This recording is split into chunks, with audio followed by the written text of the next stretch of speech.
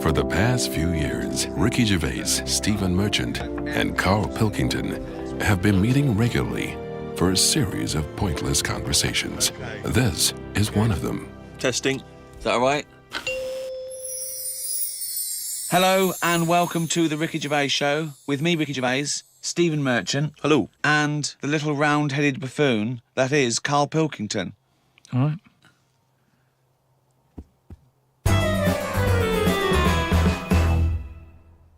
Been a weird year, hasn't it?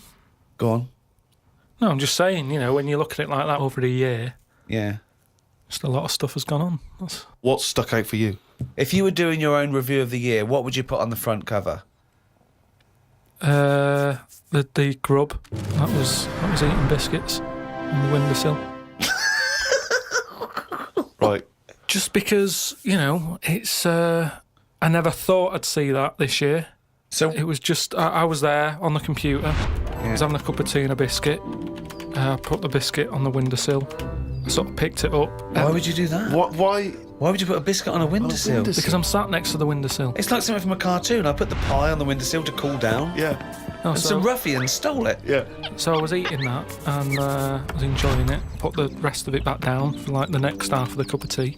And I saw... Planned out. This is. I bet. Well, we read about this later in the diary. And then I saw just like a little crumb moving. I was like, what's going on there? Yeah. So I looked down closer and there's an insect that is see-through, but with legs. And just sort of running off with a crumb into like a little hole. And then when I looked, I noticed there was loads of these little see-through things. And they were obviously all like, oh, we got biscuit. And That's exactly what they were saying. We got biscuits over here. but I can't, that, what was it? Like I say, it was amazing because it was they're miles away from what I'm about, and yet Not that far. but they still like a bit of biscuit, and it was just weird that happened. And that's what's nice, isn't it? That's what's nice about the the nature of the world. You know, we can invent iPods, we can bring out better vacuum cleaners, but at the end of the day, you can't make nature up. And to see this see-through thing eating a biscuit, that's where I've sort of gone this year. I'd say out of anything, I've sort of gone out of my way to learn more stuff about weird stuff that's out I don't know what you've learned. You've learned that A creature which you can't even identify or you name. don't know, right? You don't know what it is, right? Looked like it nicked a bit of crumb. I don't know what knowledge is that. What is that? How is that useful? Just because everything is changing. But it's not useful. It's not useful to you, and it's not useful to anyone. You can't pass on that as knowledge because we don't know what it was, But Karl or where thinks, it happened, or why it happened. But Rick, Karl thinks that the grub has an inkling, has a taste for McVitie's in the same way that Karl does. That's why Yeah. he's from Makes. He's thinking, I can't believe it. We both love hobnobs. As opposed to just being extraordinary. taking the He would have starch eaten from the anything. flour. Yeah. Exactly. Yeah. But what I'm saying is that these things have been around for years, Yes. maybe longer than us, Yes. right? Now, their life isn't changing in the way that ours have. They still live in a little crack in the wall, Yeah. but they're eating biscuit, and that was never meant to happen. The squirrels in the park, because people are feeding them Mars bars and everything, they're getting fatter, they're getting bigger, they're getting more violent. Now, over time, you know, they're going to cause more trouble than they What are now. evidence have you got What that do they you get think? more violent? Just because when I'm sat in the park and what have you, they're really like cocky. They come up to you now and sort of jump up on the bench and sort of attack you for food. They're not happy with acorns now. They want a bit of croissant. And that's what I'm saying. They've changed. They're changing over time. Just like that grub having a biscuit. Everything's trying different food out. He'll want a gatto soon. Everything's getting more intelligent. The goldfish memory's got better. Chickens are more intelligent than people thought they were, apparently. Everything's... Time makes you more intelligent. Well, No, they do. That's a fact, isn't it? If you're knocking around longer, then you're learning more because more stuff's going on and you soak it up. And that's what these insects are doing. They're all learning. You know what I mean? No. I saw a cockroach playing Pac-Man. It was on the internet, right? And somebody had linked up a cockroach to some... I can't even bother explaining it, but But that's what I'm saying. Everything's moving on. Yeah, but Pac-Man's like such an old hat game, man. It's like from the 1980s. Yeah, that isn't it? cockroach is Jeez, so come on, old. he's God, out of date. get a with life, it. man. Hello, PlayStation 3. Is he Hello. not rid of it? Hello. Yesterday's cockroach. Oh. Fucking hell. All I'm saying is, I do watch a lot of insects and stuff, and you never see them wasting time. They're always doing something. An ant's carrying something somewhere. Sometimes I watch it and it goes somewhere and comes back again. You think, does it know what it's doing? But at least it's trying. What do you... Now, if there was a What big is it doing, though? What is that ant doing? work, it's building a But house, it's, or what's the point? It's everything it does is pointless. how can you say that? It's pointless. I'll It's tell just... you what, if there was a bigger sort of being looking over the world and they went, right, let's look at the human race, and, well, they'd look at the ants first and they go, right, they've got their hands full, they're carrying big stuff, they try to save time by carrying stuff that's way too big for them, really. They could do that between three of them, but they don't. They're all grafting hard. Then they go, right, hit the human button. They hit the human button, they watch the humans. The amount of people who are just sat about doing now, Lily Allen in London at 2 a.m. So what? What are we doing? I agree with you, but what are you doing? You see, the ant analogy, joking aside, I think there you hit on the fact that life is about working for what you get. And I'm right behind that. I am right behind that. I think that's I think that's absolutely true. That's what I meant. What's dangerous is A boiling kettle to an ant. At the end of the day, right? Yeah, but that's evil, isn't it? What? You know, I mean, you sometimes make out as if I'm an evil man. We had an ant problem in the garden. Suzanne said, we've got to get rid of these. And I said, well, it's a bit out of order. They are outside. And she said, yeah, but there's getting a lot of them. She went and popped the kettle on. I said, I can't handle this. I went in, right? What? You didn't want to see the ants burn? That's sweet. You know, they're there. Yeah, they might be causing a problem, but I don't want to see this mess. Now, the thing is, she went out, she poured the hot water on it. I left it a few minutes. I went out, I had a cup of tea. I thought, it's a waste of electrical Kills line. me. Yeah. So I took my cup of tea out there, and I'm sat there, and then I just saw one come back from wherever it had been. One ant. He looked devastated. Because that had been away. As far as that was concerned, it had been out to get a leaf or whatever. Came back, devastation. And it's that's the thing. He summed up death for me. That the ants that are dead, they didn't know anything. Suddenly they were there. Next minute, load of water, dead. It's the people who are still living in life that are the saddest, aren't they? After death. And that summed it up. What do you think? That ant would have been better off being there when it happened. How could you tell the ant was... What do you think? So you Just the saw way, him, I mean, they run around in circles anyway, don't they? But this was just kind of going, what's going on? and what did it slow down when it got nearer the nest? Did it drop the leaf and then you see it run the last few inches? It just kind of got close, and it was like a double take almost. Almost like it got near the hole, and then it was like, hang on a minute, this can't be it because no one's around. Then it walked on, and it went, no, it is the hole. And it went back, and it just sort of stopped for a minute. Ah. And that for me, that's the sort of thoughts, things that you can look at as a human and Yeah. appreciate it and understand it Yeah. and go, yeah, that's true, that is like life. Instead of, oh, am I awake? Am I asleep or what? No. You might as well be asleep because you're doing nothing else. I was in the supermarket recently, just walking past the condoms, and you never know when you're going to run out of balloons. and I was weird because the condoms in the supermarket are contained in a kind of cage, in a plastic cage, so it makes it all the more embarrassing buying them. So I'm trying to open this thing, and this guy who works there, sort of in his middle-aged guy who works there, goes, you have to take that to the checkout. So you can't open that yourself. And so I just left it. I thought, forget it. I'm not gonna take these to the counter, because you never know. It's like if you get served by a woman, it's still a bit embarrassing, particularly if that's all you're buying. Because she knows what you're up to. You're gonna fill them up with water and throw them at students. And anyway, the reason I mention this is because it reminded me of the conversation we've all enjoyed in the past, Rick, about when Karl bought for his girlfriend for Christmas. Was it a 2-pack. a 2-pack of Yeah, what was it? condoms? Wasn't it about buy one, get one free? Yeah. So that was a couple of years ago, Karl, the famous condom gate. Have you bucked your ideas up since then? I just think that as time goes on, you don't sort of buy each other as many presents. As you do. Sorry, that was a bumper year, was it? That was a hell of a. She went. Oh, I remember when you used to buy me stuff like condoms. It's gone downhill since then. Well, no, she didn't know presents. she was getting them. What I mean is, there's less. Of course, surprises. she didn't. That's what I mean, though. It was sort of interesting to when I gave them her and said, "There you go, open them." She was not expecting that. And as time goes on... No, she was probably expecting a piece of jewellery or a holiday in Paris. It's more difficult, is what I mean, to surprise someone, innit, over time. No. But the surprise thing is meant to always be a good surprise. Yeah, but don't... If you always get something good, it's like the three wise men. What did they get the second year for little baby Jesus? Do you know what I mean? Once he's had that gold, it's like... I've sort of made it hard work for myself there. I've got to get him something better than that now. So it's best to give him the myrrh. And next year, get him the gold. It's like how you know how like people make a big thing out of having it away for the first time, and they go, "Oh, I'm going to do that tonight." Not the way to do anything.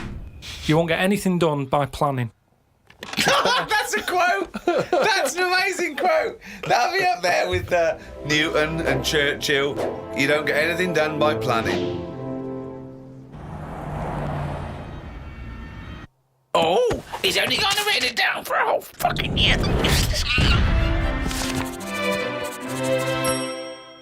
That, of course, signifies another reading from Karl's diary. Let's make the most of it. Let's enjoy some of the wisdom. I also of think Karl it's the Pilkington. last time ever he will make an entry in this diary because you're not going to keep another one, are you?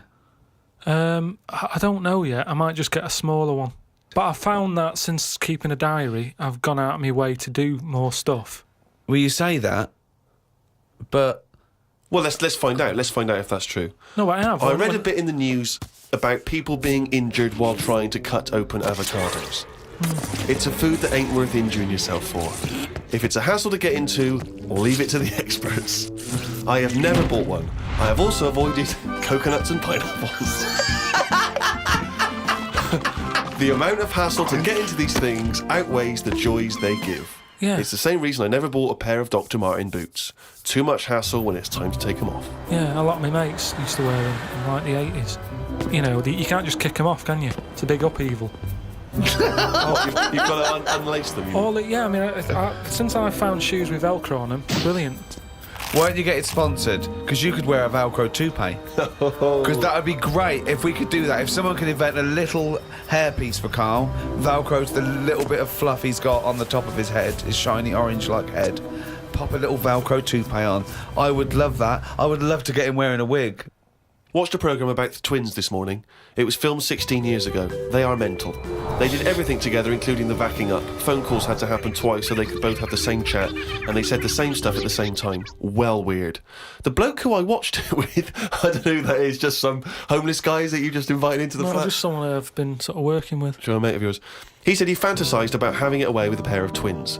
I don't see the point in this. If you're going to have two of something, I would prefer to have two different women. If I had two cars, I wouldn't have the same one twice. Same rule with women. I don't even normally like buying the same pair of trainers twice in a row.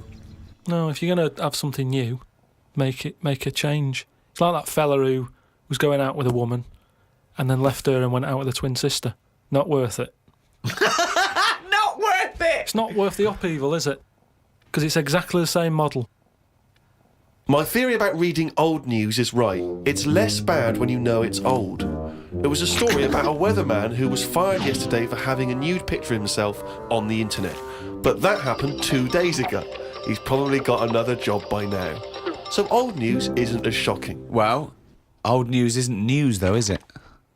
It's olds. What are you doing? Just reading the olds? No, but what I mean is if someone... Stick the video on of last week's news. I just want to catch up on the olds. Yeah, but then it's still news. News is something that you don't know, isn't it? If someone tells That's you everything to you. That's information, Karl, not news. Yeah. But news is information. No, And the key with news is the word new.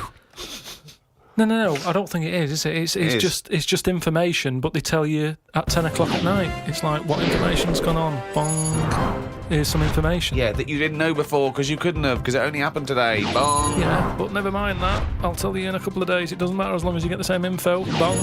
Yeah, we can't call it news though because it's misleading. We'd get done. It's called olds. Bong. Yeah, but listen to me theory. What I'm saying is that if someone in your family, I don't want to bring the tone down, but someone dies in your family. Now, say if you're away on holiday and they don't call you because they don't want to ruin your holiday, and you come home and they go, Uncle Frank's dead, and you go, oh, when did that happen? And they go, 2 weeks ago. Now, because everyone else has got over it, it's not as bad for you. Because part of bad news is the way everyone's walking around moping, going, oh, have you heard the news? Frank's dead. But because everyone's got over it, time is a healer. That's what I mean about old news. It's better than new news. But according to you, the only news that really matters is stuff that affects you. So it doesn't matter when you... there was an earthquake. When was it? Yesterday. Phew, that's all right then. Often the aftermath is worse than the actual event. 2, you only care about things that actually happen to you. So the doctor goes, you got a kidney stone. Oh, when did this happen? 2 weeks ago. Oh, that's all right then. Doesn't make sense. No, but the world is... You're not upset about dead Uncle Frank just because other people are upset. You'd be upset personally. Would it make any difference when they told you? Yeah, but it is everyone else's emotions that make it worse, I think. Knocking around people who are miserable. What about warnings? What about when they do things like smog warnings or, there may be a... I don't like it on the news when they sort of say, news just in. I think, oh, what's this? You think, oh, what's going on? But it might be useful to know it. Important information. No, it just makes you panic. What? Yeah, but sometimes knowing stuff keeps you alive. Yeah, I don't know if I like it. It's sirens, you see. I don't like sirens, do I? I've said to you, I think it's a scary noise. Well, it's meant to be so you get out of the way. No, it's not meant to be. It's a sign to get out of the way. I'd prefer it if it... Like I said... Hiya, can you just move out of the way? It can be anything, as long as we know. It can be a chicken noise. But as long as you know that that's not chicken going to freak noise... people out. No, but it sort of make you smile. But you'd go, oh, best get out of the way. You're cycling along and you hear what sounds like a giant chicken behind you. And you smile because you know that even though someone is burning to death, there's something clucking in my way. That's probably a guy having a heart attack. Going to my mum and dad's today. Got there with mum and dad. His mum made him some dinner. The old woman next door, brackets, whose man was a witch. Just pop that in brackets. Just pop that in brackets. I think we've discussed that before, actually, the old woman whose mum was a witch. Whose man was a witch? Yeah. Oh. The old woman next door has been worrying because she keeps seeing adverts on the telly about changing to digital TV. She's saying she doesn't want wires drilled into her walls because they'll make a mess. My dad told her that it doesn't matter because it'll probably won't happen until 2012 and she'll be dead by then. He didn't say that to her, though, did No, he? he did. They've got, she's old. It doesn't. She knows she's going to die. I mean, it's something we've all got in common. And he's right, isn't he? Why is she worrying about it? Maybe that's sorted it out. Put it into perspective for her. You will be dead when this happens. Don't be worrying about it. Went to bed around midnight. Suzanne and I decided to sleep tops and tails because it made me get a bit more room. Me dad had cut a bit off the mattress to fit it between 2 cupboards. It's amazing how much of a difference it makes just sawing off a bit of the mattress. You sort of roll to the edge, but the weight of the blankets keeps you in. This is like something from a Roald Dahl book. No, it's just you think anything, you can sort of trim anything, can't you? And it normally works. But with a mattress, I mean, he only took off, I don't know how long that is, but he's sawn off about that much on the mattress and then has stapled it back together again. Amazing. And it just makes so much difference. Of course it does, because the mattress is a very carefully designed object. Yeah, you wouldn't think so, though, would you? Well, you just would think if you had a it's full of fucking brain in sponge. your nut. No. So we decided to sleep tops and tails. It just gets stranger. So strange. Why? He did it to make the room nicer with the cupboards on either side. So he sawed a mattress in half. Well, not in half. Can you imagine how much hard it must be to saw a mattress in half? What did he use? What, a big electric saw? Well, it must have been, yeah, because there's a lot of springs and stuff in there. Jesus. So what happens to the springs? They just spring out the side. Well, some sort of stick out a little bit, but you're not lying on top, are you? They come out the side. So it's just got a bit of gaffer tape and a staple gun. Unbelievable. Hey, man alive. It's like... Does he run it as a hotel? That's unbelievable. There are squats with better bedding arrangements. The mad woman next door saw me and said, "Hello, Clive. You living in a nursery rhyme. The old man down the road, the old woman next door whose mum's a witch, Uncle Alf who lives in a dinky. This is like not a real place. It's like fucking Narnia. It's a children's TV programme. Unbelievable. Oh, God. Oh, just all of them there on this broken mattress trying to find the golden ticket. Oh, God. Oh, God.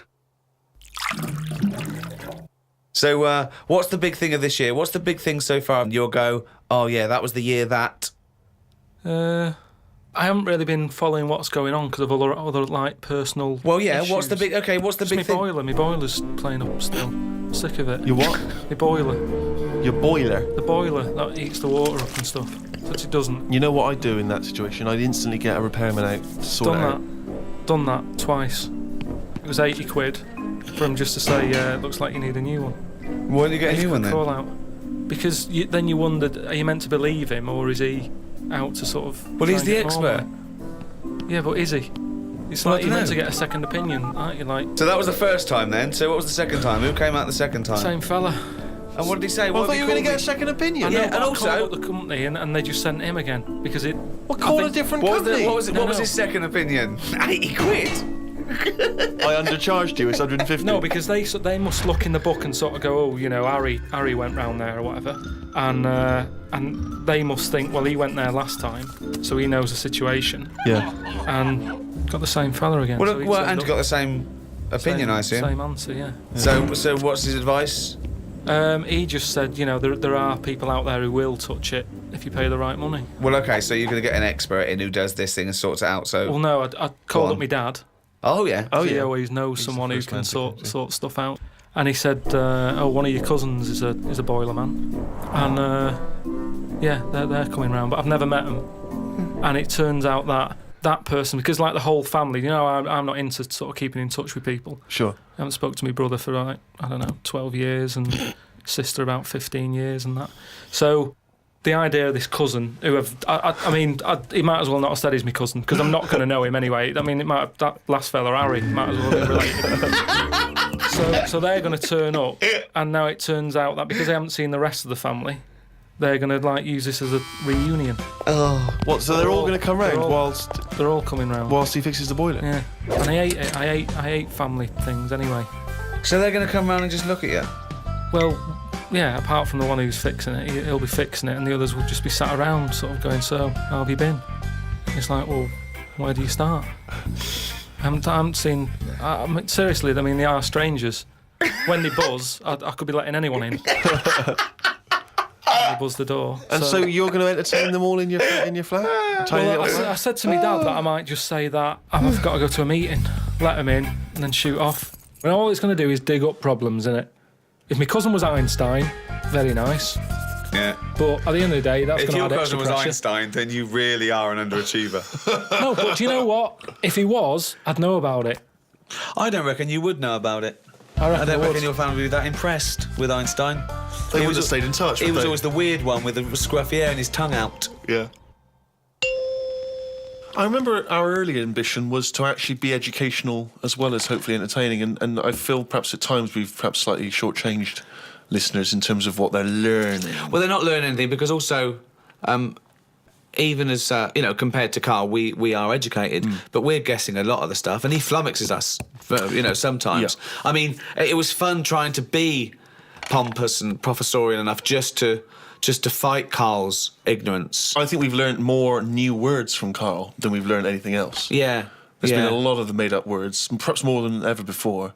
And also some of the most abstract conversations I think we've ever had. I mean, Karl's, as he gets older, becomes more and more He, arrogant and confident. He said a new one to me the other day. There was a problem downloading, and he said they've added to the fuckerage. Which is good. Yeah. No, I reckon the stuff we know is enough now. And all we tend to do is find problems. All the mysteries still in the world. The What a prick. mind-body problem. What a prick. How to save the world. Yeah, but we know, are we? We know it's dying. We don't know how to fix it. Not yet, we don't. Turn your lights off. But then we You didn't. turn yours off. Just get sick of it. Leaflets through the door all the time. Turn your eating off. Turn the lights off. Living like a mole. I love his little internal dialogues out loud. They're fantastic. The little discussions he has with himself. Oh, I can't wait till he's old. That's going to be amazing. Us three, when we're about 75, 80, he's fucking moaning. Oh, we're in a little home together. I just fucking... fucking hell. Oh, Carl. Do you remember when you were 73? No, do I fuck? Tell us the tic-tac anecdote again. Oh, what a fucking useless bunch of cunts.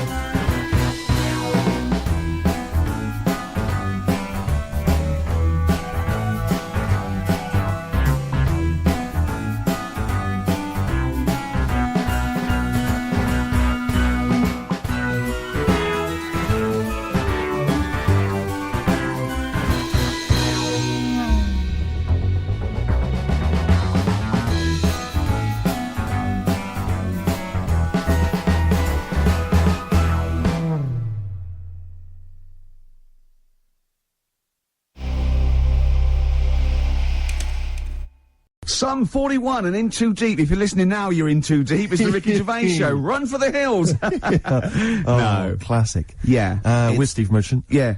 Whose birthday it is today. Yeah. So someone never listened before and they heard that link. They're thinking, great, it's proper radio at last. XFM 104.9, just gone 1:05. Steve, do you want some great music today? I'd love to hear some great music. Well, I've brought in some good stuff. I've brought in Oasis, we've got Radiohead, I've got some Dre, I've got some Alba, I've got some Jimmy Webb. I'm looking forward to that. Yeah. You know, we're keeping it real. Oh, absolutely. Yeah. I've got Charlatans, I've got Nirvana. Any Sade? There's no Sade. No, that's a shame. No, but I've been looking through the library and I have found 4 non-blondes. Brilliant. Looking from yesteryear. Looking forward to that later, Rick. Yeah. It was Carl, it was you that worked out the maths and worked out I was 28, because they just worked out I'm 27. You are 27. No way. Yeah, I asked you, didn't I? And I said... Because, no, but what I sort of questioned was, I said, well, if you're 27 today, that means last week you were 26. Well done, yeah. That's irrelevant. So therefore you assumed that I must be 28 then? Yeah. Whereas I assumed you were using, you know, your knowledge of maths, No, such as it is. I wouldn't do that. No, sure. Wow. I actually got lost in that conversation because I genuinely didn't know what he meant would mean last week you were 26. I don't know what that meant. I don't know what it meant. Wow. Well, it is Steve's birthday. But he would have been 26 last week. Sometimes you genuinely frighten me because it's those staring eyes. There's nothing behind him. It's this little bald head. Looks like Davros looking at me. Genuine fear on his face when he enters into a conversation with another human being. What bit don't you understand? If he's 27 today, he would have been 26 last week, and he doesn't look 26. He didn't look 26 last week. He looks older than 28 today. You've started on his birthday. You're still having a go at him. Carl, I don't look like the kind of hot stud that I actually am, but face facts, that's the truth, mate. Yeah, live with it. Get with the programme, jeez. Well, let's have a little bit of cake. Okay, oh, that's appropriate. See the what it birthday. But you mean the band, don't Yeah. you? Not the cake. You haven't actually bought cake, have you? Got anything at all? Cake, short skirt, long jacket, sort of fashion sort of Sure. single. Yes. Isn't it? Yes. Yeah. Oh, I just remembered something. Go on. Right? Think like short skirt, long jacket. Once I was watching daytime TV. I was unemployed. It was the early days of it was about mid-80s, and Who was hosting? It was sort of like one of those Eamon Holmes and someone, or like right, Richard Jewett, but not as good, not as. Yeah. And then Lindsay went, well, after the break, Leo Sayers popping in, tell us about clothes for the shorter man. I stayed tuned. He came on. He went, Leo Sayer? Yeah. He went, wear a short jacket. Why wear a short jacket? Optical illusion. You're going, well, that jacket, it couldn't be a foot long because that'd be mad. So it's 2 foot long. So he's 6 foot. So I'm looking at him there. I'm looking. Don't get too close. Just look at the jacket. How tall are you, Leo? Well, work it out. Yeah. This jacket's presumably about... Yeah. Isn't it? Yeah. Yeah, of course it is. Yeah. Yeah. But Leo, you're famously quite a short man. In fact, I saw you on TV talking about close with a shorter man. No, but look at the jacket from there. Yeah, you must be about 6 foot. So you had to walk round looking like a bullfighter, just for this illusion at like 50 paces. What's the other thing about stripes? Is it... Yeah, horizontal stripes widen you. Make you look fatter? Yeah, Right. yeah. So good advice, good fashion advice for anyone listening. On XFM 104.9. Leo Sayer there offering some topic. We should get Leo in, maybe offer some new stuff. For your birthday, a little special Leo Sayer visit for your birthday. Lovely. Got any presents yet? I've received nothing yet. But then my parents haven't come up, and they're the ones that normally bring gifts. Oh, yeah. They are coming up later, and I always look forward to my father's gifts. Yeah. Because they are remarkable. I don't know what he's thinking sometimes. I don't understand the logic. I mean, if I explain some of the gifts he's bought in the past, maybe you could figure out. I once opened, I think I was about 14. Right. And, I liked all the stuff that you like at 14, you know, the ladies, obviously, you know, pop music. Yeah, sure. You know, fashion. Yeah. And that's why he bought me, on audio cassette, the collected wartime speeches of Sir Winston Churchill. It's a good gift. Did you listen to him? Well, I'm not sure when you'd ever be in the mood to listen to that, to be honest. We'll fight on the beaches. Yeah. You know, all that. All the classics, all the classic hits. I don't know when you listen. I think unless you're under attack, I don't think you'd ever listen to that. Did you not even listen to it? I kind of stuck. But when are you gonna be in the mood to put that on? No, but just because it was a gift. But I always remember being once. This was. But what if he tested you? Go, do you like track 4? Yeah. Oh, some chicken, some neck. Oh, I love that, Dad. Yeah. But I think they're doing a remix. But he said to me once. He said to me, "Never forget, son." He didn't. Yeah, and I went, I don't remember, Dad. It was mad, and it was like, because he was quite into sort of, but he was into like the military and all that kind of, and war history and stuff. So are you allowed to tell an anecdote about your dad on radio? Can I just give you a clue, just in case? Can you tell the thing about the shed? No. Okay. No. Okay. Too complicated. Too long. Okay. All right. Okay. But I always remember this was true. I remember I had it on once because I just stuck it on because I thought I ought to. My dad came in. He was pleased to see I was listening to it. And we just sort of stood there listening. And I always remember my sister coming in with one of her quite attractive friends. Teenage friends as well, like, and I'm a teenager as well, and it's like, and just this woman walking by, you know, she goes to the same school or whatever, you know, quite fit, and I'm just stood there with my father, listening to "We All Fight Them on the Beaches," "Never in the Field of Human Conflict" of so many, and just remember looking at her as she passes, just you've looking learned at it. It's rubbed off. Oh yeah. You know, Oh, Rick, if you're ever in a war situation and you need some morale, come to me. Yeah, you'll just. I'll sort your right out. Quote me out. What about a little bit of White Stripes? I've got some more gifts that I can tell you about afterwards. Well, I'm looking forward to it. Look forward to it. Oasis, Morning Glory before that, White Stripes, Hotel Yorba. Oasis, of course, I think got in the, have you been watching that, VH1 Top 100 album? I have indeed, I've enjoyed it. Yeah, number 1, do you remember what number 1 was? Joshua Tree, U2. Yeah, now, good album.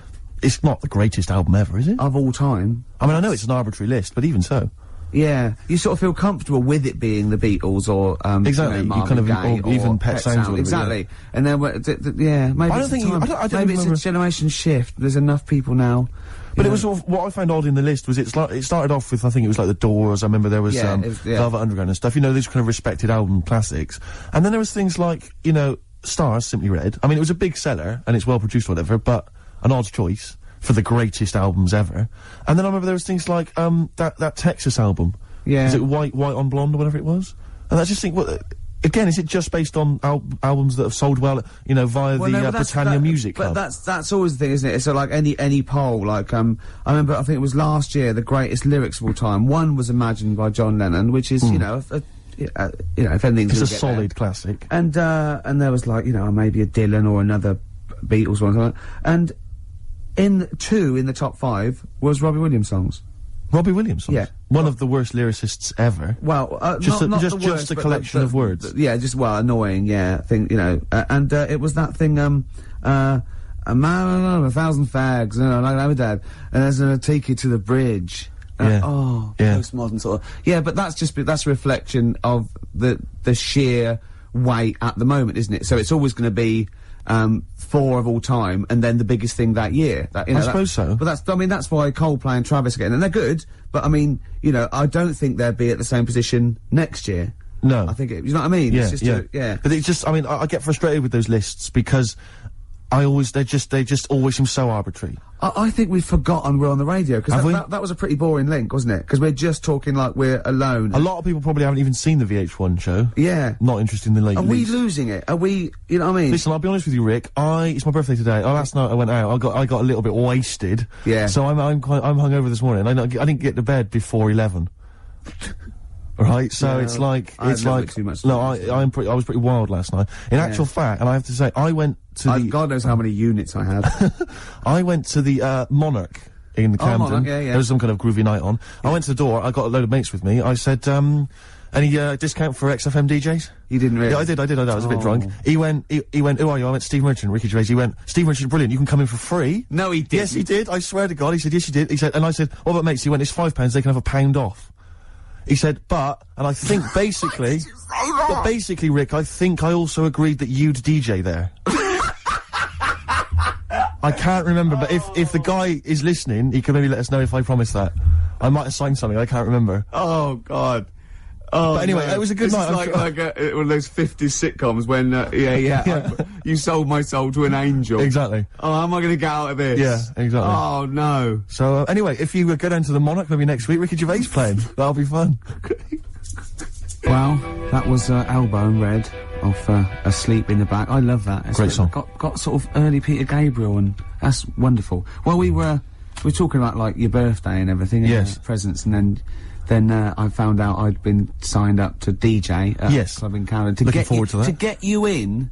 I got in for free. My friends got in at £1 off. I was just when the record was playing there, I said, why did you do that? Why did you try and get in free? Right? He goes, impressing my mates. Now, how impressive is it that Steve Merchant can get you in a place for £1 off? Oh. Yeah, you what would save money? Go with Steve, if they recognise him or have heard the show, you get £1 off! That is great. I have a quality discount. I don't know what you like more, though, because I know you, and I think it wasn't just the acclaim and the fact you got it was the £1 off you liked. The money off was exciting to me. That was great. Any discount would have been fine. I imagine you made them all buy you a drink for the several to the value of £1. It ended up costing them a lot more. Yeah, exactly. Well, have I ever? This is probably the most embarrassing of those entrance stories. Yeah. I was down in South London once, went down to some party that was taking place in some kind of swanky bar, where there was a doorman on the front and a charge. I think it was something mental, like a tenner to go in. It was crazy. It was ludicrous. I don't know what I was doing down there. And I was in the queue. We'll establish what you mean by swanky later, because that could be. And it was a posh place. Was it? And so there's a queue outside, and there was one of these doormen who thought it was like kind of Studio 54. He was like sort of, choosing people who could come in. Yeah, you two come in now. And I've been there for ages, obviously. Oh, I was on my own because I got there late. and clogs. Exactly. I've dressed up for this. And there were these two girls next to me. I'm thinking, if I'm in a queue, I've told you before, if I'm in a queue and if I'm stuck with two girls, I'm thinking, what a great opportunity, use the old merchant charm. Yeah. Yeah. And so I'm there, and I'm sort of thinking, sort of give them a nod or whatever, a wink. Yeah. They're loving it. Yeah. They move to the back. They're putty in my hands, Rick, as you can imagine. Yeah. And I thought, well, to really seal this off, I'll get us in. Like, I'll sort of skip the queue. So the guy's sort of coming along, he's picking people off, the doorman, and I just grabbed him. I just grabbed him like that. And I said it so everyone could hear. Right? And I thought this was brilliant. I said to him, how much is it? He went, 10 quid. I went, I'll give you 7. That was my bribe. I'll give you 7. That's the whole £3. No, that can't be right. No. He must have said a £5, and I said, I'll give you 7. Yeah. That makes more sense, doesn't it? That's giving him a £2 incentive. A £2 incentive. I say, I'll give you 7, you can make up the 10. Exactly. You can, if you let me in, you can put in 3 yourself, mate. That never works, does it? He said to me, I can't be bothered, I'm just gonna have a kip, I think. I'm so tired. Was it percentages that put you off? That frazzled me initially. I mean, it's a funny anecdote when you're giving him £2. Yeah. It's even funnier when you're getting him when to he's put up paying stuff. me as well. Oh, I love it. Right, we're gonna play a record, then we're really gonna concentrate. XFM 104.9, Ricky Gervais Show. Steve Merchant's also involved. Go to bed. Oh no. Hello, this is Tony Blackburn. It's the time of year when I like to help somebody far less fortunate, or dare I say talented, than myself. I'm talking, of course, about Christian O'Connell's Breakfast Show. You've heard it. It needs all the help it can get, doesn't it? So this Christmas, help a London breakfast show. I won't, because I actually don't give a toss. But you crackheads might. Cypress Hill, superstars still to come. We've got such great bands as New Order, Ash, Nirvana, Radiohead. Song for the Lovers at about 2 o'clock is a beautiful song by Jimmy Webb, Lovely, Steve. looking forward to it. Now, it's Steve's birthday, it's XFM 104.9, he's 27. Yes. We're both a little bit hungover. Yes. Now, every link we've started hasn't really sort of... It's not really come to fruition, if I'm being honest. Nothing's happened. I mean, sometimes they're just all out, kind of, there's just blunders in them. Yeah. Or like this one, we've already run run out of aground. steam. Yeah. I think it might be a mixture of us, like, we've been on this station for a little while, we're losing the will to live. Bored. But we're gonna buck up our ideas. Can I just ask a I quick said question? buck up, by the way, just Can in I case. just ask a quick question though, because I mean, listening to want to complain. my birthday today, and therefore last night I went out, and, you know, that's my excuse for being a little bit tired and a little bit hungover. Yeah. What's your excuse? Because you didn't come out. No, I know. I mean, you conscious you had the show today. What were you doing? Staying at home just drinking? Yeah. Having a little couple. Me and Jane went What time to did you say go to goodbye bed? to someone about 1. Well, that's stupid. Well, what I'm saying is, no, I mean, it's your name all over the show. You know, I'm a nobody. I got no reputation. Yeah. Although Thankfully. you get a quid off in most clubs in That's Camden. true enough. I think just drop. If anyone out there, if you're sort of like tall, sort of, I'll answer your birthday, but I'm just got to do a description. This is nothing nasty. It's pretty sweet. If you're sort of like a lanky sort of geek, and you know, you can do a Worsley accent, then maybe you can pretend to be Steve Merchant and get in a quid off. Is that right? That's fine, Yeah. Rick. No, because some people would take that as a personal... That's offensive. Yeah, Sure. yeah. So we were talking about... should we play a record? Is that link too long already before already we bored. actually got to something? I'm already bored. Carl, we've got to get to something. We've got to do Carl, something. why don't you contribute something? You've been silent. Now that is scraping the bottom about really like is, isn't we're it? in trouble. Oh no. Oh, we're failing. Who can we bring on that's surefire, always delivers, Audio snappy? dynamite. Yeah, Carl. The big guns. Come on, Carl. I was just thinking, there is nobody else who looks like Steve. He's done ya. That's outrageous. Although, to be honest with you, that insult has resurrected things. Yeah, well done. Play a little tune, and then we're Got a little bit of a sniffle as well, I think. Yeah. Cold or something probably coming on. Bit late there, Carl. You should come in a bit earlier there. Swayed there.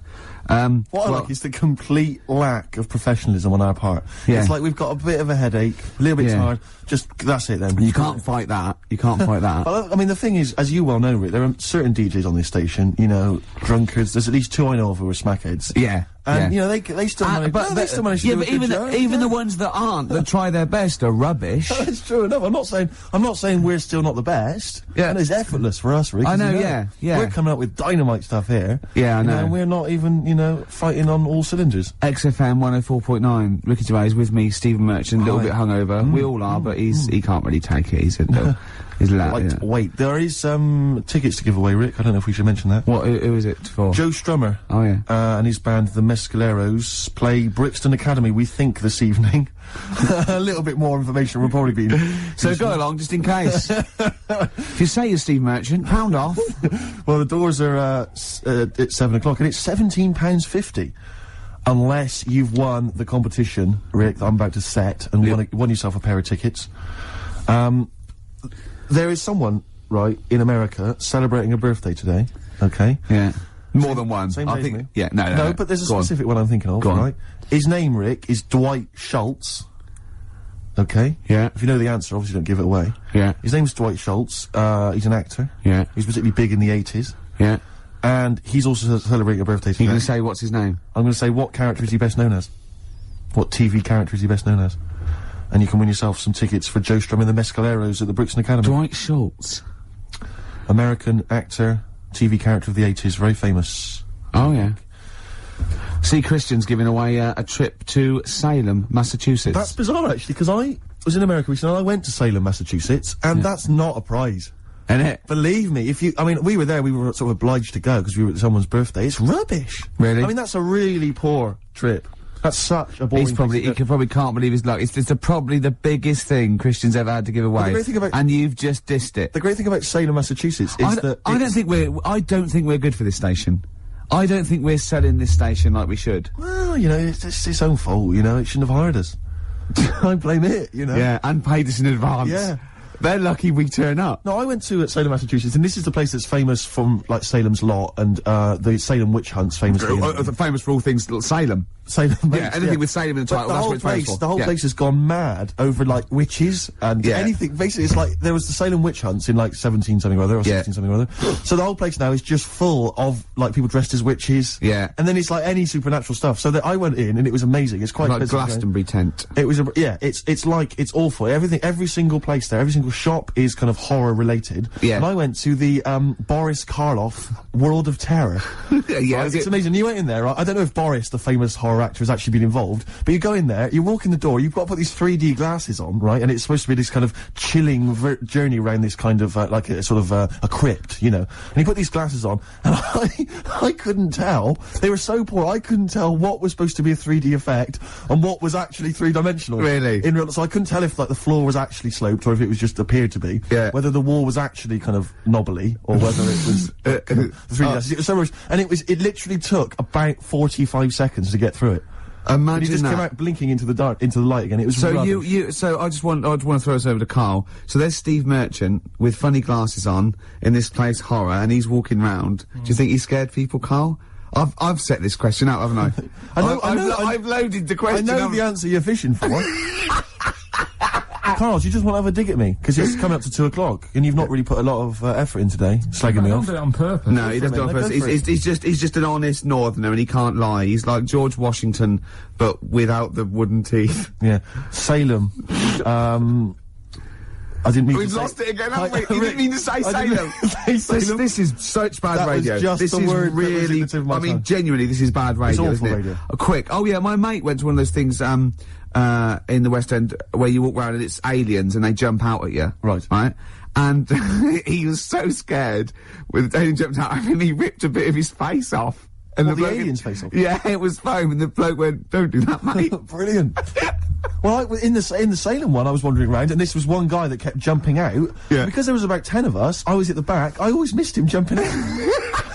So when I got round, I'd missed all the frights. It was Oh, ludicrous. no. You'd at least, you'd have thought he'd, jump out, then double round and jump out again. For Yeah. the people at the end of the Everyone queue. might catch that? Not No, what really, you doing? no. We?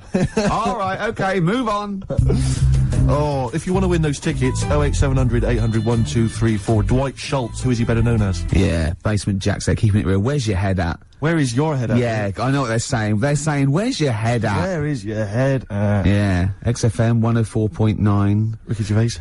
Now, Just one thing I would say, Rick, is that I've spoken to a few people who've listened to the show, and a lot of people, this is the highlight of their week. It really is. No, a lot of bedbound people, and Yeah. and we're not putting the effort in, are we? We're providing nothing. we're trying, but it's just not coming out right. It's just The words aren't coming out as when I say them in my mind, they're brilliant. But it's sort of like getting old. Your mind, I still want to run upstairs and things, but I just, the lift. I'd like to run upstairs. I just can't anymore. And I felt that today. The comedy's in there. The There's interesting fun, there's things humour, and there's it's interesting all stuff. in the head, and it has to go via the mouth. Yeah, that's the problem. it's just not working for me. Not But it is your 100%. birthday. You're 27. Happy birthday. Thanks. We're talking about. Can I tell you one of the best presents I ever had? Without doubt, all I ever wanted was a go-kart. This is true. I was like sort of 5, 6, 7, and I eventually, for Christmas, I wasn't sort of spoiled in the sense that I got pocket money, but I always got what I wanted at Christmas eventually, Right. because working class mothers they'd get it out the catalogue and pay for it for the rest of the year. So I always got. I had really, as many presents as anyone else. And I got this go-kart. It was a little red go-kart, and it was a pedal one. And I'd run home from school, and I'd be in it, and I'd go up and down the garden for hours. I'd have to come in from a tea, and this was fantastic. And this went on for like weeks and weeks and went through the summer, the next summer. It was just, it was fantastic go-kart. I'd show off. And then one day I came home, and I went, it was always at the back of the shed, sort of up against the shed. And I went in, I couldn't see it. And so I went to the back door. My mum was sort of like washing up with that. And I went, "Where's my go-kart?" I thought it hasn't been nicked. She went, "Your dad swapped it."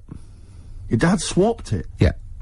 I went, "He what?" And I was going to be brave. And I went, "He what?" She went, "He swapped it for a wheelbarrow." And I could see she didn't approve of this.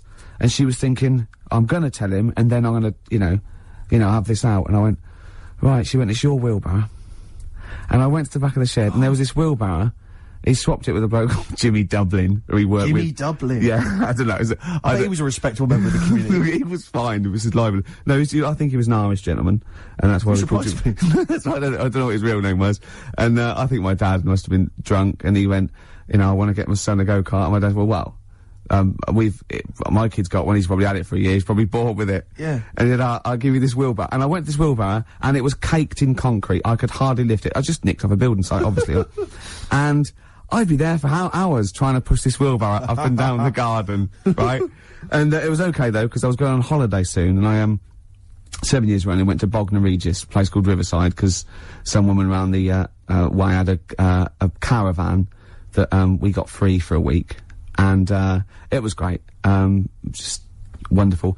And I used to go there with my mum and my nan. Oh, party time! Yeah, the age of 7 to sort of no, it was good because you know when you're a kid and you wake up in a strange place, it sort of seems weird. You wake up at 3 o'clock in the morning hearing your gran pissing in an iron bucket, and you know We've all been there. You get disorientated. Anyway, and I went on holiday, and I met a little friend who was about my age. We were both sort of like, and he'd hired a go-kart. He had this great go-kart, and he came round to my caravan, and I went, I've got a go-kart. And I remember my mum opening the window of the caravan and going, don't lie. That's so evil. And I went, I had a go-kart. Wow. Yeah. Did you ever talk to your father about the fact you swapped it? No. You never mentioned it to him? No. You still got that wheelbarrow?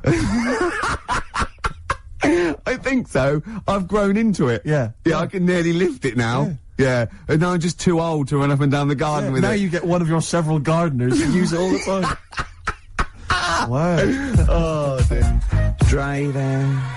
Dr. Dre. Of course. Bad intentions. Well, it's, do you want to give the winners of the competition? The winners, yes. Tickets for Joe Strummer and the Mescaleros playing at Brixton Academy this evening. We have some lucky winners. The question I set was, someone else famous is celebrating a birthday today. Yeah. I don't mean someone else famous like I'm famous and someone else who's You famous. could probably get into the Monarch. Well, pound off at least. Yeah. And, I said, yeah, which, actor, Dwight Schultz. No, I didn't. I said, which character did Started Dwight off Schultz well, play? didn't it? It started off so well. Which character did Dwight Schultz play? What made him famous in the 80s? He's celebrating a birthday today. I don't know how old he is, probably in his 60s. Not in his 60s. The character he played, of course, was Howling Mad Murdoch. Yeah. From the 18... We did accept Murdoch. I was watching an 18-1 UK Gold the other day, because I always like to have something, you know, so that I can talk to Camfield whenever I meet him. Yeah. And the thing about Howling Mad Murdoch is, his madness is one of those convenient kind of madnesses where he's not like kind of depressive, where he's trying to kill himself, or he's just schizophrenic, or he's unreliable. He's just a bit eccentric. Yeah. His madness is largely, I'll do some funny voices. You couldn't have howling slightly off the wall Murdoch, though, could you? It didn't have the edge. But it's just, it's rubbish. It's rubbish madness. Or howling wacky Murdoch. Yeah, well, that's what he is. He's wacky. Howling annoying student Murdoch, I think he should have been called. Exactly. Yeah. Anyway, the winners, Carl, I think you took some answers. Tim and Neil. Well done, Tim and Neil. Are they going together, or are they... No. No, two separate. Lucky people, lucky people. Yeah. I don't think your heart's in it anymore either, Carl. I was alright today, but Steve's really dragged me down.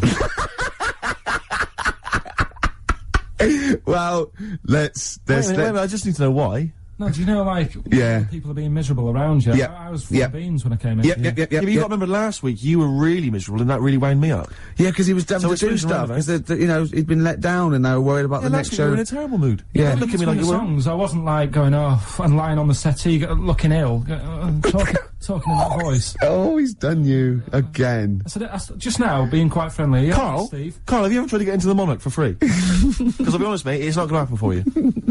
Come out with me, mate, you got to quid off. Alright? When you can get in places in Camden for free. Yeah, I'm alright, yeah.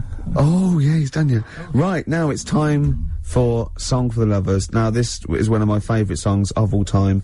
You'll know this song better done by... That was nearly a sentence. Oh, come on, that was nearly a sentence. What's his name? Glenn Campbell. It's Galveston. Oh, yeah. This is the man who wrote it. This is the original. This is Jimmy Webb. Oh, yeah. With Galveston. From what I can work out, I think it's about a bloke who goes off to the Vietnam War and he's missing his bird. And I've brought it down, haven't I? I've brought it down a tone by saying bird. It's a beautiful song. It was irony. Just play it. Galveston. It's beautiful. Jimmy Webb with Galveston. Now, I know you enjoy loved the work of The Webb. Webmeister. A lot of people, of course, be familiar with his sons, the Webb brothers. Yeah, very different. Quite cool. I went to see him live, and he was just so cool. Just like doing his songs and telling a little anecdote. It was just he's fantastic. That's my song for lovers. Steve, what have you got for us? No, I was just going to mention a couple of other gifts that my father got. Well, he got me once. I unwrapped once, having professed no interest ever in this particular artist, about as much interest as Winston Churchill. I once received, lucky me, the making of Thriller. It was a video behind the scenes on Thriller. The Michael Jackson know what film. he thinks though. But he thinks Steve loves to dance. No, he went. You love music and you love films. Yeah, no, that's a film. Yeah. Yeah. But, I mean, I've never professed any interest. I mean, I don't think it even had Thriller, the actual film, on it. It was just the making of Thriller. Really? Behind the scenes. Michael Jackson dancing around. And John saying, Landis. Yeah, it was rubbish. Well, that's not very nice, is it? But what did you say when you opened it? Brilliant. Brilliant. I love Jackson. Can't wait to watch this. Can we watch it now, I said? What did he say? No. He's so ungrateful, really. Yeah. Because I can't remember a time my dad bought me anything. It's always my mum who bought it, and my dad would give her the money. Yeah. You got Ricky who's lost his go-kart. You've had a video bought for you, and you're still not happy. I just think you're selfish. It's not so much that I appreciate the fact that there is a gift. I think it's the fact that the gifts are arbitrary and can be bought in the shop that's opposite the place he works. Tell Carl what you got your mum for this. Well, Listen to this, Carl. You'll love this. Right, it's the thought that counts, right? So I suppose if you say that the thought that counts is the fact that he went and got anything at all, that counts. Okay, fair enough. But he phoned me up, he said, what shall I get your mother, right? It's her 20th wedding anniversary, right? What shall I get her? I said, well, I'll tell you this is a great idea I'd heard from somewhere else. Why not get her, pay for her to have a makeover, you know, and all this sort of treatment, you know, and the beauty treatment and that. She'll love that, you know, then take her out, give her a meal and stuff. He went, okay. So he hangs up. I speak to him on the day of my mum's birthday. I say, what'd you get? He said, I got something. I said, do you go for the makeover idea? He went, not exactly. I went, what'd you do? He went, I bought her a trowel. A trowel. I went, a trowel? He went, yeah, for the garden. I went, it's a trowel. You've been married 20 years and you got her a trowel. He went, it's stainless steel. I said to him, it's a trowel, Dad. And he went, do you think I should have got it engraved? It is mental. And I went down to see them, right? And I went in the lounge and literally, imagine it, like, it wasn't this, but imagine, I got in there, he'd bought this trowel, right? And he'd also bought her an industrial-sized tin of coffee. You know those big size ones you have in like hotels? Did he say she loves coffee, Steve? She loves coffee, Steve, he said. I love the fact that that's meant to be like the whole family use it, like she keeps that by her bed. Yeah. Like she's in Stalag 13 or something. This is my coffee. So imagine walking into the lounge, right? She's there, she's got the presents that my sister's bought that. A trowel, just holding a trowel and a tin of coffee. And me walking in wondering, I wonder if there's anything sort of that she regrets in her life. Mental. Oh, that's lovely. She loves coffee, Steve. She loves coffee, Steve. Oh. She loves the garden. Carl, what's the worst present you've ever had? You see, we don't really celebrate birthdays in our house, so... What? Where are you from? What planet are you? What do you mean you don't celebrate birthdays? Are you here from another world observing? Like, trying to blend in, but not quite managing to pull it off? Not that fussed about it. Right. You know what I mean? It's... Yeah. My mum and dad's are on the same day. And I think that just was like... That's a bit weird, isn't it? And their anniversary. And... Well, they got married on their mutual birthday. But Carl, can I just... And Christmas. But Carl, there's a difference between you saying... What do you mean their anniversary's on the same day? Of course it's on the same day. Yeah, and the birthday. But, Carl, what I mean is that... you say that you don't really celebrate your birthday, but presumably you have received some presents at some point in your life from your parents. Or anyone. Yeah, Okay, well, we'll come back to you later. Yeah. Thanks. Let's play a record. Carl, have a think about that and we'll come back to you later. Thanks very much. Ash and Sometimes, they've won me over. They have indeed, yeah. They've just got they've got to be the band they always wanted to be, I think. I'd have written them off in the early days, but no. Me too, Steve. Just goes to show. Go Carl, any thoughts on what gift you've perhaps once received that you can joke about now? Or was tragic at the time? No? No. Not really put the thought in then? Didn't have that many presents, so... Always thankful for what you got. I was grateful for. Yeah. Rick, would you love to hear from the listeners if maybe they've received some amusing gifts? No. No, I wouldn't. So, what are you doing tonight? You're going out for a little meal with your parents? Yeah. I thought you were coming. Yeah. Right. Yeah. Good to know. Yeah. Any suggestions as to where we could go? I mean, maybe people would like to phone in, because I've got no idea. It's got to be largely meat-based. A fella will only really eat meat.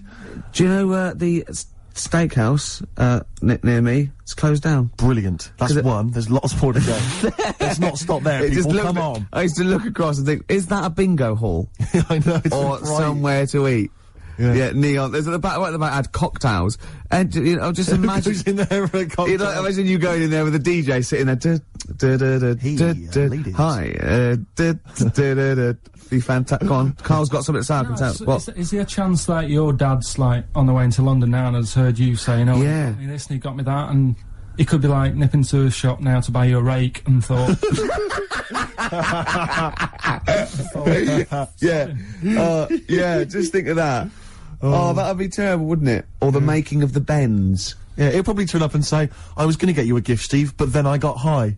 And we'll all laugh. Cultural reference. Yeah. Right, this link has run out of steam again. Yes, but don't worry, because I can salvage it. Go on. Because it's time for Under the Covers. Cover me up. Oh, you got me Between the covered. covers. Between the covers. I like covers. Cover songs. Yeah. And, This was done by someone else. and it was this week I'd like to play I mean, we're all fans of Destiny's Child, Rick, and we're all fans of the song Say My Name. Yeah. But have any of us heard the Scottish band Spare Snare doing their version of it? I suspect not. Let's hear it now. Oh. Spare Snare doing their version of Say My Name by Destiny's Child. Rick, what do you make of it? Do you remember Raw Sex? That I used to be don't think I in do. French and Saunders. Was Roller Yvonne, yeah. Is that basically what it's like? It's a bit like that. Do you yeah. think maybe the cover version section's running out of steam? If that's what we're playing. I think we should only ever do sort of 6 weeks a year on radio. Right. And then, you know... Yeah, and people will kind of remember that. It'll be beautifully preserved in their memories. Yeah. You know, like Benny Hill used to do one show a year. Right. You know what I mean? Imagine how awful it'd been if you'd like do it every week for 2 hours. I don't think you'd have been so successful, to be honest, Steve. I think he'd run out of ideas. Rick, I know that you are tired of coming in every Saturday and doing the show. I know I am, and I suspect many of the listeners are. But maybe we should leave it to the listeners. You know, if they want us off the air, maybe they should just email, fax, phone in. That'd be. I think everything should be like that, though. Vote whether you want to, you know, like a binary sort, like you know, up against someone knocks like Winner Stays On in pool. Yeah, I hate that Winner Stays On in pool in pubs. It's just horrible, fascist, isn't it? You want to play with your mates. You don't want to have to beat a bloke with one tooth who just plays pool all day. Yeah. Costs him nothing, and he has 93 games. Of course, you're not going to beat him. He's a professional by the end of the evening. Okay. XFM 104.9. Oh, Merry Christmas. For Hero by Les Fleur. Great bloke, Les. Yeah. Worked with him in Blackpool. Weird. Had very high voice. Can't grow a beard. Yeah. But, yeah. I'm joshing. course Probably you are. pronounced Les Fleur, innit? Le Fleur. Yeah. We know all that. Très Oh, we bien, know très that. We bien. know that. We know We that. noticed all those huge posters advertising Christine O'Connell's breakfast show. They're all over the place now. They're mainly on the tube, like you wouldn't know, Gervais. No. What with your driver and everything. Imagine if they'd spent the kind of money they must have spent on those advertising our show. I know. And those people were tuning in, and today's show is what they heard. I was actually thinking, right, because we do care in a way. Yeah. We couldn't get over it today, you know. Just to word to the kids, this is what alcohol can do to you. Yeah, it's Yeah. a sobering lesson. Yeah, it is, yeah. But I thought, what if this was our first ever attempt at radio? Think how gutted we'd be. We'd go, we're not What right. worries me is it's like, I don't know, it's like in my sort of hangover state, it's like I've kind of woken from a dream, and I've sort of thought to myself, all the stuff we're saying today is what we normally say week in, week out, and we think it's brilliant. And it's today we've done it, and it's rubbish, and it's like we've seen the truth. Oh yeah, it might be. See, yeah. So an alcohol can It's just not as interesting or entertaining as we thought. See, yours could be BSE as well, though, because I know There's you're a lot worried of that about that. kicking in, I think. Yeah, because you just ate beef, didn't you, for the first 15 years? Largely just beef, yeah. Beef and milk. Yeah. Mainly uncooked. It was just, you know, they just wheel a Often cow in. from the cow. Yeah, just suckle it from the cow. Now we get complaints about that. We will indeed. I always wondered if Bruno Brooks ever got complaints, actually. When he once played Rage Against the Machine, Killing in the Name of, Yeah. and he must have dozed off or something, because he didn't realise, all the swearing, you know, F you, I won't do what you tell me, and he just left it playing. He probably wasn't And listening. it was the UK Top 40, and it was just, you know... He probably, yeah, of course, he probably did get complaints. where is he now? Good point, doing internet radio, which is, of course, where we'll be next week. Yeah, if we buck our ideas up. Quick question. Go on. I just realised who Carl looks like. Moby. He does. Not the first person to say Yeah, that. suddenly just dawned on me then. Yeah. So if people are Moby's one of those listening- people that I think's fantastic. Every time I see him, everything he says I agree with. He's lovely, and I just can't get into his music. It's bad. It's like I feel that it's like a mate you can't say, oh, I give it up, because I think he's fantastic, and I want to go, why don't you do something else? For more I bored interesting myself. views, I bored myself then. if you've This got a is- pop star that you'd like Ricky Gervais to pass comment on, why not get in touch? Yeah, that's Rick, what are your views Go on on. Rick Witter from Shed 7? Rick Witter, you know, I like their effort. Okay. I think he's quite, you know, got a nice hair. What about Chakademus and Pliers? What was their hit? Tease me, tease me, tease me. Anyway, more of that next time, I'm sure. Oh, that's it. Are we straight to the song for the ladies now? Yeah, song for those. Yeah, Should we just get it over with? Yeah, let's knock this on the head. Song for the ladies this week, one of the best tracks on Hour of the Bewilderbeast by Badly Drawn Boy. It's, of course, Magic in the Air for all the ladies. Bye. Sorry about that. We're gonna really be good Gonna next sing week. happy birthday, or? Happy birthday to you. But no, we're gonna start work on next week's show. Really, from then on, it'll be year 0. Yeah. Muse on XFM 104.9. It's Ricky Gervais show, isn't it? With Steve Merchant. Yeah, we're all here. Oh, my I can't wait. I can't believe it. We've got some great stuff coming up, Steve. What have we got planned? I'm being honest. Go on. There's some great tunes. Yep. We've got, there's too many to mention. Don't mention them. Well, there's about 20 actually. Is there? We could mention them. Looking forward to them. I've got a brand new feature Okay. as well. You know, I do a film with you. Loving it. And, you know, we do Run for the Covers and Song for the Lovers and, got a new feature. Go on. That film sounds good. Right. It's not the film review, it's a track from a film. That's brilliant, Rick. Yeah. That's That absolutely film magnificent. sounds good. Yeah. Something like Yeah. that. People will be desperate to look forward to that. And there'd just be some chat as well. There'll just be some natter in. Carl, have we got anything to give away this week? No. Ooh, it's a shame. Yeah. Quite like giving stuff away. Yeah. Makes me feel quite powerful. Does, you know, in the week, is there any meetings like, oh, what should we give, like, Ricky and Steve to give away? Because, I mean, I'll see lots of trailers for the breakfast show and that, Enterprise and that. Or do they go, who? Anyway, it comes Saturdays. Saturdays, what? I don't work Saturdays. No, but it's still on the air Saturdays. Is it? Who listens on a Saturday? Yeah. Between 1 and 3. Oh, that's the worst time, isn't it? They sort of hear you know, taking the mickey out of what tickets you're given. And Yeah. I think this week you could have had St. Etienne, but they said no. We'll hold them back. I love we're being punished. Yeah. Yeah. But I'll tell you what we're being punished for being subversive and rock and roll. Yeah. Is that a crime, Rick? I don't think so. High five. Fine. You've got to hit the hand, Yeah, I know, otherwise well, it sounds embarrassing. You're a lot taller than me, aren't just hit high five. Yes. Play Sweet. record. That Rebel Motorcycle Club there in Loveburns, XFM 104.9. We're really swinging now. We are. It's so happening. much better than last week. Last week was appalling. I don't want to talk about Well, it. it wasn't too bad actually. Was it? Apparently, no. You know, I said, oh, we were really off, and Steve was hungover, and I was tired, and we couldn't be bothered. And they were going, no, it's as good as any other week, which is pretty disappointing, isn't it? You want them to go, well, I'll tell you what, it was the worst one ever, and it was still brilliant. It was still magnificent. As opposed to, yeah. it was one of the best, but rubbish. Yeah. Yeah. Yeah. Good. So we're going to really, Yeah, we're going to up the ante today. Yeah. Come on, Ooh. Carl. Cheer up. Let's make this, Carl, let's make this the best show ever. All right. Should we have a big group hug? Yeah. Oh, Carl, come round. Let's have a big group lick. Yeah.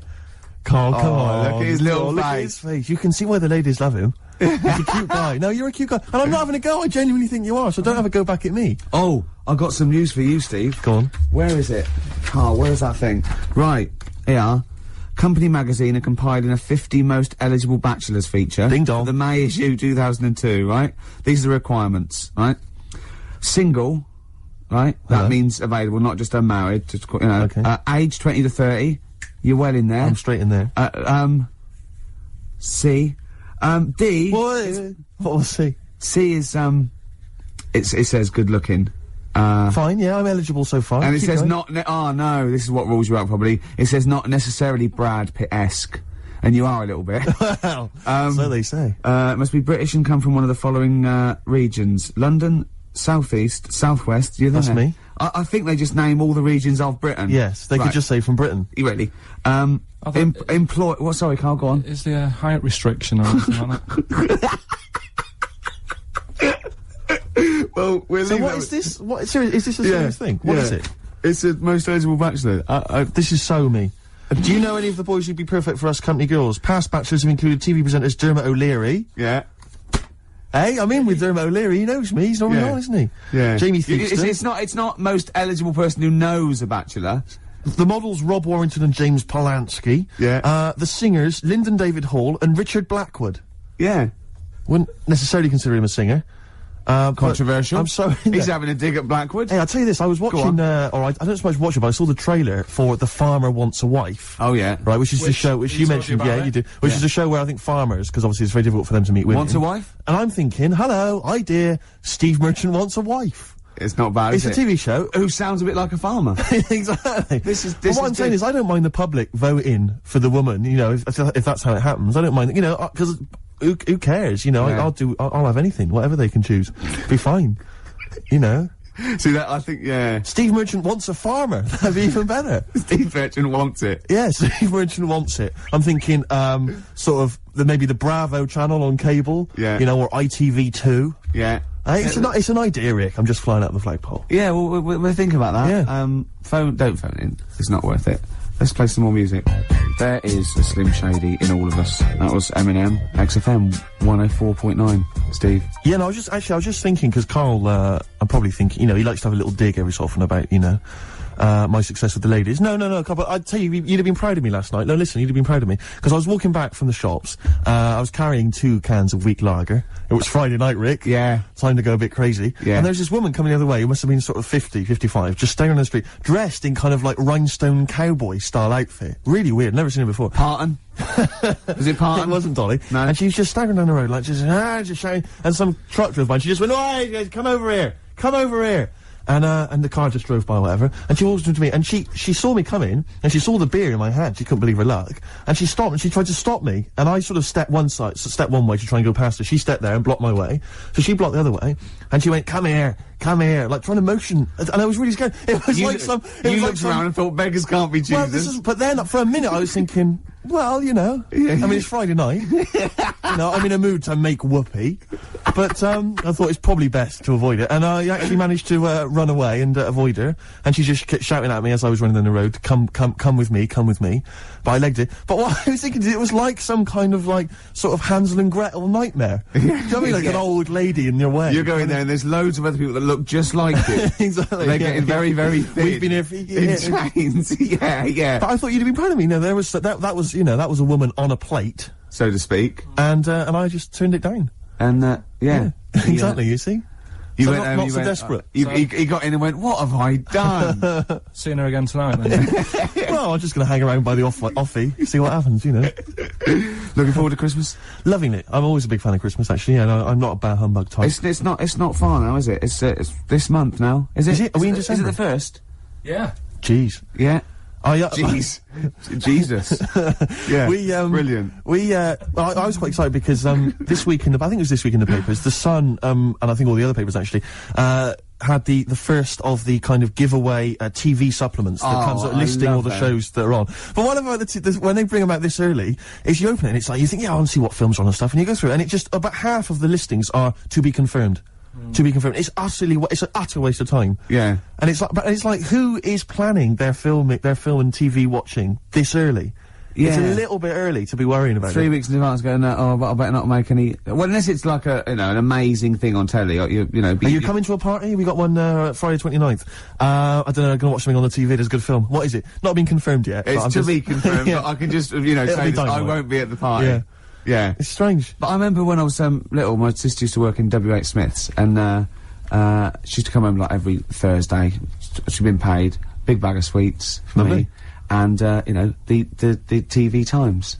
The TV Times, of course, because you're working class. Sort of. TV Times. The Radio Times for a classier middle class gentleman like myself. But the bumper edition at Christmas, it's like 2 weeks of telly. You sit down, like that Thursday night, sit down with my sweets, and we tick off all the things we were going to watch over the next 2 weeks. Didn't happen, did it? Because I was squeaking around, hyperactive, making people play with my toys, stuff, and not watching telly, really. I bet you, but if you watched any telly, it'd have been really rubbish stuff. The whole family was, I imagine, probably Dennis Norden's Laughter File, Volume 12, or whatever it is. I don't think even Dennis Norden was going there. Whereas, you see, we, in our house, of course, we'd just switch off the TV, and we'd perhaps just listen, to the concerto on Radio 3. Ooh, yeah, we weren't allowed to turn the telly off, really. I don't know what a concerto is, I've just said that word. I'm I assuming... don't know what a concerto is. It's like just a posh word for concert, isn't it? I think so. Is it? Yeah. What's a concerto? It's one of those, maybe it's one of those instruments, the kind of squeeze box. That's a concertina. It's a concertina. Yeah. Yeah. My nan used to play a concertina. Really? Yeah, I don't know if that's interesting to you. I don't know why you choose the concertina of all the instruments to play. I mean, it's not the sexiest, only kind of sailors my nan used to have one, but she doubled up as an iron lung. Nice. Which was good. And so when she, you know, when she had a bit of an attack, we not only were warned, but we had little tunes. That's beautiful. As well, yeah. Could you play your gran? You can play your gran, yeah. Yeah. That's beautiful. Once she had a bit of an accident, she said, sit down kids, and she came in there, and she had a corrugated neck. Ah, of course. Where it had gone horribly wrong. Go on. Sorry, what were you going to say? It's happening again, Steve. What's happening? It's going all wrong. Yeah. We're talking rubbish. Are we? Yeah. We should have played 2 in a row. He's having a go, isn't he? Blimey. Gorillas, Rock the House. Yeah. XFM 104.9. Who are you? Ricky Gervais, who are you? Steve Merchant? Yeah, nice. yeah. Sweet. Together again. I can't believe it. The old team. They said it'd never happen. Plus Carl, he presses the buttons. Let's not draw attention to him. Okay. We were talking about squeeze boxes. Yes. And got me to thinking, what's happened to them? You don't see them. Do you know what I mean? Instruments should be around forever. You know what I mean? The piano forte, as I call it's a it. classic. Been around forever. They invented it. It's around. You know, the saxophone was only, I think, the 20s or 30s. But, you know, I can't imagine it going away. There's a number of instruments probably dying out. Lute. The lute you rarely see now. You which is rarely a see, crime. except maybe on a, Men Without Hats. What was Men Without Hats? Or Marillion. Right, Men Without Hats. We can dance if we want to. And Pierre Trudeau's daughter was in that video. Who was that we saw in a sandwich shop yesterday? Well, he might not want us. He might want people to know that he was in a sandwich shop. It's fine. It just shows that he's He didn't human. Bruce Dickinson. He didn't recognise him. I went, look. Bruce Dickinson from Iron Maiden. I had no Little idea. fella, who it was. isn't he? I'd say he's really tiny. It was almost laughable. Is he It married? wasn't- That'll annoy me. But You just alienate yourself from a lot of heavy metal fans now because he's pretty I'm much of a scared. guru. They never leave their bedrooms, Rick. But they've got powers. If they're putting crystals now on toads, and they're going to turn you into a. All right. All right. Well, no. Let's having a go. I wasn't having a go. I stopped myself, realising it wasn't much of a threat. Rick. Right. Go on. What else is dying out? Pipes. Pipes. You never see people smoking pipes. Why Young don't people you? now are not smoking pipes. No. You see old people, you're right, but kids, you've got to start taking up pipes, otherwise they're going to die out, because Yeah. people of the older generation, you know, they're going to die soon. I'm not smoking a pipe. I should With be. pipes, though, was it like the fashion where when you smoked, you started, you know, at a young age and then carried on, or did you just start at 50? But no, because if you see like sort of shots of kind of you know, sort of professorial types Yeah. from the 1930s when they were at Oxbridge, they're always smoking pipes in a tweed jacket. Yeah. That was when they started, like university. Yeah, but they still do. Yeah, I no, mean, but- there's no, lots of things that should die out in the rest of the world carry on in Oxbridge Yeah, colleges. but my point is that- boaters. All right. All I'm saying is that they're not even in Oxbridge now. They're not even smoking pipes. I bet there is. There's no someone. one smoking pipes. I bet there is. Right, I'd like to know if there's anyone listening who's under the age of 30 that smokes a pipe regularly, and I don't mean like a crack pipe. And I guarantee they went to Oxford or Cambridge. Okay, Yeah. what's the number? 08700 800 1234. What's the email? ricky.gervais@xfm.co.uk. Pipes are dying out. Yeah. Snuff, that's as good as gone. Yeah. Snuff. Yeah. Trilbies. My friend always said if he won like loads of money on the lottery, he'd like to try really hard to try and bring back, as a fashion accessory, the cape. See, I 'Cause the quite capes like- are classy. I quite like the cape. The cape's brilliant because you can kind of, you know, mask your face with it. Yeah. Dracula-like. You can have it off, but still on, and on, but still off. It's not like Exactly. a coat. You know what I mean? Where you drape it over your shoulders and that can fall down. Carl, you're not a fan of the cape. You're turning your nose up at the cape. That's a madness. No pockets. Good point. You could have some kind of inner sort of smuggler's If they pocket, did that, I'd buy poacher's pocket. if they did that, I'd buy one. Well, I'll tell you what, that sounds good. It's That Sounds Good. It's just gone half-assed. It's the new I feature. can't believe that it. sounds good. For a minute there, I was completely lost. Yeah. Remind me again. What's That Sounds Well, Good? I thought, no, will- hang on. It's That Film Sounds Good. Oh yeah, that film sounds good. Right, this isn't my famous film review, which I've got coming up. Look forward to that. It's brilliant. Yes. it's quite a delicate subject, but I think I deal with it sensitively. Brilliant. Okay. This is That Film Sounds Good. Right. And I've taken Remind a us film- again what that is. What this Well, feature is? I'm going to pick a song from a film that's Okay. on from the soundtrack, right? Yes. I'm choosing a song from Jackie Brown. Okay. Great film. Yeah, brilliant film. And this is Across 110th Street by Bobby Womack. It's fantastic. Wonderful song. You'll only like this if you're really cool. Yeah, if you're really cool, like say us. Yeah. Oh yeah, Bobby Womack, Across 110th Street. It's great, isn't it? That's a lovely feature. And actually. that's the first feature. Ooh, that film sounds good. Brilliant. Yeah? Brilliant, yeah. That's I'm excellent. thinking of actually bringing out maybe a compilation of I'd love to hear it. song for the lovers. What sort of things can we hear? Can we expect in the future? 'Cause I know you're a big fan. This is brilliant. He bought, right, the soundtrack to the film Braveheart, which is just kind of... No, let me just explain. Which is just kind of big orchestrated numbers, right? James and Horner. as far as he's concerned, that's classical music. He's got a classical music CD in his collection. It's the music from Braveheart. Oh, I sit there and I think, yeah, mate, I'd probably sort of lead my people's, you know... He's obsessed with Braveheart. He actually sort of relates to William Wallace. He actually thinks, yeah, that's the sort of thing I'd be doing. Yeah. It is. No. What was it you were working out to the other day as well? He's got like a personal like gymnast or whatever. What's it called? Is it a gym expert? A trainer? You've got a personal... I box with this bloke. Yeah, he goes boxing in like some underpass somewhere. Right? Every day. Like, every single day. He goes boxing, right? And what was it you were what did you tell me you were training to this week? God. What music did you have on? Oh my God. I have actually, now I know this, but I have actually gone red, haven't I? Yes. Right. It's very hard to embarrass I was working out and training and boxing. Oh my God. You're gonna have to play a record after this. To the Rocky soundtrack. To the Rocky soundtrack. He's bought, right, a CD which has got the best music from all of them. Now, was it Eye of the Tiger, or was it... It starts off with Eye of the Tiger, then it goes, Hearts on Fire. That's me sort of red on fire. Then it goes, dun dun dun dun dun dun dun. Does any of your training, with your trainer, does it ever involve you running through snow with a log chained to your back? Yeah. Like in Rocky and helping, IV? I was often have to help Russian peasants, because their cart horse is like falling over, but I lift it up. Whereas the other fella, he's training in a posh gym having injections. I'm not. I'm just like breaking rocks and punching dead cows. Where'd you get that from? It's handy, wasn't it? Put it on. What is it? That's the He can't hear because put your headphones on. Why was it? You'll love it. You'll love it. Yeah. That's magnificent. Yeah. That's now Ricky Gervais's theme tune. Yeah. Every time we start the show, we should just start with that.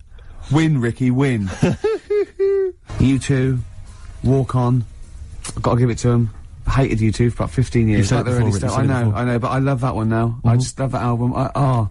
They can't put a foot wrong. Do you ever listen to the whole album? Because I know you tend to buy albums just for the singles, when you could, of course, just buy the singles. I know where he's going. I bought light funky ones. Oh, I wanted to say that. Yeah, I bought light funky ones, because The light funky ones. Do you remember the light funky ones? That was about like a year ago. What did they do? They did Girl in a Green Dress, a Girl on TV. And, Abercrombie. That one that goes, yeah, summertime Abercrombie and Fitch. The girls are wearing up. Do you remember that? It's like a light sort of summer... Listen, nonsense. I've got a lot of money. It's nothing to me, okay? The light funky I want a bit of light funky ones once. That's 15 quid. It's nothing to me. You put the two singles on, right? Never listened to the rest of the album. I never listened to the two singles again either. The light funky ones. Oh, it's just my street cred's gone down it. Rocky soundtrack and the light funky ones. You'd make two mistakes. Right, let's not forget Braveheart, the soundtrack. Oh yeah, it's a good film. Rick, we were talking earlier about stuff. True story about a little Australian freed the Scottish. The stuff that's dying out that I think you and I single-handedly need to kind of resurrect and salvage. I thought the Trilby was dying out. Yeah. I'll surprise you, and yet, well, watching Top of the Pops last night, Jamiroquai was wearing one, and then lo and behold, Danny Minogue came on, she had one as well. I thought, blimey, there's two people there trying to salvage the Trilby, and good luck to them. Well, that's on its way then. Let them do that. The Trilby's fine. Let's do something else. But the bowler hat... Ah, the bowler hat. You never see the I always bowler. fancy myself in a bowler hat. I love a bowler hat. Carl, would you wear a bowler hat? I know you'd wear the cape. I did wear a Trilby. You wear a Trilby, really? You must have looked like a... That's brilliant. What, because you're a Mancunian? Well, there was a phase, wasn't there, in about 90... When was it? I think that was just round your way. It might have been. It was in Manchester. Did someone get a job lot of Trilbys? And persuaded you kids? Yeah, I'll tell you what's trendy. No, Sean Ryder wears one of these. Does he? Yeah, go on. Yeah, quid. And then everyone in your street had Trilbys on. But you've never worn a bowler? Never. What about Kangol bowler? You might think about it. Out again. I'll tell you what.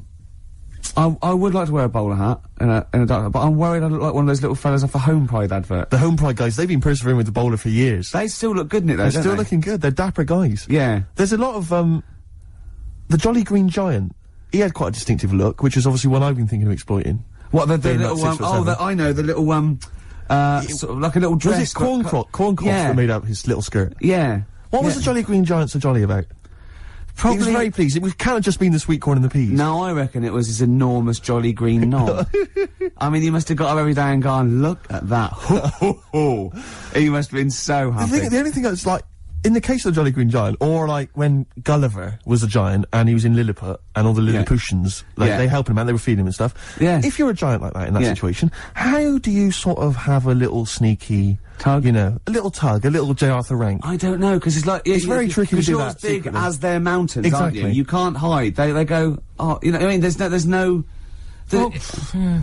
All the little village probably just thought it was a tidal wave or something. Do you know what I mean? That's pretty grim, though. Yeah. I mean, the tidal wave was pretty desperate. I know. It's how would he have gone to the mayor and said, I need a Kleenex the size of a tennis court and a gigantic copy of the Daily Star. No, I never understood with giants how they actually got that big in the first place, because what food was around to make them... Because not only were they, like, big, but they were mostly big. They ate well. They ate whole cows, probably. When, Carl, it's not well documented, Carl, is it? You know they don't actually exist and never have. Okay. Right, it's time for a feature, I think. Oh, Carl, I've got... So there was a TV show I watched once on the History Channel. This is the History Channel. Yeah. It was the history of werewolves. Right? The history of werewolves. And the whole show is predicated on the fact that at the end, we'll tell you if they ever existed or not. Yeah. Just waiting. And I go, oh, come on, we're going to be late. Hold on, he's going to tell us if they existed or not. Carl, werewolves? Michael Aspel was in it, and Michael Aspel was a top broadcaster and therefore would not associate himself with something that did not exist. Under the covers time, gents. Under the covers. Cover me Run up, for cover me cover. bad, run for cover. Here come the covers. Covers. I like cover songs. This is a cover version. Yes. This is from an album which is a bit hit and miss, as these things often are. It's different artists covering the songs of Leonard Cohen. You've got the Pixies on there, R.E.M., Nick Cave, different people. This, bizarrely, is Lloyd Cole, not someone I'm normally a fan of, but doing a version of the fantastic Leonard Cohen song, Chelsea Hotel. Play it, Carl, it's beautiful. Lloyd Cole doing his version of Chelsea Hotel. Under the covers. Under the covers. I thought it was a beautiful version. It's lovely. You know that apparently, really I think nice. it's that song, sweet. written by Leonard Cohen originally, and I think it's about his brief romance with Nico, who made a name, of course, with the Velvet Underground, and was a tragic drugs victim. But it's interesting because I'm looking at this as a compilation called I'm Your Fan, which is cover songs of Leonard Cohen's music. And as I say, R.E.M., there's people on the Nick Cave who are still going. There's a couple of names you don't tend to hear of that often now. The House of Love. Oh, yeah. Rarely hear them, do you? That Petrol Emotion. Oh, yeah. That Petrol Emotion. Yeah. Who else we got on here? It says Robert Forster. Now, is he a musician, or is it... Robert Forster, I don't know. Well, if you know, who Robert Forster is, I thought he was a writer. The Lilac Time. The Lilac Time. They're on there as well. Can't just say a name of a band and laugh. You can if it's the Lilac Time. Wow. We were... Did I tell you before that my friend and I once listed words we thought should be rude, but aren't, like cassock, we always thought. Yeah, and bollards. Bollards. And he always pointed out the blow monkeys. Yeah. Which I was... It could be a very rude word, but isn't. It isn't. Okay, that could be a new feature, couldn't it? We're featured up, aren't we? Aren't we? This is brilliant. We've still got the film review to come. Song for Lovers is coming up in a few minutes. Song for the ladies. Yeah, Song for the ladies. What else if I can squeeze in a hip-hop track, I'd love to do it. Yeah, that's called our hip-hop track bit. Yeah, exactly. Oh, it's just amazing. Do we have a classic song, Rick? What were you thinking of? Oh, I don't know, maybe something by, Nirvana? Well, there's their biggest classic, you mean? Ideally. Smells Like Teen Spirit. It's going well, isn't it? I'm enjoying it. Well, I'm looking forward to Pop Idol. Pop Idol? I've not been watching it. You're joking? Yeah, I don't know what's happened, really. I've lost interest. Oh, well, it is like most things, like the preliminary rounds, Always that's much when all the real freaks and no-hopers, you know.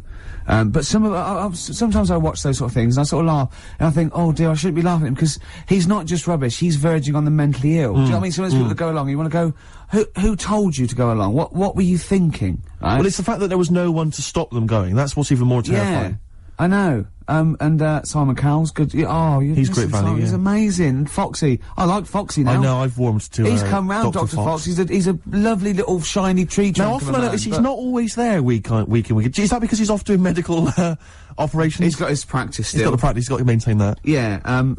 you know, is on. Isn't it the big ones tonight? I mean, when I say the big ones, Capital Radio. He's still on Capital Radio. Yeah. That he's got to do.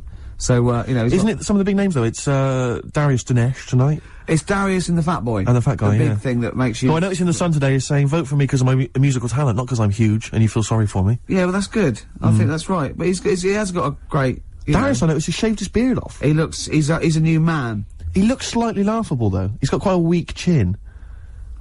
He's having a laugh. Well... He's dissing Darius for I'm his not looks. claiming to be a pop star. Well... Oh, can you feel the love in the room? Yeah, let's have a little song. No, but I'm looking forward to it. My favourite all the way through has been the little fella with the stutter. I'd like Darius to get... Yeah, I think it's almost certain he's going to win. I don't think there's any so. excitement Or there. that Welsh girl, who was very good. Oh, yeah. The one that made Pete Waterman cry. Yeah, That yeah. was great. Yeah. She was good though, wasn't she? Yeah, was good, they're yeah. great. They're really good.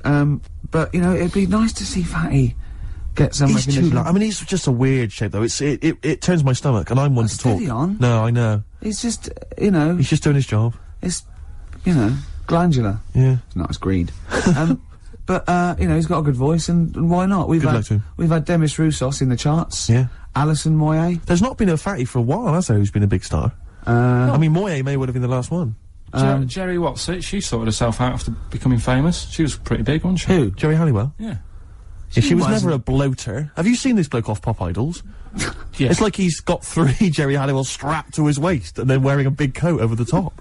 To smuggle them in. Yeah, exactly. To a no Halliwell zone. I reckon I'd tell you what he's going to do. I reckon he's going to take it off, and it's just a big fat outfit, and it was like to prove, you know, the prejudice of the world.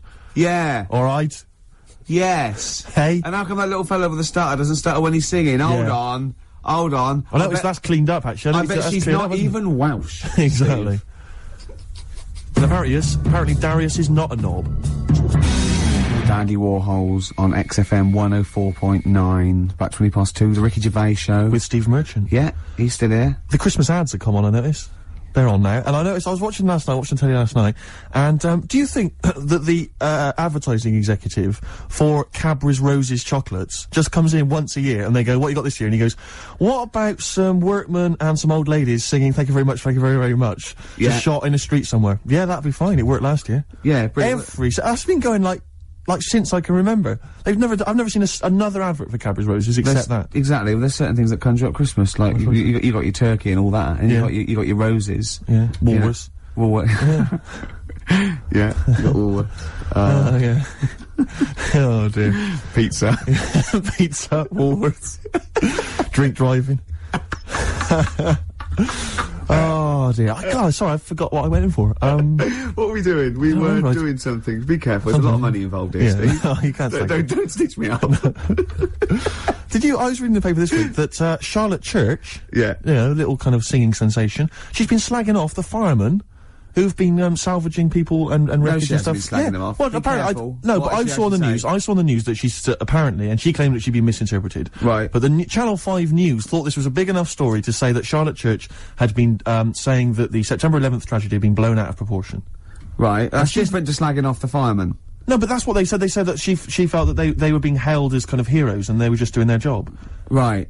Oh, well, that's a little bit stupid to say anyway, a little bit insensitive and, yeah. But it's sort of, because it's like, did you read about... Why do you care? Why does anyone care But who's what she asked her? thinks about September the 11th anyway? It's the same as those things like during a presidential election or when I'm elections. It's these things they picture. Billy Piper says, I've always voted Labour.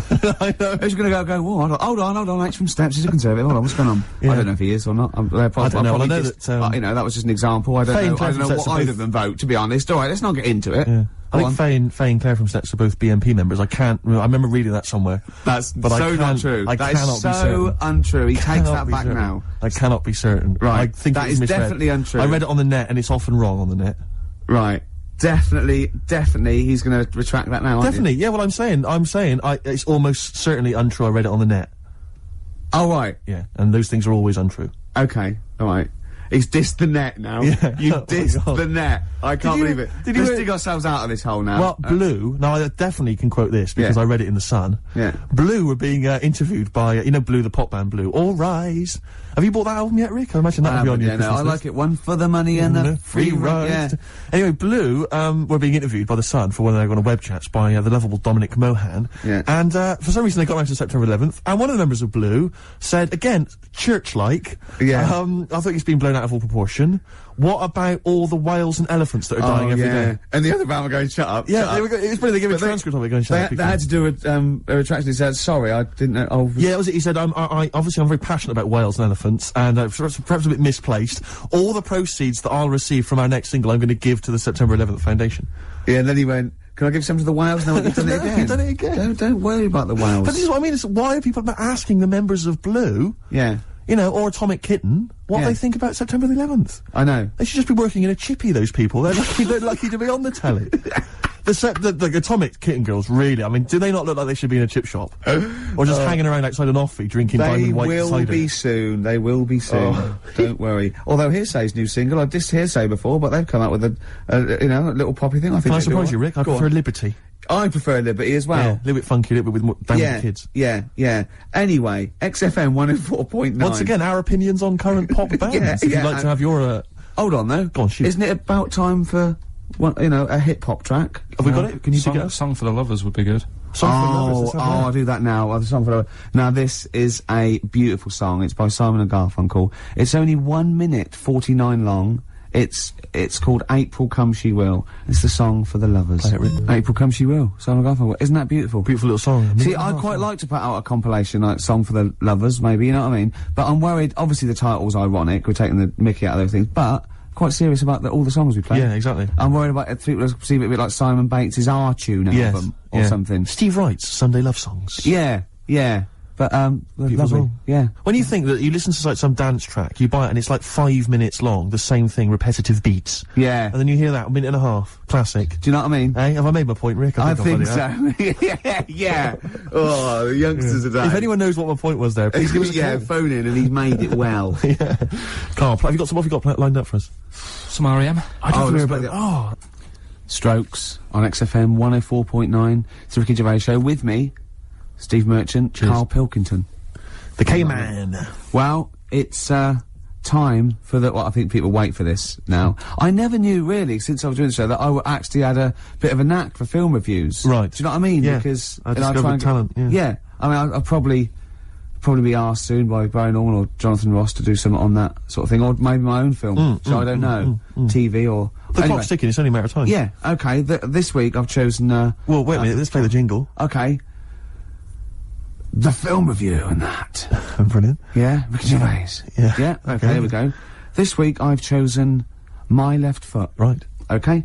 Now, My Left Foot is a film about a bloke called Daniel Day-Lewis, who's all mental, except for, his left foot, right? And he has arguments. I can't remember, he has arguments with his dad, so I wasn't watching it properly. But even though he's mental apart from the foot, he does stuff with the foot that could do all over, and he uses that to his best. I think he might write a book or something, or paint. And the moral of this story is, even if you've only got a foot that works, you can still win prizes, because it won the Oscar. Okay.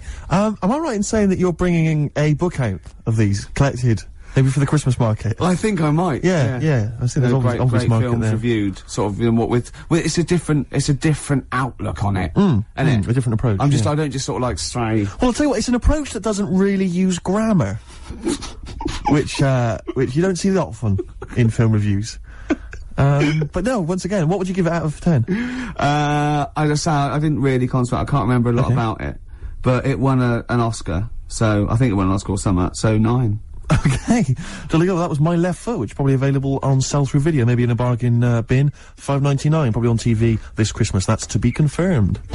Eels, fresh feeding on XFM 104. I was going well, isn't it? I'm enjoying it. Yeah. 20 minutes to go. I think more of an up show. We've made some great hits and great songs, haven't we? We've had some great features. A new feature. That film sounds good. Looking forward to that. That'll run and run. Yep. Song for the, if there's any record companies out there that want to put out a compilation of my songs for lovers, yeah. That's good. Anyone who wants me to do a film, any film you want. Yeah. Reviewed. Yeah, reviewed, yeah. I finish a sentence. Yeah, no, ideally. Because otherwise it was anyone who wants me to do a film. Well, of course, being the top actor, you'd have probably appeared in a film. Sure, okay, yeah. And that... Jolly good, yeah. Okay. Well, you're running out of steam, I can tell. You're running out. Yeah. Go on. Carl, have you seen it yet? I know you probably haven't, Rick. Cliff Richard's video for his new single. Yep. It's amazing, isn't it? Oh, it's bad, isn't it? I saw it on Lorraine Kelly in the morning, Sky One. Great show. And, and it's amazing. He's done a version of Somewhere Over the Rainbow, but he's combined that with, what was it? It's, Oh, What a Wonderful World? I wasn't really listening, I was looking at the pictures and I couldn't believe it's What a Wonderful World and combined with Somewhere Over the Rainbow. So he's done two classic songs, two songs that have been done definitively by artists in the past. He's tried to combine them with a kind of Yamaha keyboard sound in the background. What was his last year's one? It was Lord's Prayer with Over Old Lang Syne. He's just obsessed with combining two songs. Like, they're not good enough as they are. People will get bored, we better combine them. Yeah. It's like a mega mix, like a Cliff mega mix. And you're right, the video is unbelievable. It's him flying through. It's all kind of sort of 2D animation, kind of almost sort of a collage of buildings and high-rise flats and that. Kids see him floating by. Yeah. They wave, they point to each other. They can't believe their luck. There goes Sir Cliff. They're going, who's that? Exactly. He was around in the 50s. And he's got a little one-dimensional Cliff with a kind of angelic glow flying through the sky. Just bringing happiness to people as he sings. Oh, he does. His real face kind of every so often kind of appearing and kind wonder of where his real face is. And it's one of the worst songs and one of the worst videos I've ever seen. I mean, I know people slag off Cliff and it's an easy target, but he actually deserves it because he's shameful. Yeah. He's embarrassing. So, yeah. He's embarrassing. I mean, and he's arrogant. Well, everything's a disguised boast. I mean, I liked Devil Woman. I liked Miss Unites. I liked Wired for Sound, and I like tall speakers and small speakers. I like all sizes speakers. You know that. You'll vouch for me on that. Yeah. And he sang about it, which is good. And I'm often wired for sound, right? Carrie doesn't live here anymore. Where's she gone? She's just another message on a payphone wall. It's a story. But lately, I haven't had a lot of time for him. Awful. I remember he was on something on one chat show, and I think it was Des or Michael Asp or someone. And I said, "So you've had something?" He said, "Yeah." He said, "Well, everyone knows that Elvis sold more records after his death than when he was alive." Little dig there against Elvis. He goes, yeah. "Well, I've just overtaken his record for sales in the UK." Right. So he sets up that Elvis is only selling because he's dead. Yeah. And anyway, I've still beaten him in the UK. And I just think, yeah. And where'd you get the quiff from and the way to sing? Where'd you get that from, Cliff? Where did you think of that? But it's those people he's just desperate for the credibility that he's never going to have. I like it when he went round last year going, they're not playing my record, they're not playing my record, they're not playing, oh, go on, play it. Number one. Yeah. Fooled you. It was number one, the Millennium Prayer. I know, yeah. Well, it was, was the Millennium, wasn't it? It was, but I don't know who's buying it. I mean, I know, but you seem to claim it's some kind of like 60-year-old women, but they're not. Yeah, are they really a commercial force now? Yes. Oh, yeah. Carl seems to know that. Well, like when you're born, you're a little baby, wrinkly and stuff. When you get older, you sort of morph into a baby again. And you go through the same phases. So when you're young, you buy singles. You get old, you got nothing to do all day. You got your pension money. What will I buy? Cliff Richard's on the telly. Here's my video, buy me song. You see, that started off as quite a sensible point, because I actually think they do it. But what was all that alien stuff about when you're born, you go wrinkly and you go wrinkly again? So sometimes you mix, like, normal things that human beings say with I don't know what. Well, look, when you're a baby, you've got a little bald head, no teeth. You get old. What happens? Are you a philosopher? Are you an official philosopher? Because, I mean, it sounds like it. Oh, Carl, play a record. You're a gem. You're a diamond. XFM 104.9. Good to hear the Happy Mondays again. We're nearly through. We are indeed. We've had a little bit of chat. We've had a few laughs. We've had a few tears. We have indeed. We've introduced a new feature. Looking forward to that next week. Yeah. So it's just going to be wall-to-wall features, isn't it? It's going to be Well, I had an idea for a feature which you didn't seem to like, which was something old, something new, something borrowed, something blue. Well, explain it. And something old, an old song. Something new, a new song. Yeah. Something borrowed, a cover version. Yeah. And something blue, just a melancholy and beautiful song. Right, okay, but does it have to be all four, or can it be any one? No, it's all four. You play that over the course of the show. Or maybe just have four songs in a row, and that's that section. So like a feature would be like, this is either an old song or like a new song. Yeah. That's good. I think we've done that a few times. No, it's not. We've covered that. Well, what's the difference? I'm playing a song from a film. Just because you give it a title, it's just a song from a film. You could play that anyway, couldn't you? Brilliant. It's all nonsense. Cheers, Carl. Brilliant, yeah. My ideas are good, aren't they? Because they're not only sort of accessible, but there's a little bit of depth there. I think it's fair enough to let him have his little feature at the end of the show, though. Just, you know what I mean? Keep him happy, this song for the lovers. Excellent. Well, but that's not till after song 2 by Blur. I remember the days when Carl didn't even want to be on the air. I remember the days when he was told by the establishment that he wasn't allowed to talk on the air. And now, it's like as far as he's concerned, he's a third member of the team. He's protected by me. Right? Yeah. Cheers. Cheers. Song 2 by Blur. We're running out of time. It's 5-2. Just got time for Steve's song for the ladies. Wedding present, Rick, from the album Saturnali, I think it's pronounced like that, and it's track 3, Dream World, a song Looking forward for the to it. ladies. Goodbye. Our Freaks Electric, Richard Eccles, Sugar Babes on XFM 104.9, Steve. Absolutely. I'm Ricky Gervais, with me Steve Merchant. Hello. Carl, the producer. 7 minutes past 1 of a Saturday, and what a lovely Saturday it is. It is indeed. Well, it looks nice and bright, but it's deceptive, because I went out, and I just had a t-shirt on, and I had my jumper on me. I got out there, and I thought, this is chilly. I had to pop the jumper on. Oh, no! So, you know, just be careful. If you're just, you know, looking out the window thinking, I'll go outside, pop a jumper on, or a jacket, because it looks nice, but it is a little bit colder than it looks. Rick, can I ask, were you wearing the jumper around your waist, tied with a knot, or did you have it over your shoulders, like maybe you just jumped off a yacht? I popped it round my waist, and I'll tell you why. Okay. I tucked my t-shirt in for neatness and comfort. Lovely. But I know that's a little bit dorky, so I was trying to hide the belt line. Okay. So, then I popped the jumper on, didn't have to worry about it. Did you go with the double knot? I didn't, because that can loosen if you're not careful, especially if you're carrying bags or you're busy on the tube. I know, but I wouldn't mind that, as long as I didn't lose it. As long as I saw it loosen and fall, I'd pick it up. And You'd be devastated if you and fell then off the clean windows. it. Not in the washing machine, though. I'd pop it in a cold wash soak, right? Okay. And then leave it out on a few towels or something, or pop it over the radiator. So what's the problem with putting it in a hot wash? Well, it can cause shrinkage. Oh, no. So, coming up, we've got loads of tunes. We're going to be playing some of the best bands around, some new ones, some old ones. Might even play some Adamant. We don't know yet. Let's have Badly Drawn Boy, though, shall we, Carl? Current single. Badly Drawn Boy there. Silent Sigh. Is that the one with the duck?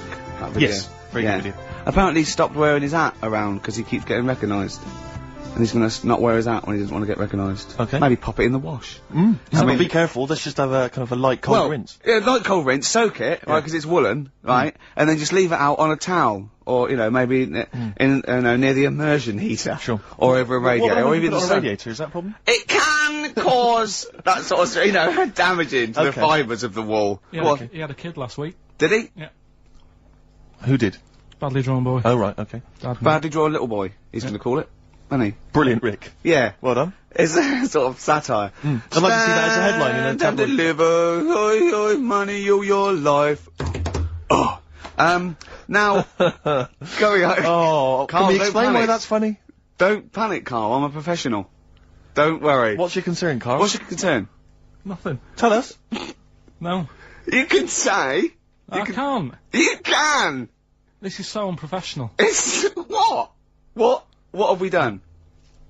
What, talking about wool? Right. Come on, Carl, what's the problem? What's the problem? You say. He's great, and He's lovely. so scared. Come on, Carl, tell us. I don't know all the ins and outs, so I don't want to get into it. What? The thing. No, Well, you look, can- you can't, people are perplexed now. What's the thing, Carl? What's the thing? What are you worried about? Say. Is it an email that's been received by the head of Yeah, XFM? you've got the email open. You can have a talk read. about. You can say what it. Okay, let me just without, see. you know, I don't understand it. Please know that under a ruling at the Old Bailey, any reference to Adamant's state of mental illness in any news report will constitute a breach of the ruling and therefore lead to serious action from his lawyers. That's right, and that's true. Subject we can't talk about that. You can play his records and Sing his classic songs. Sing songs. Yeah, it's best just to leave it, isn't it? Yeah, well, that's what we. Yeah, Carl was a little bit worried. There's no way I was going to mention that or influence anything, and I totally agree with the law. So don't panic, Carl. That should have never been sent to you. Why? Because it's like, you know, accidents happen. Go on then. When things like that happen, right? You know, you've been told not to mention it, Yeah. and you're like a little kid. Yeah. And once things are in your head, Yeah. it's difficult not to mention it. I mean, when I was a kid, Yeah. Go on. right? Yeah. My mum's sister Hazel Right. was seeing another bloke. It's weird because she's a lesbian now. That's really weird. That must have been an interesting Christmas. But anyway, she was seeing this bloke, and he looked like Ken Dodd, apparently. He looked like Ken Dodd. Looked like Ken Dodd. So people said, don't mention it because it gets on his nerves when you like meet him and you go, oh god, you look like Ken Dodd. So I said, all right, his name's Will or whatever. And I was introduced to him. First thing I said, nice to meet you, Ken. Did you do it as a joke, or did you? No, because Just you know when you know that he's like, I'm not allowed to say that. I can't say that. I mustn't say that. Can't. And then I saw him. I thought, Jesus, does look like him. came out. Was it Doddy who turned her into a lesbo, do you think? Well, he wasn't a good-looking bloke, so possibly. She started going out with Esther Ransom then, which is weird, out of the frying pan. What was the story with the fire. lesbianism then? How did she announce that to everyone? What age was she when she realised? Well, I mean, we're not a close family, do you know what I mean? We're not No. the sort of family who keeps in touch with everyone. And I think my mum called her up one Christmas and sort of said, you know, how's the Diddy Will? men? Yeah, how's Nutty Ash? And she said, oh, no, I don't do that anymore. I'm knocking about with Sandra or whatever. Right. And it was like, oh, right. Not big butch Sandra with the big earrings and the skinhead. Used to live down the road from you. I don't know. Used to get Doc Martens wholesale. That's Sandra. But she had a haunted house. Go on. Who, Sandra? No, Hazel. Right. Is this before she was a lesbian or not? Before. Okay. And there was a bike in the hall and the pedals used to go backwards. There was a what in the hall? That's handy, isn't it? Oh, that's great. Don't worry, we won't do anything. So, sorry, no, there was, I want to know about the haunted house. There was a bike in the hall and what There was a happened? bike in the hall and the pedals used to go backwards on their own. And also, shoes used to stick to the wall or something. Did they? Yeah. Yeah. Shoes used to stick to the wall. Yeah. Okay. That sounds like a That's a haunted house. hell of a household. Yeah. Oh yeah. dear. Brilliant. Maybe she should clean the walls. The Lars, and there she goes. What a great start to a show. We've had 20 minutes of some of the best banter, chatter and music and anecdote anywhere on the dial. You're damn right. High five. Yeah. Yeah. Sweet, man, sweet. Oh, what are we talking about? Now, well, I love that track. It's lovely. They've got a bit of the Liverpool gene pool, haven't they? That sort of doddy. You know what I mean? I like the Scouse sort of look, you know, the Cilla Black and the Stan Boardman. Yeah, it's particularly unique to Liverpool, It's isn't sort of happy in teeth and ears. And, do you It's know what I happy mean? in teeth and ears. Yeah. Oh, brilliant description. Yeah. Happy in teeth and ears. Yeah, that's just 3 of my friends. Now, we've got a great track lined up, haven't we, Carl, that I've brought in?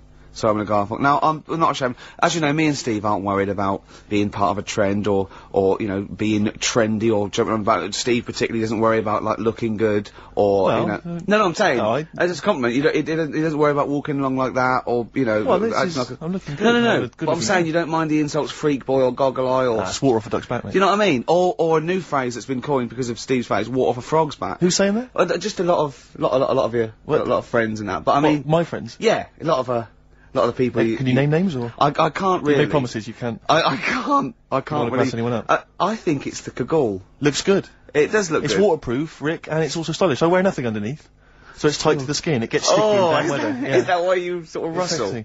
But what's all the, is there abuse? What's the No, they just say. Because I'm a pretty trendy guy, but I, as you say, I cut my own trend. You know, I make my own style. You know, that consequently the pipe. You don't feel that's an affectation? I don't think. I think because you're young and tall. Yeah. The pipe looks a little bit silly. Go on. I mean, I know you're worried about because we've already lost the trilby. Well, I'm worried because pipes are going to die out. I mean, this is the problem. There's no young people now who are taking up the pipe as a smoking device. Is there no young anyone? people. Is there anyone under the age of what should we say? Oh, we've said this before, and I 25? don't think there was no one. I think there was some nutty old woman who phoned in and said I smoke a pipe. But Yeah. I'm talking about, you know, because years ago it was like an Oxbridge student, you know, you'd be at Cambridge or something, you'd have a lovely pipe, you know, tweed suit, you'd be there studying. That was, you know, and that was the young gent always smoked a pipe, but no one is now. I'll tell you this, in the year 2050, there'll be no pipes. They won't exist. Well, I think all drugs like nicotine and alcohol will be banned, and we won't be allowed to think our own thoughts. We'll have to live in the sewers like eating rat burgers That's or true something, enough. won't we? Yeah. And it will have to download our memories or something. Oh, probably. God. And But I'll be a rebel, Rick. I'll just No. be down there listening to jazz. No, you won't. Yeah. You'll just have a little chip in the back, and you'll be going out with a big fat man with a big toga on, and you'll be touching him. But will I think it's a beautiful woman? Yeah, you will. Yeah. Yeah. And I'll be fighting with the Rebel Underground. No, you And won't. I will. No. I will. I'll be dead, won't I? You'll be dead, yeah. I'll be dead, yeah. In 2050, you will. I'll be dead. Unless because obviously you're becoming quite wealthy now. You're becoming a very rich man, obviously, from all your, you know, celebrity endorsements. I'll have my brain put into a robot Exactly. made of titanium, and Yeah. I'll have it. Oh, Would you be cryogenically frozen if you could do it? I would, but I'd leave myself out on a towel. Right. Never, because if you do it too quickly, there is shrinkage. You've got to And be careful. Did you read in the paper this week? This is true. Apparently, the world's oldest man, who's 113, lives in some little part of Japan. Sure. Like little island in Japan. But apparently, the world's oldest woman also lives in exactly the same place. Now, I don't know if she's since died, but she lived in the same place as well. Do you not think there's something suspicious going on there? I mean, isn't that a bit eerie to you? I'm thinking, have you ever seen them together? And have you ever found lipstick in his bag? I think that'll be one and the same. I wonder if it's something like, you know, what brought Godzilla back? There's some kind of, there's some antics over there. No, there might be, they're sort of like, yeah. Although, just hearing like, some of Karl's stories about school, there's something going on there where he lives. Yeah. Did you say you did live near a sort of, nuclear plant or something? I found out it wasn't a nuclear plant, it was a chemical plant. My God. Yeah. Really? And is that really true? What colour was the tap water in your area? It was better than it is in London. Right. Really? I was talking to someone about this the other day. Yeah. Water in London's ropey. And I use one of them water filters. Do you really? And the guy down in the office was saying it's a waste of time though, because they only work for a couple of water, like you fill your jug twice, and then the water's going through the same muck, isn't it? That's true enough. But So it's not, if it it's not doesn't getting through, it's not getting through. No, If it's a filter, it doesn't matter, does it? still not good though. Fair enough. Yeah. Good point. So have you just thrown it away based on what that bloke said? Did he sell you another one that he had on him? Did a better updated model. Yeah. Did he have a suit and a When big... you say, like, he works here, was he actually hanging around outside? Yeah. Did he have a suitcase with a with lots cart? of these in? Yeah. Yeah. Oh, dear. So just go back to insults briefly. Go on, You know, Goofy. saying... Oh, no, see, that's... Goofy, that's no, not no, fair. no, because that's what he said, it's in my head. What do you mean he said that? When did he say that? No, I mean... When did you call me Goofy? No, he didn't. He said about what's in Baldy? my head. Hey, no, when it's... come Mate, on. come off it. Don't What? Who's start calling on me a- Goofy? No. I'm not even Goofy. Goggle-eyed's fair enough. Yeah, but you can sort your look Lanky. out, I can't. What do you mean I can... How can I sort my look out? I'm not even Goofy. That's not fair. You've got the proper features, What? just needs sorting out a bit. I can't help it if my hair's not good. I noticed the other day when Karl was sitting on your knee having his picture taken. It's a long story, right? He's got a completely spherical head. It's slightly too small. I'm not being funny because I mean, you know, I'm not perfect. But he's got a completely spherical little head. He looks a little bit like a baby hamburger. You know, hamburger off McDonald's. Sure. He looks like a little baby hamburger, and it's sort of quite put upon. It's Suzanne thinks I look like that thing in that Dulux advert. Do you know when the woman pulls the head off that? That little plasticine morph type and then they make a new head for it. And it's like a little head. really. And that's your girlfriend saying it. I know. Anyway, listen, let's get back to business here. This is a great track. It's America by Simon and Garfunkel. This is where I started saying we don't care about being trendy and all that. That was it. Strokes last night, XFM 104.9. We're flying now. 35 minutes into it. No real hiccups. I don't think that. Not so far. And that, it's just going really well. My name's Ricky Gervais. With me, Steve. Hello there. Karl. All right. Coming up soon. White Van Man. White Van Karl. We ask Karl the questions that the Sun asked someone else. Exactly. It's a good feature. It's a great feature. I'll be testing Karl on the new re-education of Karl, as you know. He got a GCSE. It's the last one, isn't it? In history. It was the last heavy sort of one, yeah. No. So Winston Churchill. Well, yeah, because we're going on to more sort of metaphorical and metaphysical sort of pursuits, aren't we? Not that book. Yeah, that's the Aesop's Can't read Fables. that in a week. You don't have to read Oh, it. right, Just that's choose fine. Just choose the ones about the foxes eating penguins. You'll like that. Steve, over to you. Thanks very much. I wonder if I don't think we've made much progress yet on sending Karl into sort of into the air with the. No, balloons. this has gone a bit ballistic, Gone actually. off the idea. Oh no, shut No, up! don't. You haven't gone But off yet. we've inflamed the imagination of the capital. There's people offering left, right, and centre, and I think it's a good idea. But I think we should you know, make a day of it. I think we should send you up in some balloons, right? Maybe you know. Well, hang on. I'll Before we compare a carry on, show. let's explain what happened because people might not have listened last week. I don't believe that. There are one or two, Rick. I don't believe that. People who are Name ill, them. or maybe out of the country. Okay. Yeah. So last week we discovered was it that 623? Is it 6,000? No, I read that 6,000 balloons filled with helium can lift a bloke off the floor. I think that's too many. I think we could do it for less. Certainly. Well, with anyway, you. listen, there are various organisations which actually exist already that can provide this kind of entertainment, this kind of fun. I mean, I didn't realise there was a whole kind of market for this already, but apparently there Nor is. did I, no. Incredible. Anyway, so we're going to try and track one of them down. We're going to see if they can organise it so that you, Karl, can float into the air. We need to get you, is it at least 11 feet up? Yeah, if it's and just I think certainly higher. I mean, I can't remember what the record is, but it's quite a long way. 11,000. 11,000 feet. Yeah, but I think they're all official. I want to do it with like those little balloons you get for £1 at the zoo. Or I don't think that can be right, health and safety wise. I don't think that can be healthy. I think if we get him to sign something, which I will. Okay. I think we'll cover It'll be fine. ourselves. But yeah, certainly we're thinking of maybe making it a bit like, is it Tea in the Park? The Yeah. Capital FM, Yeah, event, the you know. big We event. could get sort of Steps, at least H from Steps can come down and Yeah. host the event. I mean, or I don't mind comparing it. Steve's gonna do. Steve's learning to sort of like scratch and mix and beat match, and I mean, you're getting pretty. I'm making a lot of progress, yeah. You are going to be a turntablist. Yeah. Steve never learnt an instrument, which he regrets. You know, and you know, he's a modern lad, and he's using turntables as his instrument. I just got 2 turntables and a microphone, and so far, I mean, seriously, I'm cutting it up big style.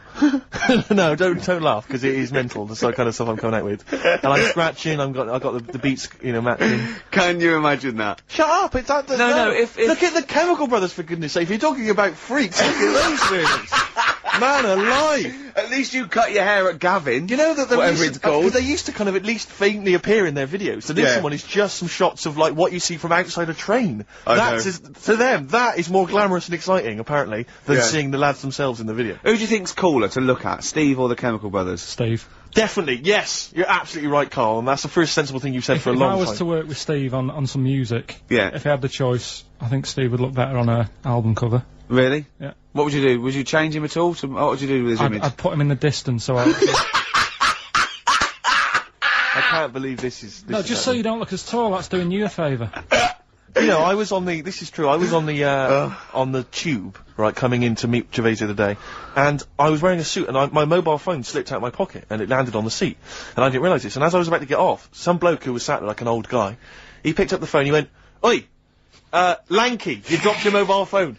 And I was like, well, I thank you for pointing out I dropped my phone, but did you have to do the lanky? But you knew who he meant. I bet you turned round straight away. It worked. Knew what he meant, Yes, Steve. but- He's done you again. But he's I was picked the you only up. person stood up. It was a fairly empty train. Was there any other lanky people there? No. Well then. No, but my point was there was no one else at all who was about to exit the train. Okay, so he didn't need lanky. He could have gone, excuse me, sir, or oi you, anything, but oi lanky. I know. It's that thing, though, isn't it? That's what I'm talking about. You say the thing that you don't want to say. It's like me with Ken Dodd and Will. I think he wanted to say this. Oh, well. I think he took pleasure in it. I think he went, that bloke's lanky. I shouldn't say that. Yeah, I should. Oi, lanky. What's You he dropped gonna your phone. Yeah. Do you want your phone back or not? But this balloon thing, anyway, it's got a bit out of hand. Why No. is it got out of hand? What are you No, worried it's about? funny. I just want to. I want to sort of like tie them all to the back of your belt. So as you go up there, you sort of tip forward slightly, so you're going up slightly upside down. We could paint some advertising on your bald head. Yeah. Oh, that'd be great. Yeah, we'll do that, Lanky. That'd be great. Here he comes. No, I mean, last week it was just a bit of fun about going, like, just lifting my feet off the ground. No. And that's a big difference to what it's got now. No, okay, I'll tell you what, we'll do 100 feet in the air, and I'll hold on to the rope. But we'll do it at Wembley Arena and we'll sell tickets. But it'll be for charity, Carl. It'll be for charity. No, we'll have lots of underprivileged kids coming along to see it, It's you just got out know. of hand. It's like, you know, I like karaoke, but I wouldn't want to go on Stars in Their Eyes. Sure. And it's got out of hand. That's how it's sort of, it's grown too big. I don't Who like would you it. do if you were on Stars in the Right? I'd do that, Moby? No, that Jack the Knife song. I love Jack the Knife. Old Mac Heath. That one, yeah? Yeah. Is Mac the Knife? that. That's what I do. But which He'd do a hip-hop version. but which of the many singers would you impersonate? You can't, it's not the song, is it? It's the singer. You could do, Jimmy Somerville, I think. Quite well. Yeah, Somerville you'd be good at. Moby. Did Morph bring out a I single? don't think Morph did. Didn't he? No, I'm not sure. I'm I sure, don't didn't he think have a theme tune, did Morph? Phone in if you think Morph. so. Morph didn't speak, Rick. Let Didn't him he? sing. Morph hardly had any features. True. Right. Express 2 featuring David Byrne, Lazy, XFM 104.9, 1:45. I'm Ricky Gervais. Steve's got the Sun. Yes, I'm just looking for We're the just White going to be Van, doing column. White Van Carl, where we ask Carl the questions the Sun asked some other bloke. That's right. Because we think Carl's got more to say than anyone on anything. Carl only tells the truth, by the way. Just remember that, listeners. Off you go. Yes, well, today's White Van Man in the Sun is John Slade. He owns his own door maintenance company. His answers are very informative, I have to say. But, Carl, what do you make of the Channel 4 producer, aged 30, who duped a school into believing he was a teenager for a documentary? Are you familiar with this story? No, go on. Well, basically, a 30-year-old guy kind of fooled the school into thinking he was a pupil for a secret documentary. the school's outraged. Do you think that that's, you know, for you, you know, should anything go when it comes to making TV? I think I've said to you before, there's loads of kids at my school. I remember being in the first year, and kids who, what year do schools go up to? I was in the first year, what is it? 11. 5? Oh, sorry, first year of infants and juniors. No, secondary school. 11. Right, year 11.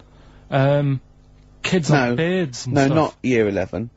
They're 11 when they first go to secondary school. Right, well I'm 11. The kids at the older end. Well, there's the fifth form, and then there's you can leave when you can leave when you're 16, I think, can't you now? Right. Well, kids who were 16 looked old. They did have beards. I remember going there and thinking some of them were teachers. I think he's answered that. Next one. What's the next one? Tattoos and everything. I think they're kids in the earlier years even. What do you make of the fact that Mariah Carey's £38 million payoff has cost EMI staff their jobs, and we're talking 1,800 EMI staff who have lost their jobs? What do you think of that? Yeah, I mean, is that silly money, Mariah Carey, on 38 million? She doesn't need that much. She doesn't need that much. She has to dress nice, though. It's not her fault. I'd say, it's bad business. Okay. Because, EMI, did you say? Yes. Right. They've got rid of them staff. Yeah. Mariah Carey's left. Who's gonna do the work? do you think Mariah should come back and do some temping? Well, they should have got a loan and paid her. Okay. Do you know what I mean? Vicious circle, that. Right. Have you haven't done a business degree or anything, have you? Commerce. You did commerce. Where did you do that? What did you do that? At school, I'd learned how to fill out a cheque, pay a bill, and I think I had a trip round Kellogg's. Did you get an O level or GCSE? We know he didn't. You know. But was there a commerce exam, or was it just a division of maths? Remember. What did you do? Fill out a cheque? Was it a subset of It maths? was an option. It was like, if you want to do it, you can. What was it? Fill out a cheque. Pay a bill. Pay a bill. Have a visit And round round Kellogg's. Kellogg's, and I saw my sister's boyfriend there at the time. He sorted me out with some variety packs. Really? What was in them? You know, Rice Krispies and Good stuff. Cocoa Pops? Space Dust or whatever it is. Space Nuts. So, sorry, that wasn't Ken Dodd, though. No. That was someone else, that was an aunt. That wasn't Special K. Oh, dear. What about this then? Home Secretary David Blunkett admits that muggers rule some streets. Weird this, because when I was out with you... I don't believe it's going to be weird, whatever you say, Carl. No, when we were in that pub that night and we got talking about muggers and that, the tip is, what I tend to do, because I nearly got mugged once. You what? You nearly got mugged once? I nearly got mugged. Yeah. But I tried this technique of acting a bit mental. Right, and how did you act mental? Well, this guy wanted me trainers. And I was in Piccadilly Gardens in Manchester, it was quite late one night, and he come up, he said, I want them trainers. I said, you want them? I said, I worked hard for these. He said, how dare you come to me asking, and I got a bit livid, and he looked at me like, oh my god, he's got a right one here, and he left me. Were you acting mental, or were you just mental? No, I put it on a bit. Were you not petrified then? Well, you don't think about it, do you, when you're sort of in the eyes of danger? Well, not you, clearly you're a brave man. So what did you say? I just went a bit mad. I just kinda, because he said he wanted the trainers and they were dear ones at the time. And I just, no, you're not having these. I said, I've crafted you. I said, I wanted these trainers. Yeah. And, you know, went on to tell him how I work at printers and I don't enjoy it, and, you know, I put in all these hours and that, and I have to cycle home for about 5 miles and Did he give you his trainers? Yeah. Did he have a knife or I anything? just left. No, it didn't get that. Didn't get that violent. Well, that's very brave of you, Carl. Yeah, it's That's good advice, though. Just act mental. See, what's it? Should have tried it the other night. Oh, Liza Minnelli? Yeah. Well, she says, I've worked hard for these diamonds. Yeah. It's not easy being the daughter of Judy Garland. You don't know what it's like. Finally, apparently, there was a crook that got a security job at Heathrow. Right, he was a crook and he got a job at Heathrow. As robbers steal another £2 million. Apparently security down there is lax. Yeah. Is that concern for you? Is this another? Yeah. 2 million. Yeah. Why is all this money at the airport? It's those sandwich shops. You know how they're really expensive, the sandwiches in, like, when you're in a plane? They're like £2.50 for tuna, which is ludicrous. Yeah. That's basically the reason. What do you mean, why is all this money at airports? What is it doing there? Why? Have a go. No, have a go answering this yourself. Why is anything at an airport? It's going somewhere. Or coming in from somewhere. Yeah, but money, you can sort it out through the bank, like phone banks and that. Have you done commerce? You know a lot about paying bills and writing out checks. Yeah. Tell us about Kellogg's. What was it like? What was in the factory? Was it just like squashing bits of corn? And Pretty boring, really. Just loads of conveyor belts, Yeah. boxes of cornflakes everywhere, just what you imagine. yeah. I So don't is know it what more, we're meant to this is learn where from you it. might be working? This is where you're likely to work if you Possibly. leave There was school. 2 trips. There was that and a trip to Manchester Evening News. Okay. And I left that early because I had a job in Cordon Bleu. In Kellogg's. Cordon Bleu, what's that? It's like a supermarket. Yeah. And I had to leave the trip early, and the teacher went mad saying they thought I'd got lost on the, in the building and stuff. What, you It didn't caused tell a light anyone? uproar. No, because it was like day 2 of working in this supermarket, and I couldn't be late. I thought by the time I explain where I've got to go and everything, I'll be even later. Sure. So I just left, and then apparently they were searching the building and everything for me. How And I old might have were been you? Stuck in a printer. Don't know. Fucking a printer! I don't know. What was the printer's name? You worked at a supermarket called Cordon Bleu. Cordon Bleu! Brilliant. That's great, isn't it? It's rubbish. Oh. Got sacked. You've had some What'd you amazing get sacked stories. for? Messing about in a back in the car park round the back. Yeah. Right, there was a grid, and all the concrete had gone funny. So when it rains, you got like a big lake, Oh, yeah. right? And I got in. Do you know those big metal trolleys you get to like put all the food in while? Oh, yeah. And Yeah. I got in one of them, and pushed myself out into this lake. Of cement. No, Of it water. was full Oh, it of was water water, 'cause it'd been right, raining. right. And I got stuck in the middle, right? And the boss was like, "Where's Carl? He's meant to be doing, facing up the beams." And I was like, And you were so- stranded in a lake. So someone said, "Oh, I saw him messing about out the back." He came out and saw me stuck in the middle of this lake in a trolley, and he said, "Get back in." I said, We just say, no, I'm filming sharks. I said, "It's too deep. I can't get out. You'll have to pass me something." And he said, "I'm not passing you nothing."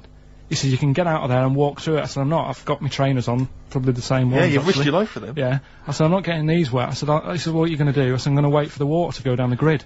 He said, "The grid's blocked. Now get out or you're sacked." I said, "Well, I'm not getting out." He said, "Right, you're sacked."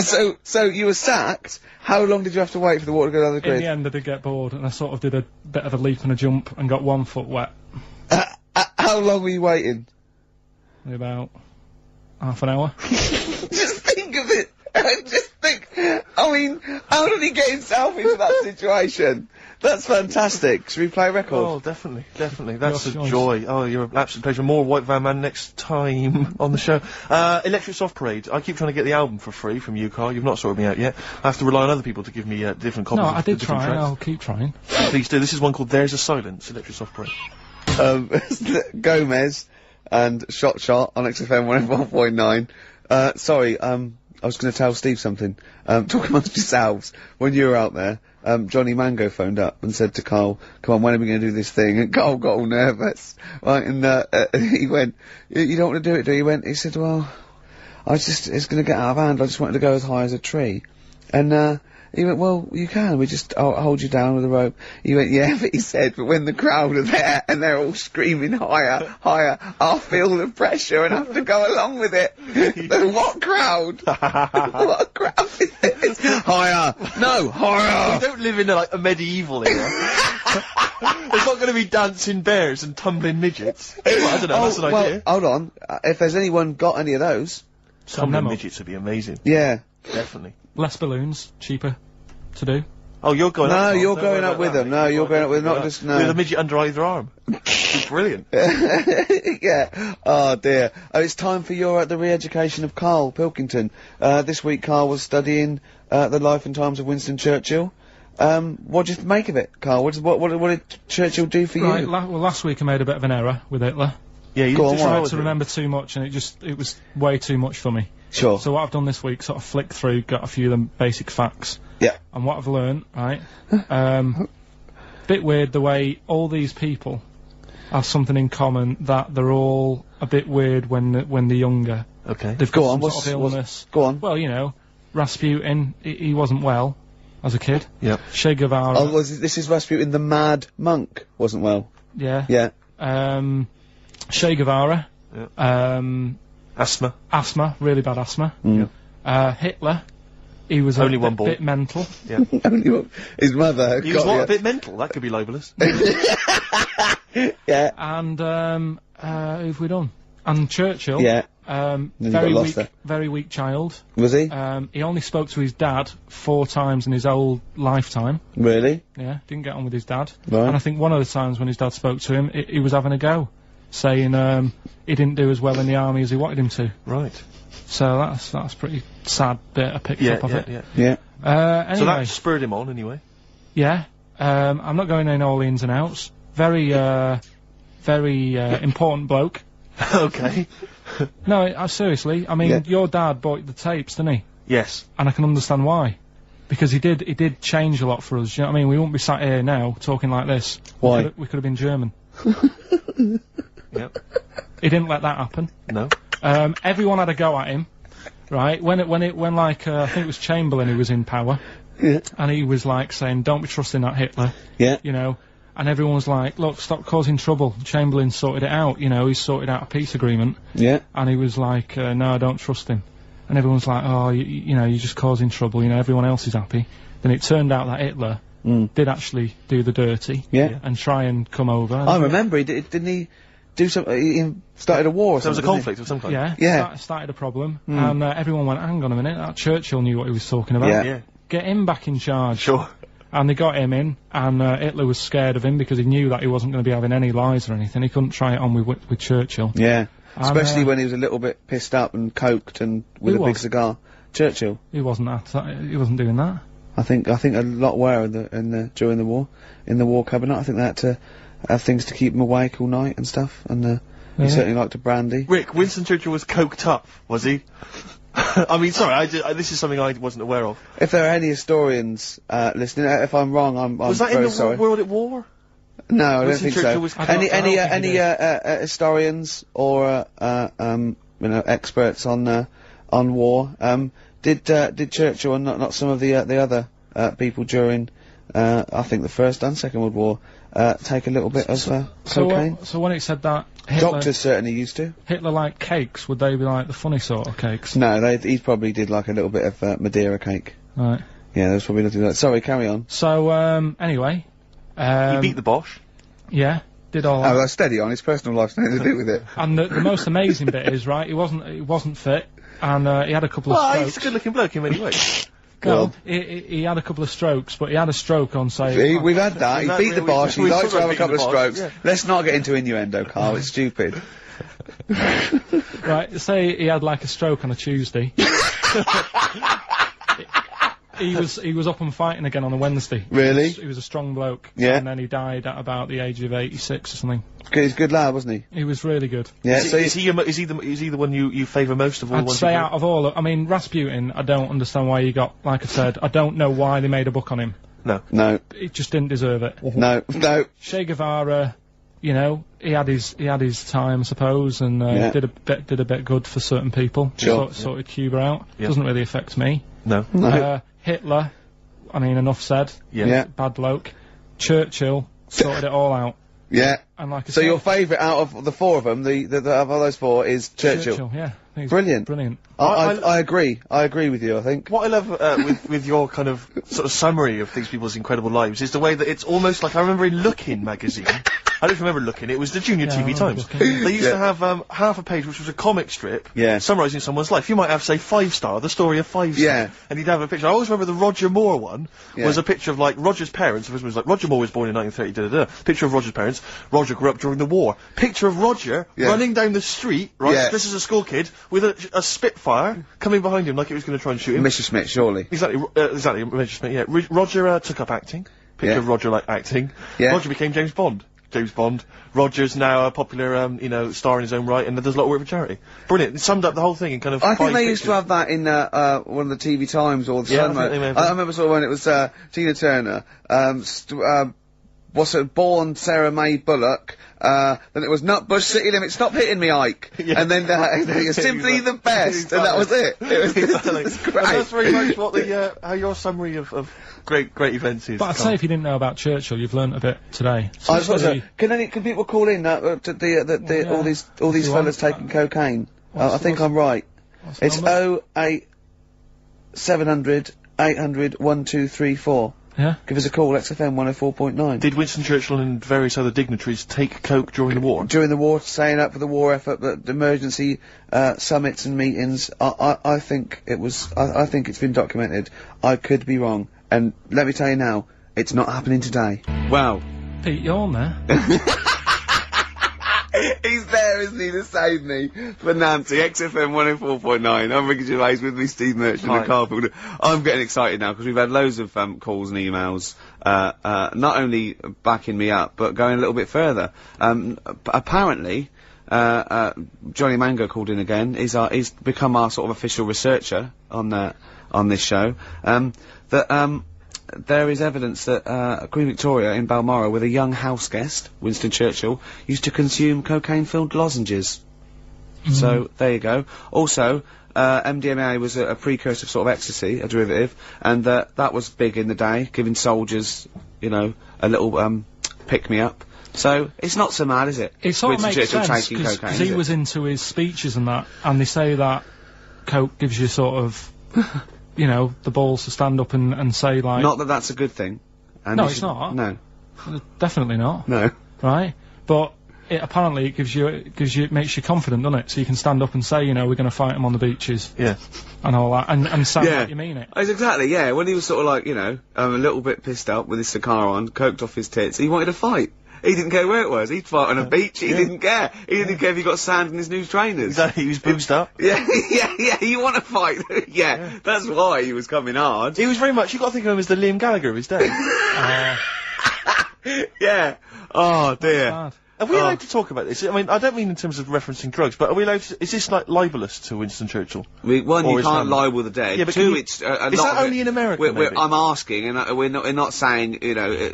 Two, I think you'd probably going to also a fair comment. Three, we say we were joking. Four, it's a satire. Yeah. 5, we love him. 5, we're not condoning drugs in any way. 6, this is Dermot O'Leary's show. I didn't have a go at him anyway. I said he's alright. If there's any law against Rasputin, we might be in trouble. Law against Law against You did Rasputin. willfully Rasputin. Yeah. All over You the did airwaves. slag off Russia's greatest love machine. yeah. You didn't shoot him till he was dead, did you? Oh, put some poison into his I'll tell you wine. this, if there's any other historical questions that people want answered, then we're the men, because really, with the three of us, our knowledge of the fact that the Hindenburg was filled with helium, yeah. the kind of coke habits and various drug habits of Britain's most famous political leader, Yeah. we've got the answers to all of it. Einstein, Go on. I found out in the week that he didn't talk till he was 6. See, it's all these people who are weird. Churchill couldn't read, could he, till he was like 8 or 9? Really? Yeah. So, there you go. He got a D in history, apparently, Yeah. GCSE. Just one better. No, but, Karl, called me in the week, and he was a little bit stressed, because he's had a bad week now. He got stressed about Hitler and Churchill, and I said, well, we're chill out a little bit, and I'll teach him something a little bit, cosier. And I said, like, what about animals? No, you know, not frightening other animals. You're interested in animals, aren't you? Yeah. You know, and he went, oh, all right then. And then he went, okay, here's a question for you, Clever. So there's 3 animals without ears. He said, and I've told you one. And I went, well, that's the snake, because he was talking about the snake. I went, hold on, Carl, there's loads of animals without ears. He went, there's not, there's 3. I went, there's loads. I said, jellyfish, worms, single-cell protozoa, peripherous. He went, oh, what are you talking about? What are you talking about? Animals, proper animals. I went, they are animals. He went, no, proper animals. And I went, do you mean mammals? He went, what are you on about? I said, are these animals, have they got legs, and are they fur-bearing, right? And he went, one is. They've got legs. I went, I don't know, I give up. He went, right, the turtle. I went, right, yeah. And he went, and the bumblebee. He said, that's the one with fur. That's the one with fur. The one, what are you thinking? What is in your head, Karl? Which has got the most fur, a bee or a turtle? It's not fur. What is it? Well, it's, you know... He's done you there, Gervais. Pseudo hairs, isn't it? It's like it's a hair, it's a keratin thing. It's not like we have, like mammals grow fur. Do you know what I mean? Yeah. He's not convinced. So go when on, we say that, when we say like fur, mammals are warm-blooded creatures. Yeah. Often, usually placental. There's a few exceptions, right? That give their milk to their young, nurture their young, and they have fur. Have you heard about oysters? Oysters. They 1 minute they're a man, then they're a woman, then they're a man again. Like Eddie Izzard. Now that's libelous. He's a transvestite, could I say? He's not a transsexual. Let's say that straight away. I'm retracting that. Right, go on then. Give us What? some more facts. No, I've got you, Aesop's Fables. No, but you had some more facts you told me that were dead good. I just wondered if Steve knew them. What? What do you want to know? The ones that you read out to me. You had one about the spiky thing. Go on. Porcupine. Give me a clue. How many spikes has a porcupine got? Dunno. How many was it? I think it was about 10,000. But these aren't the most interesting facts, are they? It's alright. It's alright though, isn't it? Yeah. And he went, but how can they say that? You could say that, you know, we've got a certain amount of hairs in our head. I went 100,000 average. You went, yeah, but I haven't. So how do we know that that porcupine that they've counted is the same for all of them? Might have had alopecia. yeah, he might be a particularly hairy one. You know what I mean? Right, you've got to, do you know what a fable is? I tried to explain briefly. Do you know what a fable is? I've got a rough idea. Okay, it's a thing that uses sort of, metaphor, analogy, just to explain sort of, morals. I mean, they're very old, for a start, and it's all I'll give you an example of one. A quick one. Oh, the one about the dog with two bones. He goes to a dog's got a bone, he sees its reflection in the lake, and he thinks, oh, that dog's got a nice bone. I'll have that. And as he goes to get that one, in the reflection, he drops the one he's got, and that's one about, you know. I think I was told one when I was younger. Go on. I think it was one. This young lad, he's got a dog, right, and he's about 8 years old, and this dog, he's had it since he was about 4, and it's a bit tired now, and he chucks sticks for it, and it doesn't go for it. And he's saying to his mum, oh, I want a new dog, because this one's useless, it doesn't do what, you know, it doesn't have any fun with me. So they say, oh no, but you know, Rover's a good little dog, you should look after it. And he's like, oh, I don't like it, I want a new one. So they buy him a new puppy, and it's running around, yapping about, and he's loving it, and he's playing around with it in the grass. And then one day he goes to the park, and he's messing about and rolling about with it, and he falls into the lake, right?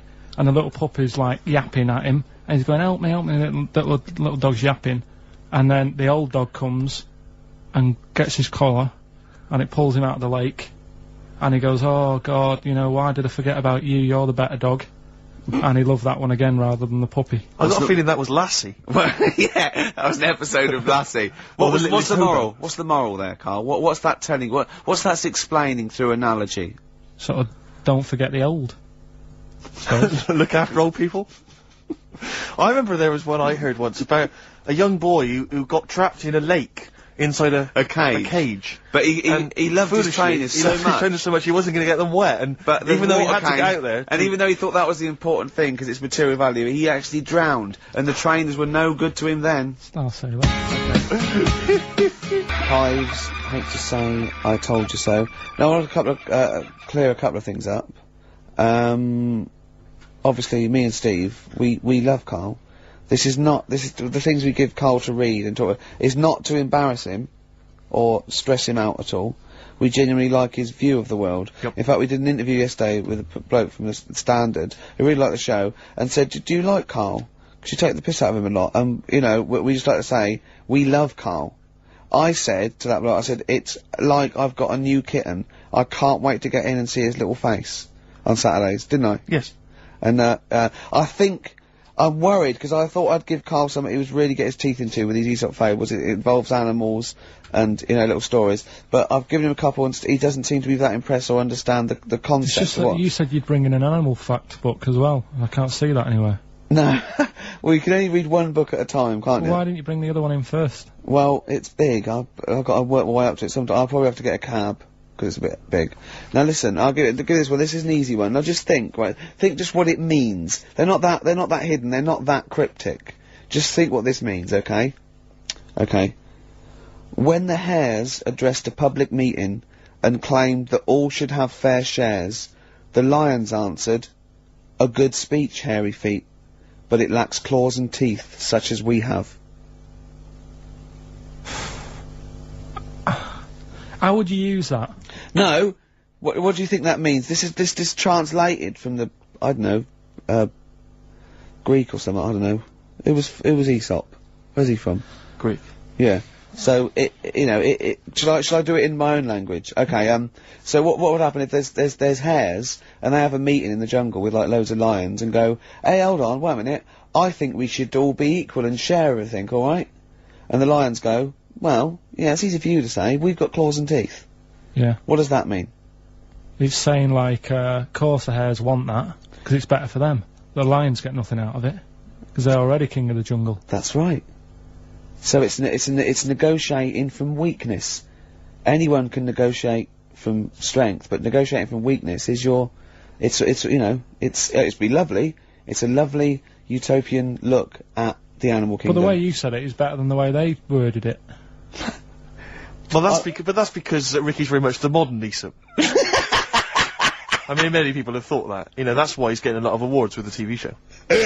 For him, that's a favourite. So look, hey, I'll take that home and read ones you like and tell me about the ones you like. Ones that click. I don't care if you only come in with like one or two. Go, I'll tell you what, Rick, that's there's one thing that I've learnt from that.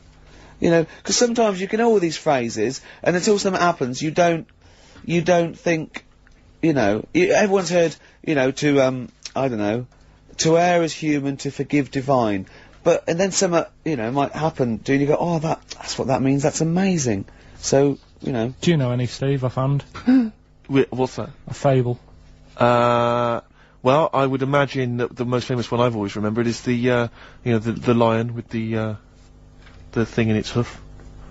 Do you remember that? Paw. The lion, yeah, with the spike in its paw, and a smaller animal gets out for it, but it still attacks it anyway. Well, that's life, isn't it? Well, I read one the other day, actually, which was very interesting. It was one that the famous film director Orson Welles said. Oh, yeah? Which he said, apparently there was a bear going across a lake, wading through the lake, and a scorpion said, well, let me go on your back, will you? Come on, just let me go on your back, we'll go across, it'll be brilliant. He goes, well, no, you'll just sting me. You go, don't be stupid, if I sting you, you'll die, and we'll both drown. And he goes, oh, fair enough. Who was doing the stinging? The scorpion. Right, okay. And the bear's wading through the water. Yeah. So the scorpion jumps on the back, and they wade through the water, and halfway across, the scorpion stings the bear. And the bear goes, well, we're both gonna die now. He goes, yeah, it's my nature. I thought he was gonna say, I can swim. Oh, you're the best. What's the one about, Does that mean anything to you? It's my nature, i.e., you know, that's in my nature. That's the way it is. That's what I do, yeah. I'm a scorpion. Yeah. One of my favourite ones. These don't mean anything to you, do they? I mean, what I'm saying is you're not impressed by them. They're alright. What about this? What about this one? Don't trust bears or here's whatever. here's one of my favourites. What? He said, well, why not just say, don't trust bears? the bear's the one that was too trustworthy. Don't trust scorpions. Yeah. Right, here's one of my favourite ones of all time, okay? A lion is dying, it's an old lion, he's in the front of his cave, and all the animals come around, like the foxes and the hyenas, and the rabbits, and they're all taking the piss out of him, and they're laughing at him, and they're laughing and going, you can't fight us now, and just before he dies, he goes, fine, but I was a lion once. What does that mean? Don't know. Well, he's saying it's better to have lived and had what I had, because I was great, if only for a short time, and you lot are still alive, but you're nothing. You're rabbits and hares. I was a lion once, so you know. Are they always using animals for these stories? Well, yeah, I could change it to refrigerators and household appliances if it would make it help, but animals, you know. I remember the one about being ill a lot, and you say something about go on. you know, if you keep doing that, if you keep having time off, I won't believe you. That's the boy who cried wolf. Is that right? Yeah. Do you know that one? Have you heard the famous one? This is possibly the most powerful one. When you're pulling a face, and they say, well, if you keep doing that, the wind changes. I've You'll heard stay like that. Because you know that's scientifically proven. That is. That can happen. That can happen. Should we have hip hop hooray? Yeah. Are you queued up for that? No, but go on, you. Carl, sort it out, mate. I was gonna. No, come on, this is what I asked you to play, mate. If you've not, you know, you're getting too big for your boots now with your showbiz lifestyle. You're not paying attention, are you? You're not playing the record if we want you to play it. Heat magazine's favourite. Yeah. Okay, so, Oh, you dropped that, you've embarrassed That's yourself. clumsy. Oh. You know, you're, you know, with the big I can't name, believe you're not. Oh, fables are great. He's not impressed, is he, Rick? No, I am. I mean, you know, once I take this book home tonight and that, have a read, I might change my mind on them next week. You're coming all stressed. I'm not impressed with the ones you've been talking about, I must admit. Okay. Okay, Sure. this album is by this group Nerd, who are big hip-hop and R&B producers in the States. Yeah. We've played a track from them in the past, Bobby James. This album's been re-recorded, I don't know why exactly, with live instruments. You don't get many R&B and hip-hop records now with live instruments, so it's pretty... It's all computers, isn't it, Steve, these days, and drum machines. And there is a forthcoming single. I suspect it might be this track, Rockstar. I'm not going to play that, I'm going to play track 2, Things Are Gonna Get Better. New Order, here to stay. Sadly, we're not here to stay, Steve. We've only got about 2 more minutes. That's true enough. Yeah? Well, I think that's just time for some interesting facts that Johnny Mango, our researcher from loosecontrol.com, has emailed us. A few familiar ones, favourite ones of yours, I think. Go on. Any ones I don't know, though? I think you know this one, don't you? A pig's orgasm lasts for 30 minutes. I know. And a pig can't actually look directly up. Wouldn't can look thought so directly after up. 30 minutes of coming. No, absolutely. Daddy, be careful here. That's incredible. Remember what happened to Tom Binns? Go on. Humans and dolphins are the only species that have sex for pleasure. Bonobos do as well, they've rediscovered. Which is a, Bonobo? Yeah, What's a bonobo? a chimpanzee, like a chimpanzee. Right. So, yeah. So it's 3 now. Can't believe dolphins are getting more They're 3, active. they're all at it now. Dolphins getting Yeah. Polar bears are left-handed. Yeah. True, yeah. Extraordinary. I don't quite know how they work that out. Did they give them spelling tests? Or writing tests? Oh yeah, they probably just do it. It's probably the paw they use to hide up the black nose during a hunt. Of course, Yeah. of course. Some lions mate over 50 times a day. Yeah, not every day of the year. Okay, they don't do that every day. No. Okay, because No. again, I'm worried. No. They start, I didn't think that dolphins... What day of the year do you do it 50 times? What is it? It's coming up to it. It's April, isn't it? You'd like to get out there. I have a special day, yeah. Yeah. Maybe we could coincide that with the balloon event. It'll just be me quietly humping in the corner. Volunteers, welcome to email now, you know. And all the proceeds go to charity. If you are a desperate lioness. Exactly. Yeah. Butterflies taste with their feet. I didn't know that. Interesting. I didn't know that. That is interesting. But they don't eat much, do they? Because they only live a day. Good point. They wouldn't need to eat. An ostrich's eye is bigger than its brain. Yeah, I knew that. Yeah. That's extraordinary. That is, yeah. And the, But Carl, how big are your eyes? cruel. Finally, I think we've discussed this before, haven't we? A cockroach will live 9 days without its head before it starves to death. Yeah, that's only because it can't get water and food. Yeah, it would be quite happy going around doing its normal things. Yeah. I mean, Probably to work. If you're just as good without your head as with your head, May as well not have a head. I don't see the point. Well, that was thanks to Johnny Mango there of what's his website called? Who's turned into a sort of volunteered researcher. Yeah. He's very fast. very quick. Loosecontrol.com. Can I just say as well, we've had lots of emails from different people just saying they enjoy the show and offering little tidbits and things. Nick Wilson, Sarah and Lauren, Ken, Dan, Jane, she wanted to Ash, we didn't play Ash, never mind. Oh. Lee, Jez, Derry, there's loads of people there. Well, I'm gonna again. We were talking earlier about you not caring about being like a geek or a freak or right, not that's trendy. No, I'm just saying. I am trendy, I am. And I know, yeah. And I'm going to play a bit of an easy listening. I apologise to those people who still tune in and expect to hear 2 hours of new metal or Gorillaz. And this is a very old-fashioned, lovely tune. It's Bread. I hope you enjoy it. Ladies and gentlemen, please welcome to the stage, Bread. New Order, here to stay on XFM 104.9. I'm Ricky Gervais. With me. We're here to stay. Yeah. For the next 2 hours. Yeah. Alright. That's Steve Merchant Hello there. there. We're with our producer here, Karl Pilkington. We'll be talking to Karl a little bit later because we've got to have his thoughts on Aesop's fables, continuing the education of Karl. We've got some great music coming up, haven't Bloody we? good music. A little bit of what have we got? Happy Mondays. Badly Drawn Boy. Yeah, all that. Bob Dylan. All sorts. All sorts coming up. Yeah, Rick, I don't know, I just wanted to bring your attention to this. Someone passed this on to me. It's from the Guardian's media website. There has a sort of website that's dedicated to kind of media Is information. this about our complaint? Well, the headline is Comedian Rapped Over Radio Innuendo. Right. Jessica Hodgson has written the article. Go on. Are you familiar with this? Have you Well, seen be this? careful now because we actually got a complaint. A lot of people don't know this. We got a complaint upheld. And Well, all of this we're very sorry. We didn't mean to offend. And it was a while ago. So we are going to be very careful. Carl's getting very nervous. We're just going to read out. We're not going to editorialise, Carl. We're just going to read out what the Guardian printed about us. All right?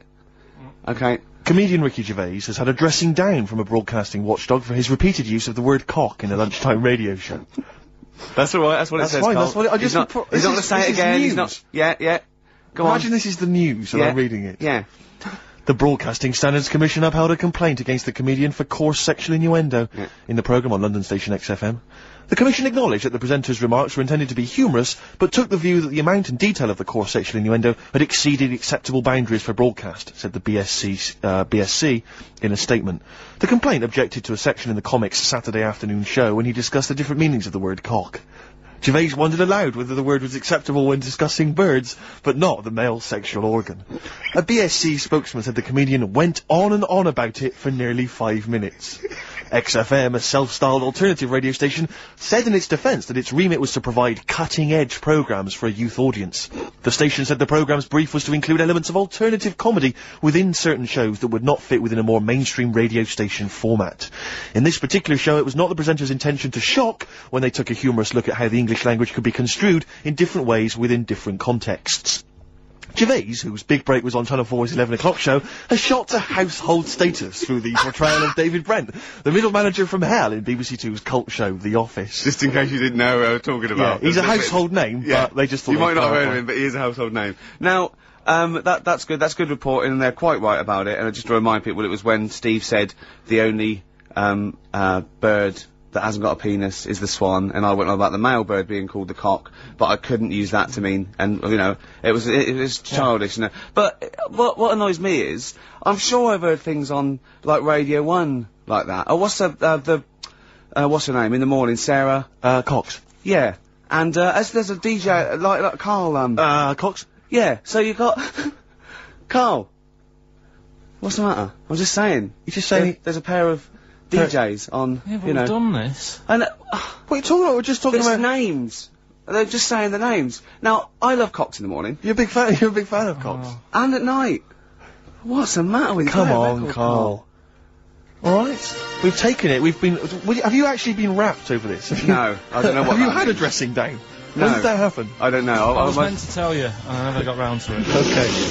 Thanks then. So don't do it again. Pinky Afro on XFM 104.9. Oh, Could I just add that in case you don't know what you know the What frequency is? Yeah, exactly. Why do they say that? Are they not so you know what you listen to? So you go, I'll tell you what, I like that radio station. Yeah. And it was XFM 104.9. Exactly. I'll listen to that again. You'll listen to that. You can retune. Yeah. I was wondering actually, Rick. Stay locked up this end of the dial. True enough. I was wondering because you know obviously we're still trying to campaign to get Karl into the air. Yeah. With the balloon enterprise, and obviously the work's been done on that. Don't fret, don't worry. A lot of people are asking for an update, but you know we'll obviously let you know when it's all going to take place. Yeah. But I was wondering These whether things take time. Exactly, but I was wondering whether we should also have another kind of campaign, some kind of campaign, maybe one that could involve you, Rick. Because I'm particularly concerned, Karl. I don't know how familiar you are with this, with Ricky's eating habits. Because he eats so unhealthily. No, it scares me. No, come on, Rick, don't give me this. I'm getting better now. No, you're not getting better. I have a smoothie every day. Yeah, but I've told you before, that's largely sugar. No, a homemade one. I don't care, Rick. That's not enough. It can't counteract, right? This is Ricky Gervais's idea of healthy eating, right? We'll be in the canteen at the BBC. He'll go, I'm going to eat healthy today, which means he'll have 2 slices of pizza instead of pizza and chips. That's basically that's his theory, right? And it's like, I don't know what, because he can't eat anything which basically doesn't sting the roof of his mouth with flavour. So like, for instance, he's always got headaches, he's always got a headache. Okay, that's because you just drink coffee and Coke, you never drink water, your body is dehydrated, and I said, drink a glass of water, no, boring. It's boring, water. I don't know if we were in the desert, stranded, boring. It's boring, Steve. I'll wait till the next cafe. Right, and sometimes he'll go like, oh, I'll have a salad, right? And he'll get like a feta cheese salad, right? And he'll eat the little bits of feta cheese, leave the salad. Then he goes downstairs and goes, I'm still hungry. It didn't fill me up, that salad. I go, no, what didn't fill you up was the 200 milligrams of goat cheese that you ate. That's what didn't fill you up. So this should be a campaign. I don't know whether I can observe it, people could sponsor him, something. Just eat healthy, we could do it for some kind of big charity. Fruit. I don't think the fruit's the issue, Rick. Okay, if you mash it, I'll eat anything. Rick, I'm not mashed. saying that you don't eat a certain amount of fruit. I'm saying that everything else you eat is unbalanced and it's just rich with fat and it's awful. Yeah. It's sausages, it's beans. You're such a working class scum, aren't you? It's the smell of chip fat. It's all around him. Do you know what I mean? It's like, even when you can't smell it, you know it's there, seeping through his veins. I imagine when he was growing up, it was just chip fat. It was. In the house, just a big... It was. Oh, constantly boiling. There was always chips on with everything, Exactly. yeah, or fried. Do you want Weetabix in the morning? Deep fat fry that. It's such scum. And now it's like, oh yeah, my palate, you know, I can't eat anything. It's got no flavour. Everything's got to have cheese on it. Sprinkling Parmesan cheese. More Parmesan cheese. And if someone, like, doesn't give him, like, a whole tub of Parmesan cheese when you're in a restaurant, even though he's ordered, like, a lobster or whatever, he's like, he sort of has a go at the waiter, or, like, not to their face, obviously he's too much of a coward, but he'll say to me, like, he should have left the cheese. He's so cheap with the cheese. They don't give me any cheese. He just gave you 3 bucketfuls. Oh, it's cheese. I should... More cheese here. It's pathetic. Oh, so I just think we should do something because I'm panicked. I'm worried, you know. I'm worried. I started working out a little bit. I sort of work out twice or 3 times a week. I don't think that's going to counteract it, Rick. And I drink water through the night when I wake up and I'm dehydrated. From all the booze you've just drunk. Yeah, and I have a smoothie in the morning, don't I? You know what my views are on the smoothies. I don't think that's counteracting. You're anti-smoothie. You are anti-smoothie. Because I don't think it's counteracting all the other You have got a problem. There's nothing wrong with the smoothie. Right, fine. Okay, well, if you're happy to carry on as you are. Yeah, go on. Badly Drawn Boy obviously has done the soundtrack to this new film, About a Boy. Yeah. Which has got Hugh Grant in it. And obviously, this current single, what's it called? The current one that's out? The Silent Side, that's coming, obviously that's being played on XFM. But this is another track from this album, which is the soundtrack. Lots of kind of, little bits of filler, bits of musical instrumental stuff, but all of it's very nice. This is a cracking tune, track 3, Something to Talk About. Lovely. Yeah, good tune that, I think. Sarah and Lauren have emailed in. They said they wanted something from Elliott Smith or maybe Jimmy Webb. That's actually produced by the producer of Elliott Smith. And is that I haven't brought any Jimmy Webb into that. No, we'll maybe play that next time. I'll play some next week. That's Badly Drawn Boy though, from the soundtrack to this film About a Boy, and that's called Something to Talk About. We've only got the stuff in the library. Do they want 4 non-blondes? Because we've got that in the library, haven't we? The best of Tony Basil. And we've got just about every song that In Excess ever recorded. Exactly. We don't play enough In Excess, I don't think we do we? No, I can't believe it. XFM 104.9 coming up. White Van Karl. I was obviously out with Karl last night. A lot of people don't realise this because we went out. There's what's the name of that evening? Marketplace, extracurricular. Extracurricular, yeah. Various XFM DJs go down there and just play an eclectic mix. Just spin some tunes on. Absolutely, I'm thinking of doing it in a couple of weeks, Rick. And obviously, you know my turntablist skills now are pretty something to behold. I tell you this, I did an amazing mix the other day with my friend Dan. We spent 2.5 hours on it. This is how we spend our evenings now. 2.5 hours mixing from a trip-hop sort of, hip-hop style beat into, Arthur's Theme by Christopher Cross. Great When You Get Caught Between the Moon and New York Written by City. 4 people. 4 people. Bacharach, Carol Bayer-Sager, Christopher Cross, and a 4th one. Absolutely. Phone in. If you know that. Maybe we should, but, who knows the 4th person credited on that tune? If only there were a prize. 700, 800, 1, 2, 3, 4. Also, I want someone else to phone in, right? I saw an advert, right? There's advert toys. I think it must be, is it because it's Easter holidays or something? Right. And I was watching today, and there's one of those Transformer type things, and it goes, in its shield, it strikes and then goes into its shield, and it goes into a little pod, and I'm sure it was called a Bowlock. Right. Now, I must have misheard it. There's no way you can call a little kid's toy a Bowlock. So, can you phone in? I'm quite willing to be wrong. It'd be very disappointing, but, are people making little Bowlocks for kids? No. Yeah. Oh wait, 700, 800, 1, 2, 3, 4. And what was the other question? Was there the other question was who, was the fourth person who that wrote Arthur's Theme? Yeah. When you get caught between the moon and New York City. It's crazy, but it's true. Yeah. The only thing you can do is fall in love, Karl. But I was out with Karl last night, obviously party animal, you know, he's hanging out with some of my friends. You enjoyed yourself, didn't you, Karl? It's alright. But you were a bit worried about Jennifer Lopez, weren't you? Yeah. What was the concern? I don't really know what's going on in the pop world. You're joking. No. Go on. And I was there in the toilets, right? And I heard it playing out on the speaker, and I heard the DJ go, there you go, that's Left Eye Lopez there. That's not... And I thought, it's Jennifer Lopez. No, it's the little one. She had some sort of eye injury. You thought he was breaking the news of Jennifer Lopez losing an eye by calling her Left Eye Lopez? Yeah. Yeah. That's genius. Don't worry, we put him right, it's okay. He slept easy. Yeah. But you were worried for a while, weren't you? You were anxious for a while. I had no idea, and the thing is, I heard that on like Thursday, so for like 3 days I've been thinking... You've been panicking? Why she called that? Because she changed her name before, hadn't she, to J-Lo or something? Yeah. So I thought, you know... Yeah. Has she got some people after her? Does she owe someone money? Keep changing her name. That was What by Gabrielle and Rise. Anyway, more music, Rick? Oh, I'd love to. So yeah, what have you got lined up there, Karl? Beta band. Oh yeah. Sweet. Sure. Respect, total respect for that. Massive respect. Yeah, no, Jew. Yeah, no, absolutely. Huge respect. Night Style Club there. Spread your love on XFM. 104.9. I'm loving this, Steve. It's a lovely day. Yeah. We're playing some great music. We're playing some great tunes, aren't we? Absolutely. We're having some great chat. Yeah, yeah. So, let's carry on. Let's continue. Well, absolutely. Well, obviously, Carl was out with me last night, and he saw that I'm, you know, he knows I'm a ladies' man, and that was obvious, Carl. You could see the vibe around me, couldn't you, when the chicks were talking to me. And, just remembered recently, actually, I was on a train coming back from, hometown Bristol. And I was on the train, and, this girl walks on, good-looking girl. I thought, hey up. Largely empty carriage. I'm thinking, my luck's in. You know, 'cause I take every opportunity, Carl. That's the thing about me. You know, I don't choose. She was a good-looking girl. She sat down. I thought, she sat down right near me. I thought, brilliant. As, this guy comes up behind her, and says, I think it's probably a boyfriend or something, sits down next to her. And I listened in on the conversation, you know, because I'm pretending to read. It was very clever. I read the same page for hours, so I was pretending to listen. I was listening, but pretending to read. And, I realised that it's not her boyfriend or anything, it's just some guy she's met on the platform. And I'm thinking, brilliant, if she's the kind of girl who's just gonna start talking to someone, you know, on a platform, on a train, brilliant, I'm gonna be in here. 'Cause he was only going one stop. So I'm thinking, what's the worst that can happen? He'll nick off, you know, I'll get chatting to her, you know, and, who knows, I could join the... is there a train equivalent? Foot High Club. The Foot High Club, brilliant. And, so I'm excited, you know, I'm listening in. And, it turns out that they're both kind of, graduates, they've just finished university, or they're coming to their finals or something. And they're chatting away, you know, and he's making a couple of witticisms, you know. And she's kind of tittering at his jokes. I'm thinking, well, I'll tell you this, if she's laughing at this kind of material, I am gonna blow her away, you know, with my kind of anecdotes and wry observations, you know. 'Cause it was weak stuff, I gotta be honest. Really? He was coming out with nothing. He was running on empty, as far as I'm concerned. Yeah. And she was loving it. So I'm thinking, brilliant, I'm gonna be right in here.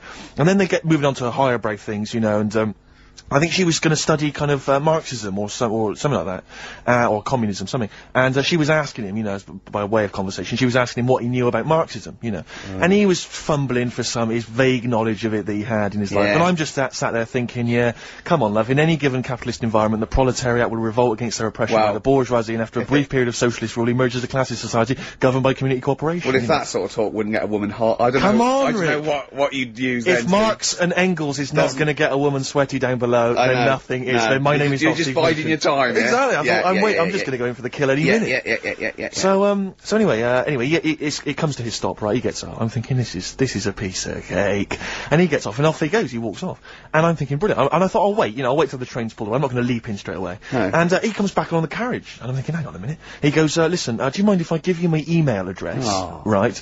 And if you want to get in touch, email me. I'm thinking, come on, you loser, get off now. Save your face, please, before it's too embarrassing. She accepts the email address because she obviously doesn't want to hurt his feelings, whatever. I'm thinking, fair enough. She's a good woman. I'm liking her. I'm loving her. I'm thinking that's my kind of girl. So anyway, he gets off.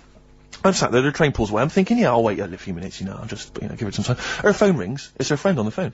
And, she starts saying it, and I was listening in, and she was going, yeah, just met a guy on the train. I'm thinking, yeah, that's true enough. She goes, yeah, he was a good-looking guy. I thought, you're having a laugh, love. To be honest. Because I was looking at him, and she said to her friend, he looks a bit like tennis player Boris Becker. I thought, well, you should be so lucky.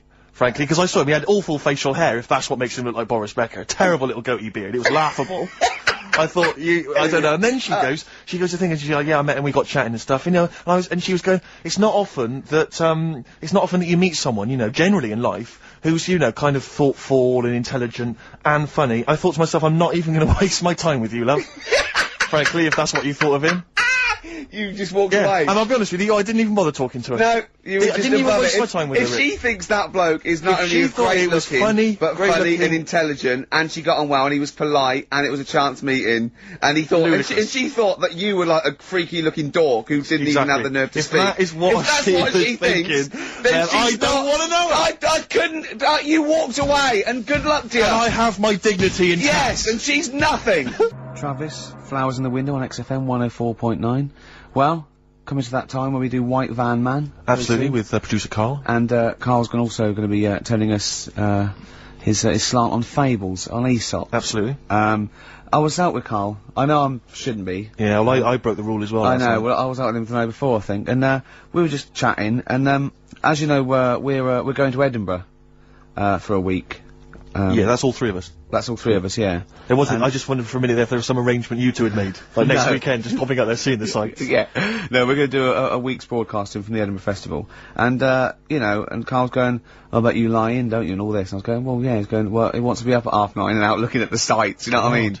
Yeah, but anyway, and I said, have you ever had haggis? And he went, it's black pudding in it. I went, no, it's mince. He went, I like mince. I went, yeah, but wait, it's mince in a sheep's stomach, right? And he went, what, they force feed a sheep, then kill it? Imagine that, Carl. It makes sense, though, doesn't it? No, it doesn't make sense. They force feed a sheep mince, and then kill it till its stomach's nice and full, and they go, oh, this one's full, kill it, before it starts digesting it. Of course they don't. It's a membrane and the other one, he was talking about, like, he likes Richmond Park. He goes, I like to see all the deers. I went, it's deers, plural, you don't need to say deers. I try and educate whenever I can. What's that one? I said that deer is already plural. Yeah, deer is plural. I said, that, you know, like sheep or fish, so you can say fishes. And we laughed at I said, do you know the, plural of, mongoose? Because a lot of people think it would be mongoose. It's not, it's mongooses. Do you know what Carl said? Plural of mongoose. Mongoose, yes. Plural of mongoose? It's worth a competition. No, it's not, no. No, go on. Carl, what did you think the plural of mongoose was? Mongs. Play a record after this white van, man. Do you want to play, Oh, let's play a bit of Dylan, yeah. This is a beautiful track. It's, Just Like a Woman. Well, I think that's a beautiful record. It's by Bob Dylan, and it's Just Like a Woman. And Carl went, he's got his headphones on, so he's speaking a bit loud. The harmonica's playing. In a whiny mank accent, when the harmonica's going, that's an annoying sound, that, innit? God.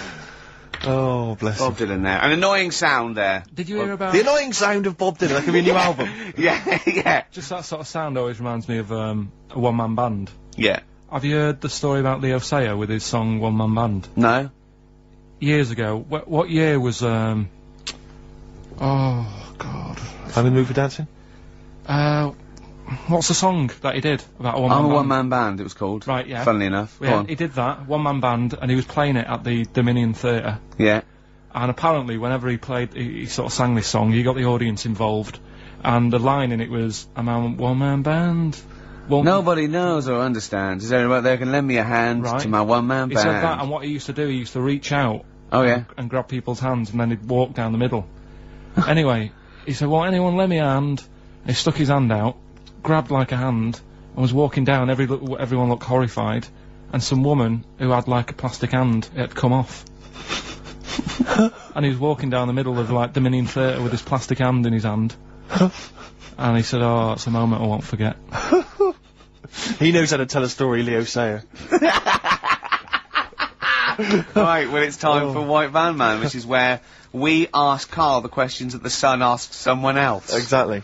It's an article in there where they ask them, you know, typical man on the street, the big questions of the day, gives them their platform to the nation, and we think this is just too good to let out, because we only care about one person's opinion in the country now. That's true enough, he's the K-Man, and there he is. There he is, right. Carl, your thoughts, please, on Kylie Minogue slagging off Britney Spears for ignoring her fans at her premiere. Are you aware of that story? No. She got booed at her premiere of her new film, Britney, because she'd left her fans waiting for like an hour. Some of them had travelled up from Bristol, other parts of the country. 3,000 of them. Loads of them screaming for her. She just went straight into the theatre an hour late, just gave them a quick wave and straight in. Didn't even bother to shake their hands, sign any autographs. So they were booing. What do you think of that, Carl? And Kylie's obviously said that was actually outrageous, you know, and you should treat your fans with respect. What do you make of it? So she did wave, then? Yeah, but literally as she was walking into the theatre. Was it raining? No, I don't think it was.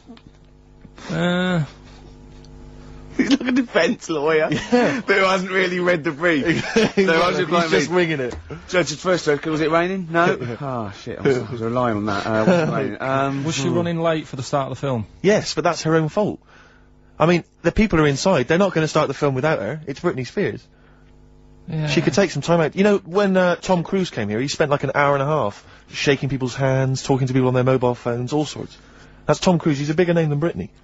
I know, but he's a smaller person, but he's a bigger name. What do people want from people? Do you know what I mean? Yeah, an autograph, things like that, a photo. This one's going nowhere, Steve. Is there another one? Fair enough. Yeah, you know, it's not bad. If she had more time, she might have done it. I bet she would have done it on another day. I mean, I'm not feeling too good today. But you're going to still take time out to sign people's autographs, surely, when you leave the building. Yeah, there's always a bit of a crowd, isn't there? Next. Go on. What do you make of New York's ex-police chief saying we need more bobbies on the beat? He's come over here. He's the guy that sorted out crime in New York City. He's come over. He said, "You're going all over the place here. You need more bobbies on the beat, more policemen, a visible police presence." There was something last week about some copper in London who was sat on a bench, and he was asleep or something. yeah. And people were like outraged because like he should be looking after, you know, England's people, not nodding off on a park bench, which is a bit daft because They were shouting he should be looking after England's people. Was this the 16th century you went back to? What do you mean he should be looking after England's people? you know, wherever he was, if he was in like a park somewhere, Yeah. they were like really annoyed because he was asleep. But Sure. the way He's I got to look be at undercover. well, no, but the thing is, if there would have been any trouble, I'm sure he would have woke up. Yeah. If there was any sort of, if someone needed help and he screamed, he would have woke up. So I don't know why they were having a go at him. Yeah. And, And you he know- might not have been there at all, so, you know, it was, you know, so... Yeah. He would probably have his radio turned on, didn't he? Yeah. Listening to Heart. So you're not concerned then that there's not the crime's going I up? think there's enough. I see quite a lot of them whizzing around. Okay. You're happy then? Yeah. As long as you're happy, Carl. So you don't think it's too much crime? No. Just the right amount of crime? Yeah. What about the fact that new gambling laws give Blackpool the green light to become a British Las Vegas? What do you make of that? Are you a gambler? Little bit when I go on holiday, like going in the arcade and having a little flutter. Sure. What's your favourite? I have a sort go on the, you know, the fruit machines. Yeah. There's a good one called The Simpsons. Right. Is that your favourite? Yeah, it's quite good. Is that a tie-in with the TV show The Simpsons? Yeah. Okay. Will they make Blackpool the next Vegas? I don't think so. No, nor Can't do see I. it happening. No. You been to Blackpool? Yeah. What was it? Was anything? It's a bit rank. Is it? It is a bit rough. Okay. Needs a lot of work doing on it. Yeah. No, that won't happen. Okay. And you're not worried about this encouraging gambling, generally? Gambling's not a vice you're concerned about? If you're a gambler, you're a gambler. Do you know what I mean? If Blackpool isn't done up, they'll go somewhere else to have a flutter. Sure. So it's not going to make any difference. Okay. No. Okay, jolly good. And what do you make of the So Solid crew's Ashley Walters being jailed for 18 months? Obviously not a very good example to his young fans. He should have got more. Do you think? I had a dream about him the other night. Go on. About the group itself. Okay. I had a dream that... Were they all there? Because there's a lot of them. all I couldn't remember all their faces. The feature in a dream. I had a t-shirt on. He had etc. Exactly, He had yeah. two of them, he had etc. Yeah. I had a t-shirt on. You had a t-shirt on? Yeah, and it said on my t-shirt, "So Solid Poo." And I was walking down the street and they came towards me. And they were just about to beat me off. That's a great dream. That's amazing. That's an amazing I love that. dream. We've all For a had 30-year-old. We've all had that anxiety dream. Oh my goodness! What if I meet the So Solid crew and I'm wearing a God. t-shirt that slags them off? Oh, I don't believe it. Yeah, you know, yeah. So what happened? Did you get beaten up in the It was dream? one of them where I woke up. Do you know I've been telling you that I keep getting them things where you feel like you're falling? Oh, yeah. It was the same sort of thing. It's You like, know I'm not a real psychiatrist, don't you? You should, you know no, what I but mean? you do know a lot about a lot. Yeah, I do, thanks very much. And, you know, if I'm at home talking to Suzanne about something and I don't know the answer, I think, right, I'll ask Ricky that one, Yeah. see him. Yeah. Thanks. But you know that, I think you might have mentioned before that apparently if you die in a dream, it means that you're dying in real life. Yeah, well, that's it. If you don't... But apparently if you get beaten up by the So Solid crew in a dream, it means you're being beaten up by them in real life. Yeah, that is true. So you probably woke up a lot with of people have been your face. joking. Yeah. Terrifying. Absolutely terrifying. So, yeah, lock him up for longer. Okay. Finally, what do you make of Halle Berry becoming the first black woman to win the Best Actress Oscar? Did you see her speech? Got on my nerves. Did it? I mean, you know, it's good that she won. You know, it's nice for anyone to win an award. Yeah. But she did go on a bit. And, you know, I've been in that same sort of position. What? Collecting an Oscar? Well, I got, what they used to do at school is, Okay. if you did a full month without being off, you got a gold certificate. Okay. And I did a month once without having a day off.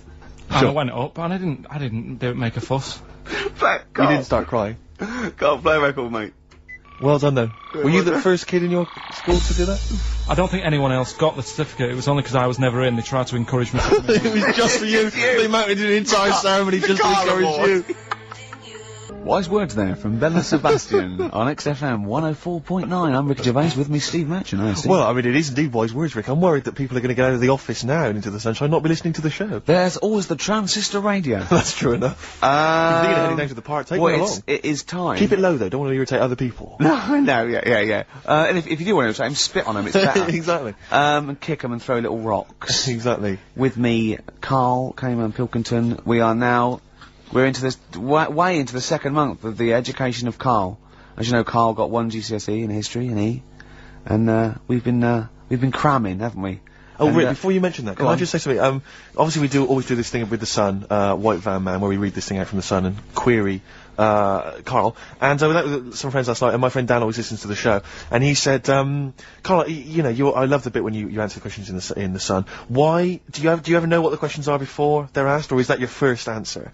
And Karl said, no, that is it. They don't let me see what the questions are first. They don't show them to me, and I always get really anxious and get really paranoid. And I was just wondering, have you seen the error there, Karl? Have you seen the mistake you've been making? Right? You're worried that you didn't get the questions beforehand, right? What? How could you maybe combat that? Do you think? How could you combat that if you're really nervous? You know, coming Maybe you out wanted like- to sort of have some views or ideas beforehand. It's your error, isn't it? Do you know what I mean? It's your show. If you want to like take a chance with me. No. His that's point the is point. this: that if you're really worried about that, how could you get hold of those questions in advance? Is there any way you could get hold of those questions in advance? Yeah, but is it always in today's? Is it always in Saturdays? Yes, So they don't do that every day of the week? they do, but I always take it from this Saturday. Right, well, yeah, I could, but that would cost me money. I'm not on enough as it is Sure. working here on a Saturday. Okay, How much is the Sun? 30p. Yeah, well, You're not made of money. I understand. Yeah. Actually, it's 40p on a Saturday. I don't know what I was thinking. Well, you were studying Aesop's fables, weren't you, this week? Now, I'm going to be very liberal here and let you talk about it. It's not a test. I'm not, hey man, just like chill out. I'm not this like rigid sort of, box in society. Just tell us your views. Just tell us your vibe on Aesop. Tell us something. What have you learnt from these fables? he made a bit of money out of something that's quite simple. I don't know if he did make any money out of it. I mean, I think it was published like thousands of years after his death, but go on. Yeah, they're just little stories. I mean, enjoyed them. Yeah. Didn't learn anything from them. Or did you, you see? Because it's teaching through sort of like metaphor and analogy, and maybe it all seeps in and it's all subliminal, and maybe in a way your but subconscious it's is silly. teaching you. No, it's silly, Rick. It is silly. If the stories were done in like a real way, that there's like a man and a woman, and it's a little story that something happened to them in life, then you learn something. But it's all about, you know, a gorilla and a fox are walking through the woods. How often does that happen? Sure. So you're saying if it was more like If it was more true to life. People that you knew, maybe. If it was maybe more mates like of yours. real stories, like, you know, a kid on his grifter and a magpie pecking at his head, or two frog boys with webbed hands. I mean, if it was real stories from real life, that people could believe actually that happened. maybe, you know, it would teach us something. But why not do that? Like, take a real situation. Say, like, the So Solid Crew guy. Yes. Going down for carrying a gun. Use that in some way. Do you know what I mean? As a warning, maybe about carrying guns. What about something like, if you carry guns and that is illegal, you could have some sort of punishment? Yeah, that's Good. So Good, that's what you it doesn't mean, bother yeah. you then that the fact that these fables have been used for many, many generations to educate maybe young children or even older people, the fact that they've served a brilliant function and they've become classics, that doesn't bother you? You've seen through them? Well, they don't always work. Okay. When I was out with Rick the other day, he brought one up. Oh, I told him the one about the two mice, the industrious mouse, who, throughout the summer, he would be storing berries, nuts and berries, and he'd be storing it, and the other mice would just be eating off the trees and running around and having a laugh, and they go, well, you're gonna become hungry, he goes, oh, I'll worry about that when it comes to it, and they'd do that, and he'd be storing his nuts and berries, and autumn came, and the mouse was still playing and not doing anything, and then winter came, and the silly mouse was, like, shivering, and he went and knocked on the mouse's door, and went, I'm freezing and I'm starving, and the clever mouse said, well, I told you, didn't I? You know, you should have been storing your nuts through winter like I did. Come in and share mine. You know. And, what did you say, Carl? Well, and the moral of that is whatever. Yeah, you know, sort of, you know, just be careful. But my thing is that it's not very good, because the moral of that is do what you want, and there's always a do-gooder, a chair there, Yeah, so, right, sure. yeah. But the way I think, which is more sort of 2002, the ending should have been, you know, the guy with all the berries should have, like, been, like, going, oh, I'll be alright come the winter. I've got loads of food, I'll be safe. But then, as he's going into his little hut at the beginning of the winter, some sort of bus or something comes and kills him. Right. And it's like... You should have partied hard, because you might die. Yeah. Enjoy life whilst you've got it. Yeah. Okay, and if winter comes, just starve to death.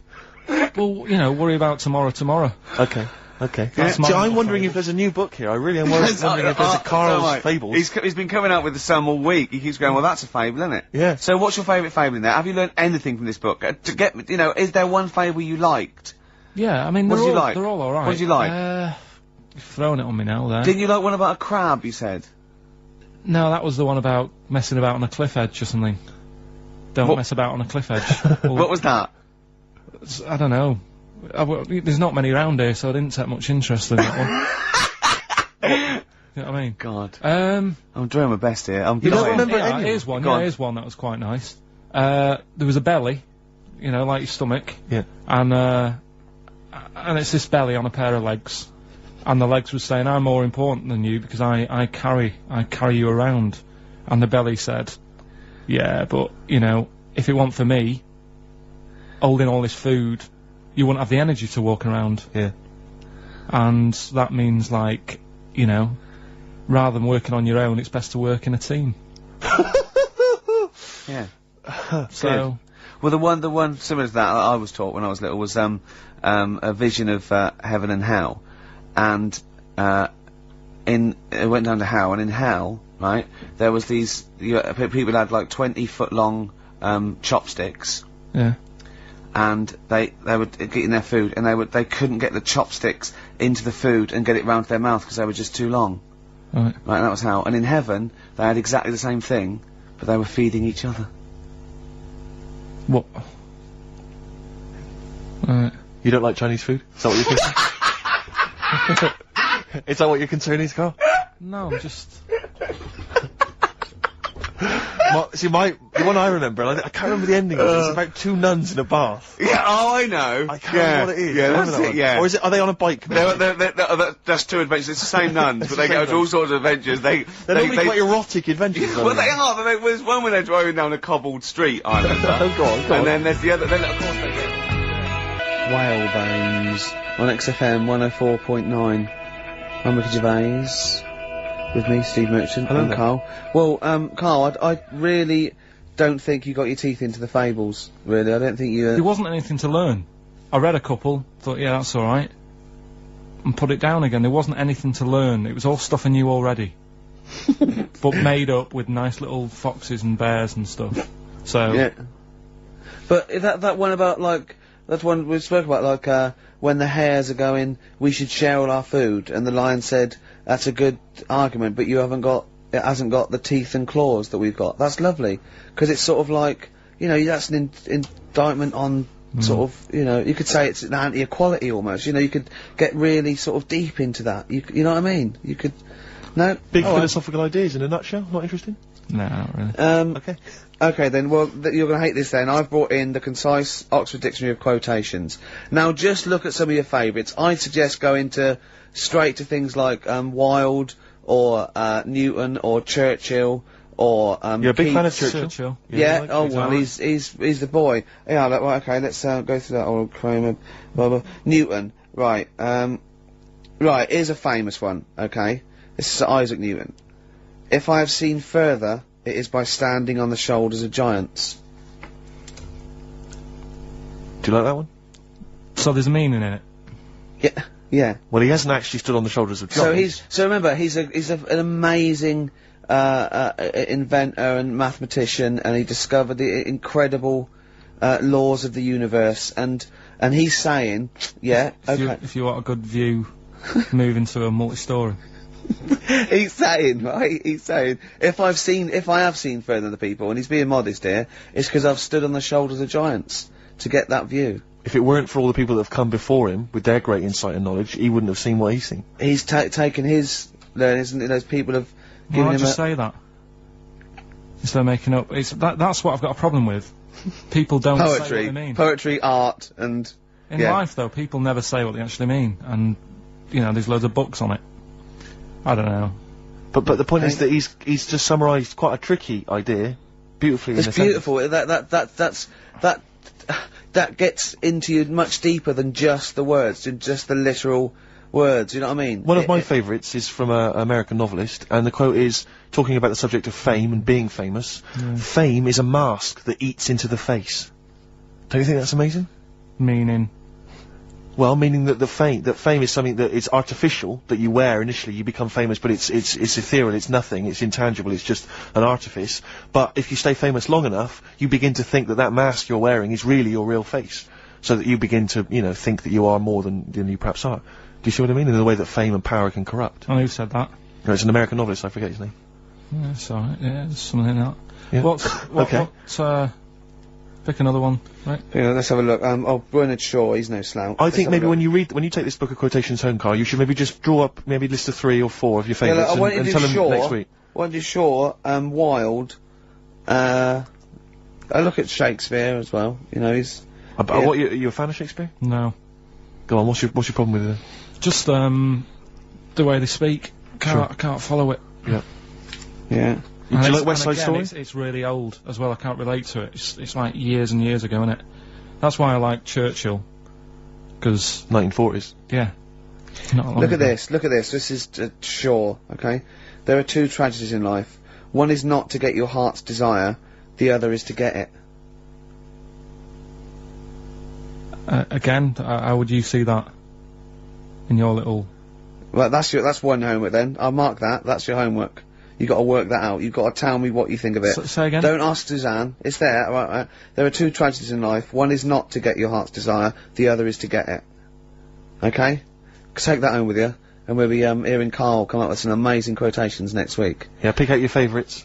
Now I'd like to play a song for the lovers while he's thinking. No, I don't think we've got the lovers lined up. Oh, what have we got? Bit of hip-hop. It's hip-hop hooray. Oh, is it? Yeah, everyone's a big fan. I played something from this last week. It's this new album from Nerd, In Search Of. It's been re-recorded by the lads, I don't know why. And anyway, it's particularly good. We played last week Things Are Getting Better. This is the one we have played in the past, actually. Bobby James. Doves. There goes the fear on XFM 104.9. Well, just read that book anyway. Can I just say, this is one of a beautiful, is Keats, right?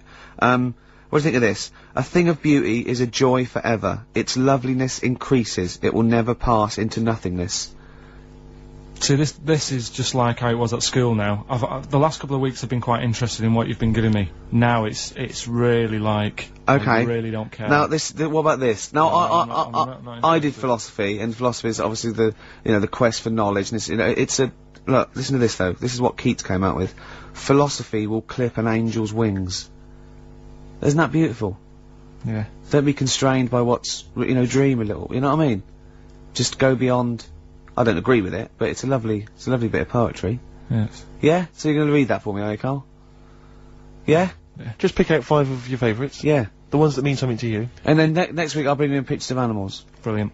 Okay? We'll do it. Okay, and some sweets. Rick, I've had a word with some of the top brass here, or they had a word with me in the corridor. If you remember when Did we they started... say, who are you? Pretty much, yeah. Oi, 4 Eyes. Yeah. And, no, they said they were telling, obviously enjoy the show, they love it, and, they're just worried though that in the early days when we started the show, remember we were a lot more informative. We used to do the film reviews, there was things like the gig guide and stuff like that. Sure. Which we've kind of let go by the wayside. Yeah, they want us to bring that. Well, exactly, so I just want No, the gig guide, I was worried that, funnily enough, the XFM gig guide does not include some of the biggest bands in the world. Okay, alright. Or some of the best venues. That's what worried me. No, look, Rick, just do what you're told, alright? Is it better? There's the gig guide. Has it got better? It's got a lot of big names on it. Impressed? You're gonna love the gig guide. I need a bet if this is gonna be pretty now, impressive. let's play the proper jingle. Okay. Tonight, if you want to see these 2 bands in a small venue, get down to the Metro Bar on Oxford Street. Doors are at 8 PM and tickets are only £6 to see 10 Benson and Beach Buggy. Alright? Now, if you missed Long Wave, supporting the Strokes of Brixton Academy last night, you can catch them headlining Casino Royale at the Monarch. Rick, I missed them last night. How much will I be paying for that? You'll only be paying £5, right? But listen, they're also supported by Shelby and I Remember Nothing. Brilliant. Now, people know about the Brixton Academy, but a little-known venue in Brixton is the Windmill. And you're going to see 3 great bands there tonight. Guapo, Plonkes, and Mechanical Beatles Never Quite Warm. So, Orange Goblin and Grand Magus play the garage, and, Diefenbach and Sudden play the Rotar sessions at Notting Hills Arts Club. So that's the gig guide on XFM. What a load of rubbish. I mean, switch off the jingle. Look at this. We've discussed this before, haven't we? Names for bands that will never be anything. Ladies and gentlemen, please welcome to the stage, Mechanical Beatles, Never Quite Warm. Please welcome to the stage, Plankweth. Please welcome to the stage, Orange Goblin. Oh, goodness me. Look at it. Oh, God. Orange Goblin. Orange Goblin. It's so rubbish. What's his name? got a fake town, hasn't he? That wanted his supermarket sweep. What's his name? Dale. Dale Winton. Dale Winton, yeah. Supporting REM. I remember nothing. Never gonna happen. I mean, please, come on, people, think. Hey, here's a band that plays big venues. Doesn't make them better, sure, but this is Radiohead. This is Song for the Lovers and Let Down off OK Computer. This is beautiful. See, a thing of beauty is a joy forever. Doesn't that move you at all, Carl? Philosophy will clip an angel's wings. There was an old lady from Ealing who was putting Radiohead. Let Down off OK Computer. Apparently we missed a gig on that gig guide. Drip Feed are playing the Rock Garden on the 21st of this month. Excellent. So the lead singer just called in with that. He also left a quote with me. Apparently Coleridge said of Keats, wasn't it? He's like an archangel slightly damaged.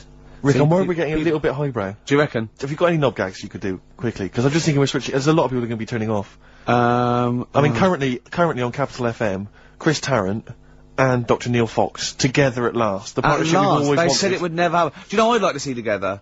That breakfast DJ, Sarah Cox. And who's the dancer? Carl. That'll be Carl Cox. Carl, please, why are you suddenly saying these rude words? We've been reprimanded once, Carl, don't say please. that, and don't say it so aggressively, because it sounds like you're saying Cox aggressively. Come on, we've been reprimanded. Yeah. Alright? Just don't use language like that. It's annoying me. Come on. Why is it annoying you? Because we're talking about DJs, that's their names. Well, you try to be clever. I hardly think that's clever. You've given me a yeah, if that's my best attempt at being clever. I've got rubbish homework this week. Okay, he's really upset about really this. Upset. He was looking forward to animal fat. You said you were going to bring in that big book, 500 It's animals. I got it off one of those bargain books. I thought it'd be easy, right? Because it's too elementary. No, but that's more useful than that to me. But it's things like the tortoise has a shell to protect it. That's good. Yeah, but you know, because you thought it was there just to be painted on the tip. Oh, have you ever peeled a tortoise? They fly. They go about 400 miles an hour. It's to weigh them down because they're the fastest lizards known to man. Exactly. Honestly, they run so fast they can go through walls. Yeah. And so their shells put on them in the hospital, in the maternity ward, at a very early age, just slow them down. You let a tortoise shell and you won't catch it. Steve, do you know that turtles can breathe out the bum? Turtles can breathe out of their bum? I know someone who can talk out of it, but didn't realise that. Tell us about that. Tell us about that. How do they do that? That's all I know. When they go swimming, they can sort of, if they don't want to stick their head out, they can just stick their arse out. Yeah. Why don't they want to stick their head out? Just if I don't know, maybe they need to be looking for food under the water. Yeah. And if they stick their head up to get some air, they might miss something. Wouldn't it be easier to have an arse that could forage for food? So they could sort of like lounge in the pool like a jacuzzi, and they're looking around going, all right, hello, hiya, and meanwhile its arse is like munching grass. Yeah, wouldn't that be easier? Bad breath. Well, I wish I understood what that meant. Yeah. In all this it's hilarity, like a quote, isn't it? But in all that this hilarity, I'm worried we've forgotten the true meaning of Easter. No, come on, Rick, come on. You're just, you're being frothy and lightweight and a little bit rude, but it's a time for remembering and chocolate that someone did die for our sins. Yeah. So can we just be ashamed to disappoint him? Yeah. Can we just think about that and just take a moment just to consider that? Yeah, can we do that? All right. Yeah. Okay. Yeah. You understand the true meaning of Easter? It's not just about eggs and bunnies. You understand it, don't you? Yeah. What's your memory of it? What's your understanding of it, Carl? Easter. What's it all about for you? What did you have to do at school? Did you have to do anything at school? I think we got a long weekend off. Okay. Really? Yeah. What did they call that weekend? Easter weekend. Brilliant. Okay, and what was the reason for that? Why did we have Easter weekend off? Jesus. Yeah, but what did he do? He put himself on the cross. Yeah. Well, he didn't put himself on. No. Does it mean anything to you? Are you moved by that story? Again, too long ago for me to sort of... Okay. To worry about it. Sure. Yeah. I mean, if there'd have been an Anderson shouter involved, yeah, you'd have been there, wouldn't you? You're not well today, are you, Carl? Not at all. Don't know what's wrong with me today. I've got a bit of a temperature. Have you? Do you know Steve? He's always on the go at me. Last night when we were out with his mates, yeah, they said he was a bit of a hypochondriac himself. Did they? Yeah. What did they say? What were they saying? He said, they said, I said, Steve's told me he's not feeling well. You know, is he alright? You live with him? He said, oh, don't worry about that. Really? He's always saying that, and I said, that's a bit of a fable. I said, cry wolf. Yeah, one day he'll say, I've got a temperature, and they go, oh, I've had the Lemsip, and he'll die. Yeah. Yeah. Well, I've learnt my lesson. Yeah. There was one about the boy who cried wolf. The moral can surely only be never tell the same lie twice. You know what I mean? Because if he'd have, like, come up with a different one, he'd have kept them going all year, I reckon. That's a good point. Yeah. I never thought of it like that before. What are we gonna play? A final tune. Have we got, what, we got a bit of Suede, haven't we? Well, it depends. Let's get a bit of Suede in and song for the ladies. Let's go over. What's the Song for the ladies is very short. One. It's only the football. Don't say that. Yeah, I'll give us your song. What's the football? What's the match? What's this? The gig guide is Long Wave and Guapo and Plankers. What's this? What's the football match? What are the football matches XFM covering? Don't know. What Come song on. would you like? Track 8. So Bolton versus Barnsley. You don't like sport though, do you? A lot Well- of people who do. Huh? A lot of people who do. Right, track 8, what are we going for then?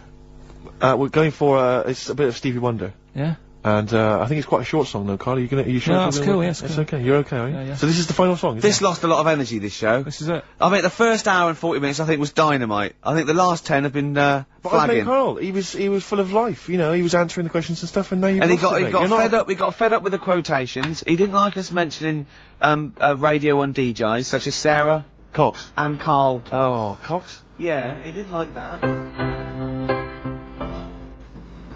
Sorry, everyone. Now, Steve, you know how Karl won't do anything outside his jurisdiction. He moans about stuff. Whinges He's got constantly. one job. We're doing about 5 things in the Always week. plates for you. We just turn up, and he's always available. He moans about it. He goes, "Oh, lucky you caught me." Right? He's not. He's chatting. He's one of those people that whinges enough, and people think he's overworked. So he got Mondays off. Right? He's just a whinger. I haven't He got won't- Mondays off though, have I? Yeah, well, anyway, 2 hours on a Saturday. This is what the phone message he left me Wednesday on my mobile. But I just is chatting about certain things that are going on at the moment. What you guys need to know. Duncan, who mentions, is my agent, and you know you understand a few other things. But this is the sort of message I get from Karl, right? Window. Old messages. Alright. 12:10, Wednesday. Just getting loads of people calling me all the time about shit. Yesterday, DVD's signing for BBC London. I don't work there, but I've been dragged into that. I've got a woman on, leaving a message from Talk PR, going on about, do you want to go and see Pop Idol again? Right? Just saying, you and some listeners can go. So I'm sure you'll love that. I've got Jim Benner wanting you to introduce the tin buckets at the Astoria. So can you just like let Duncan know that I'm doing his job whilst he's sat on his arse with his thumb firmly up his arse? Can you let him know that I'm running around like a here sorting shit out for you? Alright, see you later. Message left. So, do you know what I mean? I know. Well, here's another saying, right, that I learnt recently from a mate, right? Oh, there's an elephant in the room. Okay, I haven't heard that one, but explain it to me. It's like how, you know, whenever we go out for something to eat or a drink or something, it's normally after about 5 minutes the sort of topic gets onto the shape of my head. Yeah. But what I'm saying is, it's interesting how, like, I'm the elephant in the room, right? Nobody's talking about it. You mention it once, suddenly it's the talk of the town. It's what I mean. Everybody starts joining in, going, well, yeah, it's round, but it does suit you. And these are people who I don't even know sometimes, and they're all dipping in. And that is an elephant in the room. So you don't want people to discuss the shape of your head or the lack of hair? You would feel better, you would feel happier that they didn't mention that? Sometimes I think it's better that it's out there. It's made me a stronger person, though. It's the same way, you know, we were talking about religion and that. Samson Delilah, Yeah. he got weaker without hair. Whereas with me, I think it's made me stronger. But would you ever wear a wig? Not really. What was a long wig like Samson? Well, the only time I wanted a wig was when I did jury duty once, wasn't it? And it was annoying that I was sat on the jury, right in front of, like, these criminals, right? Everybody else has got disguises. The judges have them wigs on, right? That's not disguise! disguises? It is a disguise. That's a disguise. That's why judges wear them, right? So No! Well, then why did they print their name in the paper and have a picture? What do you mean it's a disguise? it's a disguise, isn't it? No, if it was a disguise, they'd go in with one of those glasses with a nose and the beard attached. If it was a disguise, all judges would look like Groucho Marx if it was a disguise. Well, I'm just saying that's what annoyed me when I was sat there on the front row, right? I couldn't have been any closer to the criminals than that, right? I was sat there and I thought, why didn't I just pop a little wig on or a pair of glasses? I would have loved to have seen you in the front row at Crown Court. No, I'd because love to see it because in this country you're not allowed to show pictures of jurors. You can't take photos in a courtroom, so there's always these sketch artists that draw drawings, and it's on the news. The idea that we'd have seen 11 people and a sort of Krusty the Clown figure would have been amazing. Yeah, I would love to see the artist do an interview, because it would be like complicated people. Oh, yeah, he looks characterful, and then just a little round Charlie head. Brown. Charlie Brown sitting on the end. Carl, you said that your New Year's resolution was that you were going to learn something every day. yeah, Have you learned anything today? if I can. Today, like, I don't know the full facts of it, but Could I just say that when someone says they learn something new every day, that doesn't count if they forget it the next day. no, Because that would be Groundhog Day learning. well, the thing I learnt today was about an octopus. Oh, Go on. What they can do is, they've got 8 legs and that. Yeah. They can use 6 of them legs to cover their head, so they look like a little stone. And use the other 2 to run off. Right? But that's He's thinking of Squiddly Diddly. Yeah, it's a Disney image in his head, isn't He's it? thinking They're of pink. But anyway, that's you know So that's it's not Pink the main singing thing. a song in your mind and running off, yeah. No, but anyway, but something else I learnt, right? It's mainly about animals and that, because that's Yeah. normally quite interesting. Yeah. There's a chicken somewhere, Oh, yeah. Oh, yeah. And Specific. and the owner of it was getting fed up because, he had to feed it and that, but it wasn't. Embellishment, guesswork. No, come on, let's hear it. It wasn't giving anything back. No eggs. No eggs, right? So he was like, I'm sick of this. Anyway, someone told him, pop a little axe next to its little house, right? So when it comes out in the morning thinking, I'll have another lazy day doing nothing, right? He saw this axe, and suddenly it was like, oh, right? I'm Next for the day, chocolate thought, yeah. it laid about 6 eggs. It's rubbish. Through Squeeze them worry. out. It's rubbish. quick. A chicken wouldn't recognise an axe as a threat. It wouldn't be able to reason that I better start working or I'll be meat. I better start. It's absolute rubbish. Once again, it's this ridiculous thing you got that one personifying animals to reasoning powers better than yours. I mean, I think you make chickens and monkeys cleverer than you in your stories, which is weird. It didn't happen and wouldn't work. Next, what else haven't you learnt today?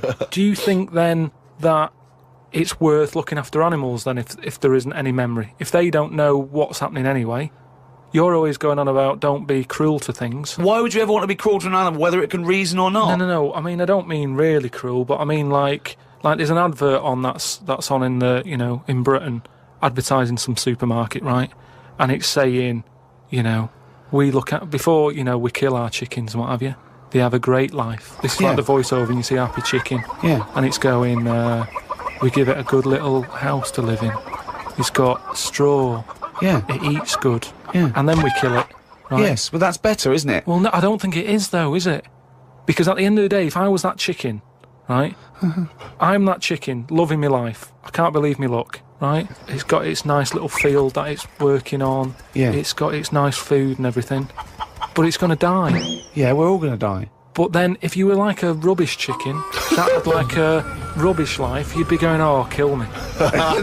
Carl, they're not thinking what's going to happen tomorrow. They don't know that they're going to get for the chop, are they? A chicken's not going, I'm fed up with this. I can't wait for that axe to be used on my neck. Yeah. Well, that's another now you've mentioned the cutting off of an head, right? Yeah. On the chicken. That's something else I've learned, right? It's like a pinball is mine. Amazing. Isn't it? Ding dong, boom, dang, ding, ding, dong, dong. Oh, head, ding, ding, chicken, head off, bing, dong. No, right, but this was in a proper science magazine as well. Right? Yeah. So you can't have a go. This wasn't something on the internet. This was printed in a magazine. You read it. Okay, and what was it? And here comes the filter. It's going to come out nonsense. Right, well- you could have Professor Stephen Hawking sitting there whispering stuff in your ear, and it could all be true. But when you said it, gobbledygook. Well, let's see then. Let's see, right? What they've done another experiment, right? Yeah. They've cut somebody's head off, right? And they've worked out that when the head comes off the body, it stays alive and that for 30 seconds. Well, no, they don't know that. They can never know that. No, they did it. They did this experiment. What's alive? What's alive? But there's loads of issues here. One, no one's experimenting with human beings cutting their head off, Carl. Well, two, no. Sorry, you read this in what? Executioners Monthly? This is in no, a two, proper... Carl, it's what your definition of alive is. Because you can be alive and have no conscience. No, but this is where it gets weird, right? Yeah, this is where it gets weird. You talking about it. So the head's off, right? And what they did was they chucked a load of questions at it. All sanctioned by the government. Yeah, this is all fine. So the head lands perfectly on the neck and goes, what do you want to know? And it said, so they're asking questions and it's going, do you know what? To be quite honest, I don't answer your question. I'm a little bit annoyed about the execution still. Well, that was the interesting thing. They said it's about... No, it's not. It didn't happen, Carl. Let me hear it. Oh, don't talk Let shit. me hear it. What are you talking about? Who these people around in white coats going, quick, ask it a question. It's bleeding. Right, so they said for about 25 to 30 seconds. The last 5 seconds, it is sort of like, can't be bothered answering them. Right, but prior to that, apart from that, they were chucking stuff. I don't think it spoke. I don't think it was like, 2 and 2 is 4 and stuff. It was more, it was to do with blinking. So blink once if you say yes, blink twice. So I told it, said, listen, when you die, you're probably not going to be able to talk because your jaw's going to be on the ground. You're not going to be able to open your mouth. If you do, you'll fall over backwards and hit your head. Now listen, blink 1 for yes and 2 for no. Yeah, right, yeah, not too bad. Yeah, is the axe nice and sharp? Yeah, promise, you're do you talking promise? shit again. You promise to do it? Yes. All right. Well, yeah. The thing is, they wouldn't be able to do it with you, because if they cut your head off, it would just roll. It would roll away, because it's perfectly spherical. They would go, oh no, there's Plus, no... it takes about 20 seconds whenever you ask Carl anything for the question to process and for him to start to formulate an answer. Carl, it's what we've all been waiting for. Oh, chimpanzee that monkey news. Right, well, this one sent in from Sam in New York, right? And it's about a fire that happened, right? In a really, do you know, like in New York, they have loads of big buildings, don't they? Yeah. Right, really, really tall ones and stuff. Skyscrapers. Yeah. And there was a fire in one of them, right? So they did as expected. They called up, fire brigade and that. They turned up, right? Fire engine parked up. It's like, right, where's the fire? And they said, oh, it's on like floor 100 or whatever. And they said, oh no, we've brought the fire engine with the short ladders. Stupid mistake, but go on. Right. So anyway, so they said, well, how are we going to get up there? Yeah. We can't. But they've only brought the short ladders. No, we can't. Let's go home. Okay, that was monkey news. So they said, well, there's a lot of like grippage. Because they made up words. The firemen, the NYPD firemen. There's a lot of grippage on the side of the building and stuff. So anyway, they said, why don't we just go and get a monkey, right? So they got a monkey. Yeah, that's a bit of a jump. Is that policy now in the New York Fire Department? Well, you've got to think quick, haven't you? At the end of the day, if people are up there, you don't start querying if it'll work or not. You try everything that you can to help someone out, right? That's the first thing I thought of, was it a monkey? So it was quicker for them to go and get a monkey than to go back and get the long ladders. Why don't they get Okay, fair enough. Why don't they get Spider-Man? Yeah, call Spider-Man. Yeah, call Spider-Man. So anyway, so they got a monkey down there, and they said, right, where did they get it from? We don't know, from the local zoo or something. Oh yeah. So they said, look, let's we've got to remember there could be someone up there, right. And it'll shock them a bit if a monkey comes in, right? Yeah. So they said, yeah, I don't think they'd care. Their building's on fire. They're not going to go, oh, it's weird, there's a monkey at the window. They'd be screaming, save me! Oh, there's a monkey. So where are you from then? So they said, right, we'll just get it a little small uniform and that, the smallest you've got. But whoa, hold on though. Actually, where are you going to get that? I'm going back to the station. We'll get the long ladders while you're there. No time. No, I bought the small uniform. I just didn't bring the long ladders. You're an idiot. So anyway, it goes up there. It's got all the kit on and what. It's got its little harder on and all that. It grabs. There was like a little person up there. Manages to grab that. Not a midget. Who was up there then? It was just someone that was just the right size for a monkey to be able to rescue, which is handy. Because if it had been anyone else, like a larger person or a family, we'd all been screwed. No, I don't know about the size of it, but it's just the story saying how, like, it was quite a big monkey in that it was good at breaking down doors. Oh, yeah. It was good at climbing into small spaces and Oh, stuff yeah. like that. Anyway, it But managed to... so it's big enough to carry a fully grown man, but small enough to climb through a cat flap. Yeah, Sure. so, Which is handy. So anyway, it managed to, you know, Did get it have the boots person. on as well? It got the person and everything, and now it says it, you know, it's sort of it's on call if they ever need it again. So. Sure, and if they ever get anywhere again and they've forgotten the long ladders, but there's plenty of grippage, they just call for Coco. So that's this week's monkey news.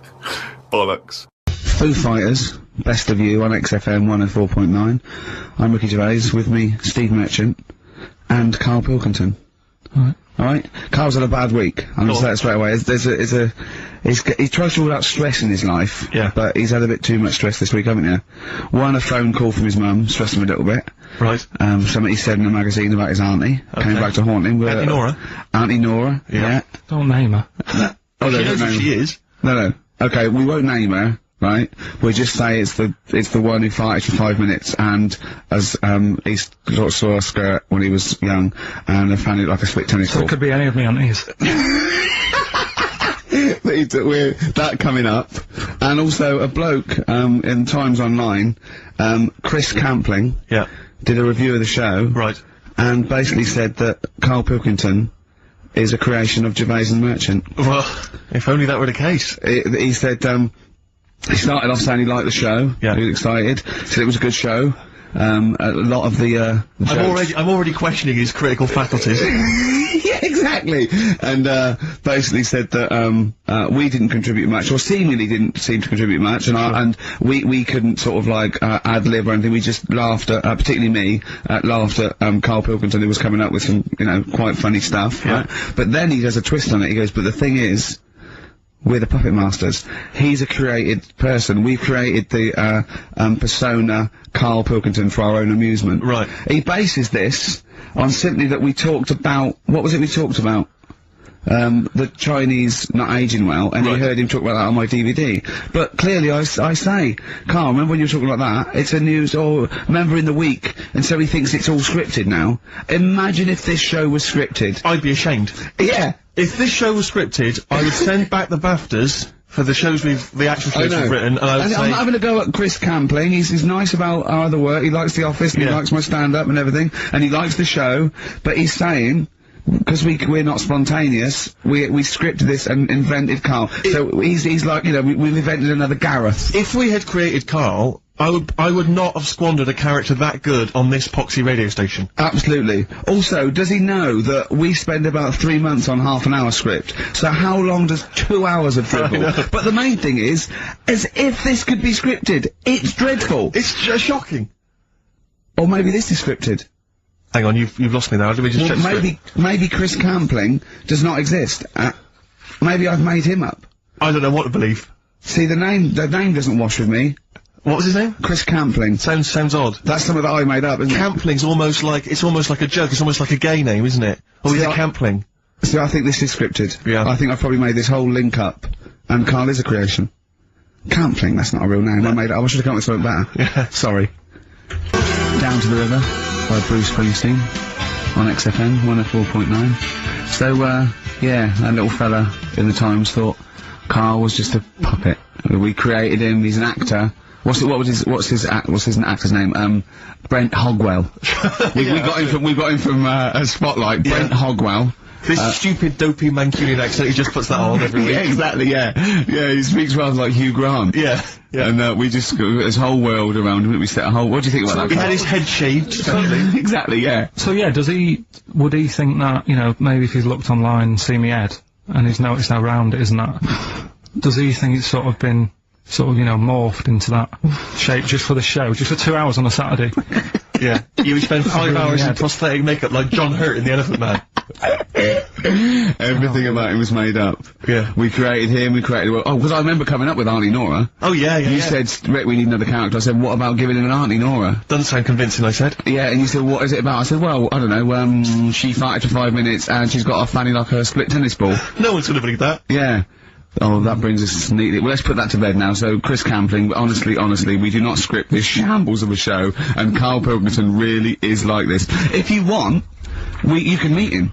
I'd love to send Karl for a drink with Chris Campling. Can we do that? And then he'll eat his words. Chris, if you're listening, honestly, this isn't a stitch-up. As I say, I'm not having a go at you. It's a very well-written article. It's very, very fair. You're just complimenting on his grammar. Yeah. It's a very well-written article. No, I'm saying we're not having a go, because it's not like he slagged us off. I would just love him to meet Karl Pilkington. People in the street come up to me and say, is Karl like that? And I so want them to meet him. Yeah.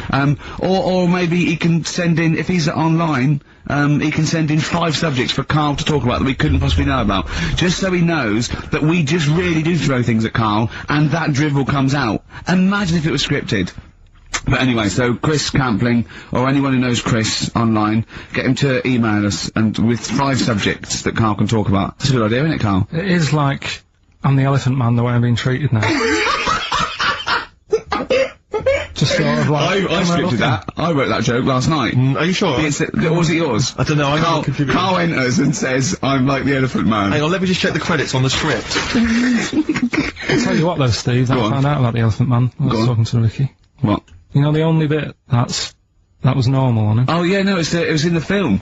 You know the bit in the film, I was watching it one day, it was on, and I said, look, your favourite film's on. And it came to the bit where, he was being exhibited, and he was naked behind the screen to all the doctors. Go on, what did you say? And there's a bit where he goes, and strangely, the only thing that is normal are his genitals. They're untouched by this disease. They are totally normal. Right, what did you say?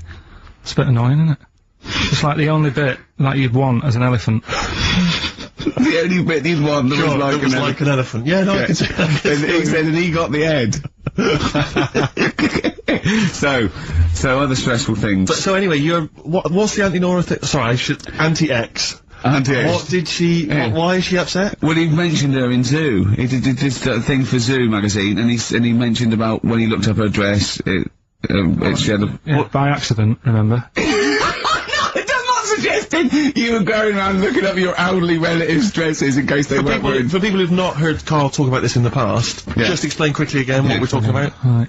He didn't want to talk about it at all. When I was a kid, right, Auntie Nora used to come round, my auntie used to come round. As if there's any ambiguity now. Yeah. My auntie used to come round and stay, right? And I'm sat on the floor watching the telly, right? She's sat on the sofa with a caftan on. I turn round, right, and it was there. It was looking back at me, right? And we've mentioned this, and Ricky sort of said, what did it look like? And, you know, a split tennis ball came to mind. That's what we talked about, right? So anyway, Zoo magazine, when they did the interview... And she's the one that used to put a valance on everything, isn't it? Well, not everything, obviously. So anyway, so I've done this. So you did interview in Zoo? Yeah, and like they said, you know, it was like, you know, do you plan stuff and do you worry about stuff when, after you've done the show, you're worried you've upset anyone? And, you know, I was saying, really, I forget people are listening. And, you know, we're just having a chat with mates and that. I said, but now and again, I do worry, when I'm on my way home from the show and that, and I'm thinking about what we've talked about. And I was saying, you know, the Anti-Nora incident. Yeah. You know, that's Watergate. Yeah. And anyway, so this was in there, right? And I was saying in the magazine, you know, but I think I got away with it. She doesn't listen to the show, but you know, and I don't think she reads Zoo magazine, so she's more of a nuts woman. Sure, yeah. So anyway, so my mum calls up the other week, right? And she goes, wish you wouldn't, you know, talk about Anti-Nora and that. And I was like, oh, so how do you know about that? She goes, well, one of your cousins have called us up and said they've read the article, you know, the article about it. So yeah, that's why we don't want to talk about it, really. So he stitched you up. So do you know what Anti-X is made of this? Do you know if she was upset or not? Well, she doesn't know about it. Because, I mean, maybe she's always thought it looked like a split tennis ball. Maybe you're just in sync, you know, because you're relatives and stuff. Maybe she knew instantly. Even if you hadn't named her, she'd have thought, hang on, I farted for 5 minutes once. Yeah, that's not gonna be ambiguous, could well is it? be me. If you hear sort of like someone who farted for 5 minutes and's got found like a split tennis ball, you're gonna go, I wonder if he means me. Yeah. You're gonna remember Or that. Auntie Jackie. He said, it could be Auntie Jackie. Oh, God. And he got in trouble, you know, last week when he was going to the wedding. Let's talk about that a bit. Okay. Yeah. Is that a cure? I love it. In between days. XFM 104.9. But we're rockbustering now. Do it now. Should we do it now? Set it up now. Okay, great. Yeah. Well, You should just remind people, Rick, particularly if they're trapped in Antarctica for the next 3 months, what this game is. Well, this is, Blockbusters, just totally ripped off, and, the clues are bands and artists. Carl says they're cryptic clues. They're not cryptic clues. They're more like, what word am I thinking of? They're tenuous. Some of them don't work at all. So it's really, are you in tune with a shaved monkey? I mean, it's nearly embarrassing to get the clue. I pride myself on that I don't really get them. And I'm sort of proud of that, because you shouldn't. Yeah. But anyway, I think I've given it a big sell. Yeah. Now, you do win TAT today, but the big prize is going forward to be in the draw in 5 weeks' time, when there's a signed Homer that I got Matt Groening to draw. If you go to rickygervais.com, you can see him drawing it. It's an original. Well, if they want to see it, they can go to xfm.co.uk/Ricky, and it's actually, just click on it, you can have a look at it. Oh, you can see all the pictures there, can't you? There's also a signed Nigel Tufnell poster, and us three as Flanimals. But there's a little actually video clip. I was on rickygervais.com. You can actually see Matt Groening drawing it. Well, So those prizes are the ones the big prizes you can win in 5 weeks' time if you get to the grand final. In the meantime, it's the usual selection of mediocre gifts which will be given away. that you found in a drawer that people have sent us to give so away. first up we've got I think most people would agree, the mediocre John Travolta film Ladder 49, which I think barely made it into cinemas over here. We've also got on DVD. And we're giving that away. We're giving that away. Brilliant. On DVD, the TV series Grumpy Old Men, which I think is repeated every single night on BBC Two. Oh, and that's free as well, is it? Yeah, that's very Oh, cool. okay. Very cool. We've got the complete third series of Alias. Great gift, only if you've seen the previous 2 seasons. So, is that the one I'm in? I don't know, possibly. French and Saunders at the Movies, a collection of all their hilarious movie spoofs. Again, on television, I think, every Friday. And the TV series Operation Good Guys. You know, fine series, but you could see that on UK Gold most nights. So, once again, an excellent selection. But if you win all those and take them straight down to Record and Tape Exchange, you will be able to get 2 albums that you actually like. That's exactly right. So, Well, people send us then, so they sort of get bigged up on the radio, so that's done. We don't need to worry about that. angry. So, anyway then, three clues. Well, in hang on, that. let's play the jingle. No, I haven't got one. You not got a jingle for Rockbusters? No. Do one quickly, no. Okay. Rockbusters. Brilliant. Alright, so we got 3 of them. Cryptic clue and the initials, the band. It could be a band or an artist. We've done all that, haven't we? Yeah. Alright, first one. The fella Oh, let his wife know how he got the bruise on his leg. Right? Give us that again. The fella let his wife know how he got the bruise on the leg. He got a little bruise. yeah, it's all, imagine that in the Times crossword. You read it again, it's slightly different. Every time I look back at this crossword, it's slightly different. All the words change. It can't be cryptic. The initials there, CL. Right? CL. Fella got a bruise on his leg. He let his wife know how he got it. What's going on? Right, second one. All the muttering. And what's the next cryptic one. clue? Second one. That Potter lad had a lot of bottle doing all that stuff with the wizards and that. Right? He had a lot of bottle playing with the wizards and that. What's all that about? Right? I love it! He always asks, what's all that about? TB there, band or artist, the initials TB, that Potter lad, he's got a lot of bottle doing all that stuff with the wizards. Right? And the third one, the Buddhists won't be able to get in their temple without these. Oh. What do they need, right? The Buddhists won't be able to get in their temple without these. The initials TM.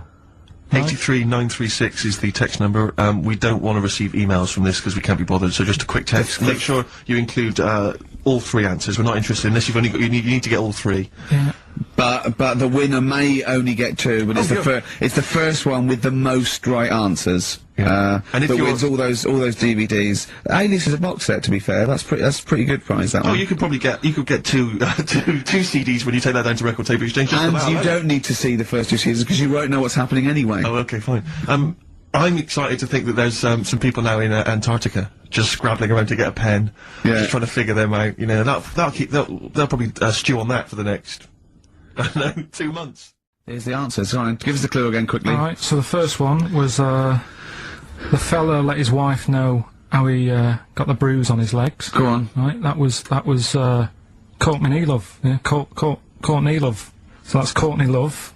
So that's the fine. first one, CL. So that one's fine. The second one, that Potter. What am I doing? Letting that one Just go? let it go, just let it go. Am I just letting that go? Annoyingly, we haven't got time to take issue with it, Rick. Okay. That Potter lad, he's got a lot of bottle, hasn't he, doing all that stuff with the wizards and that. Go on.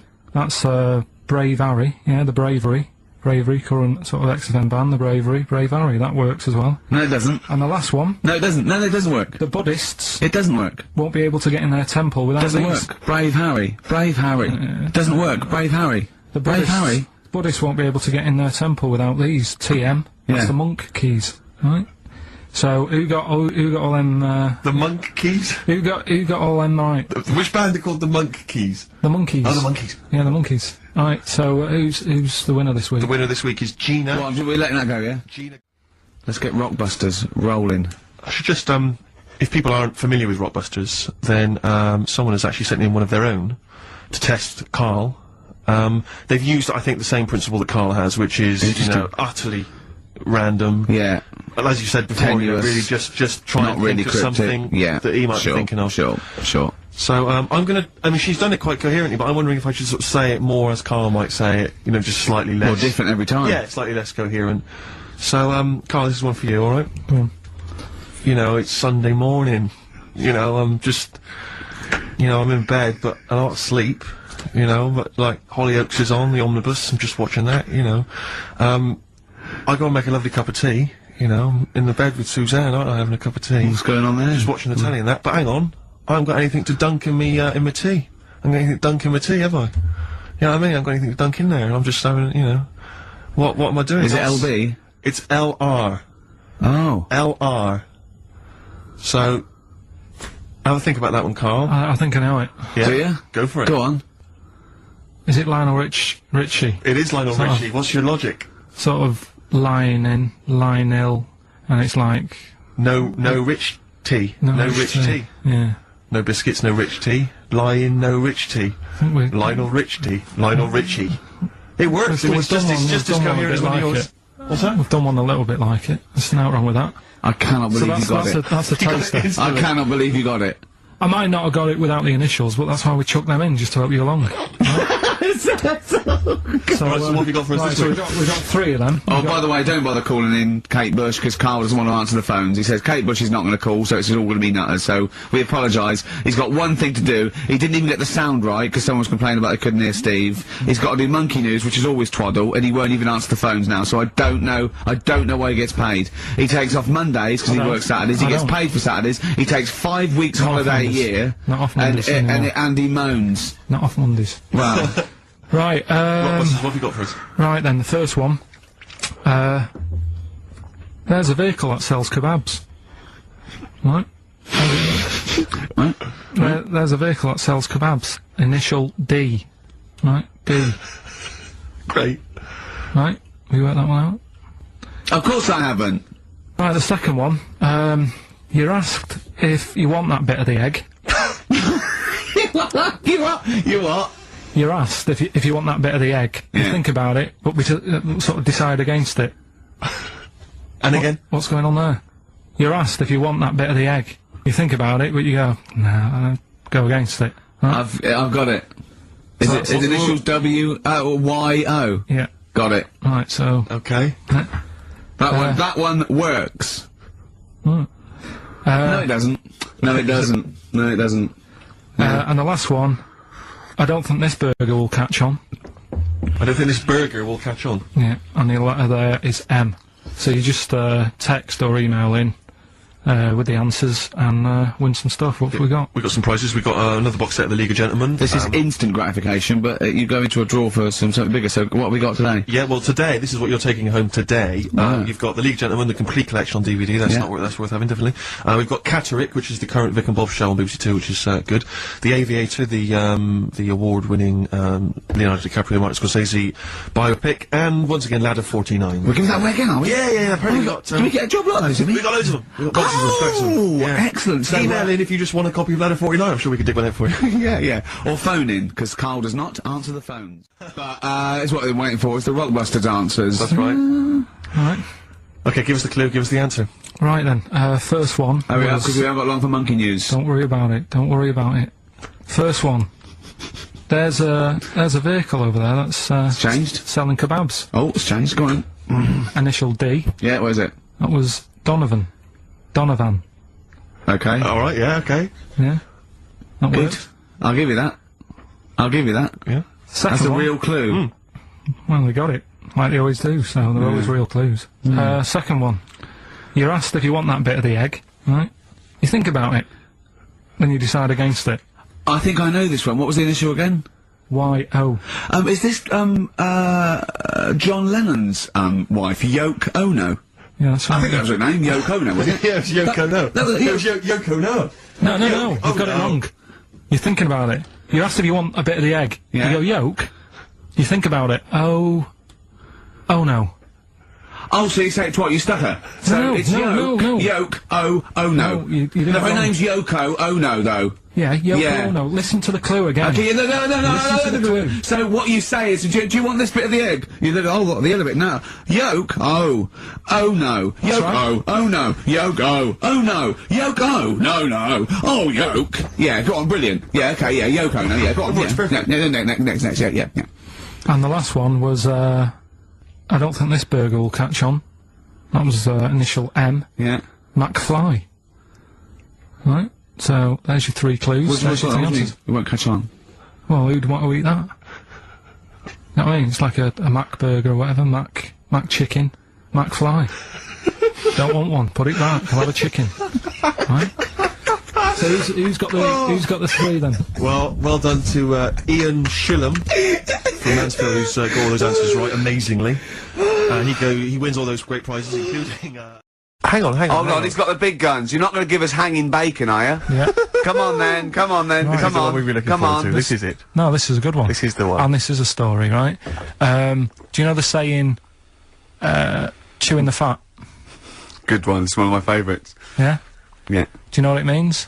Talking. Right. Well, do you know where it came from? No. Right, what they used to do years ago, when people didn't have much money. Is this the same as throwing the baby out with the bathwater? No, it's not the it's not the same saying, but No, it's, but I mean, is it as wrong as that was? Well, let me tell you, and we'll Go see. on. Okay. Like, people go out to work, and with the money, they'd buy food. Oh yeah, go on. This is a good system. What? Go on. What do you mean? People go out to work and with the system. And if you were quite well off, you might treat your family to some bacon, right? But do you know, like in these days, if people earn a lot of money, they might buy a nice suit or a car. Yeah. So what are you saying? You're saying wait. Let me get this straight. You're saying that you go out to work and get money to buy things to live, and if you get sort of enough money to live and you've got some left over, you might treat yourself on like a suit or a car or something. Is that what you're? Yeah. Oh, But back then, if you earned money, they'd say, This is olden times. yeah, Okay. let's get some bacon in, right? And what they'd do, they'd hang it in the kitchen Or to show it off. to show it off to all the neighbours and friends. Because if you had hanging bacon, it was like, he's doing all right for himself. Yeah. Some lovely bacon. So they had loads of bacon hanging up, and people would come round, right? And whilst they stood in the kitchen talking about whatever they're talking about, in olden times. they'd say, do you want a bit of rind? And they'd rip a little bit of rind off, and whilst they're having a chit chat, Chewing the they'd fat. chew on the rind. Well, I think that's probably true. And I it's haven't like- heard that, but that one to me sounds true. Do you see the difference between that one and a man was abducted and grew a beard? Can you see the difference in Yeah, but why they're I accept that different- story? Different stories for different things. Different stories for different things. So, see, that's a nice story. If it's true, I don't know if it's true. I mean, but it seems totally possible, viable, quite interesting. I won't be quoting that myself until I've verified it. But that's, you know, I won't be telling anyone the bloke got in the car and he had a full-faced beard. Why has his car been towed away? Because it was a quiet road. It wasn't in the way. So. Are you filling in the blanks again? That wasn't in the book, was it, that you read? See, that's the thing. Sometimes I think you make up bits of the story as though they were fact. That doesn't seem right. Well, that's all you can do, innit?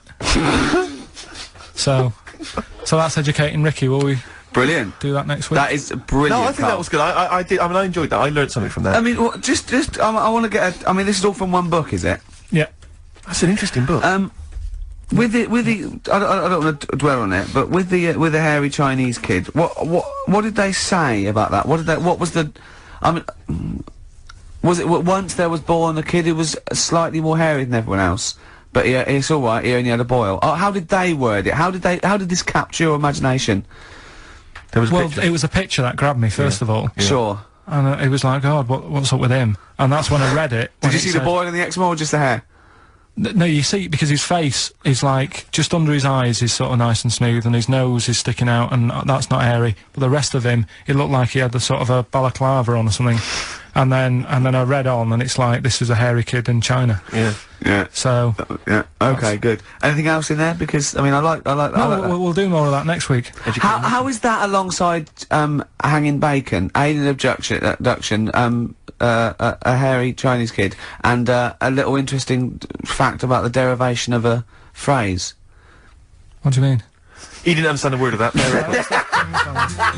I knew the word derivation was going to cause problems. I thought derivation shouldn't have come out.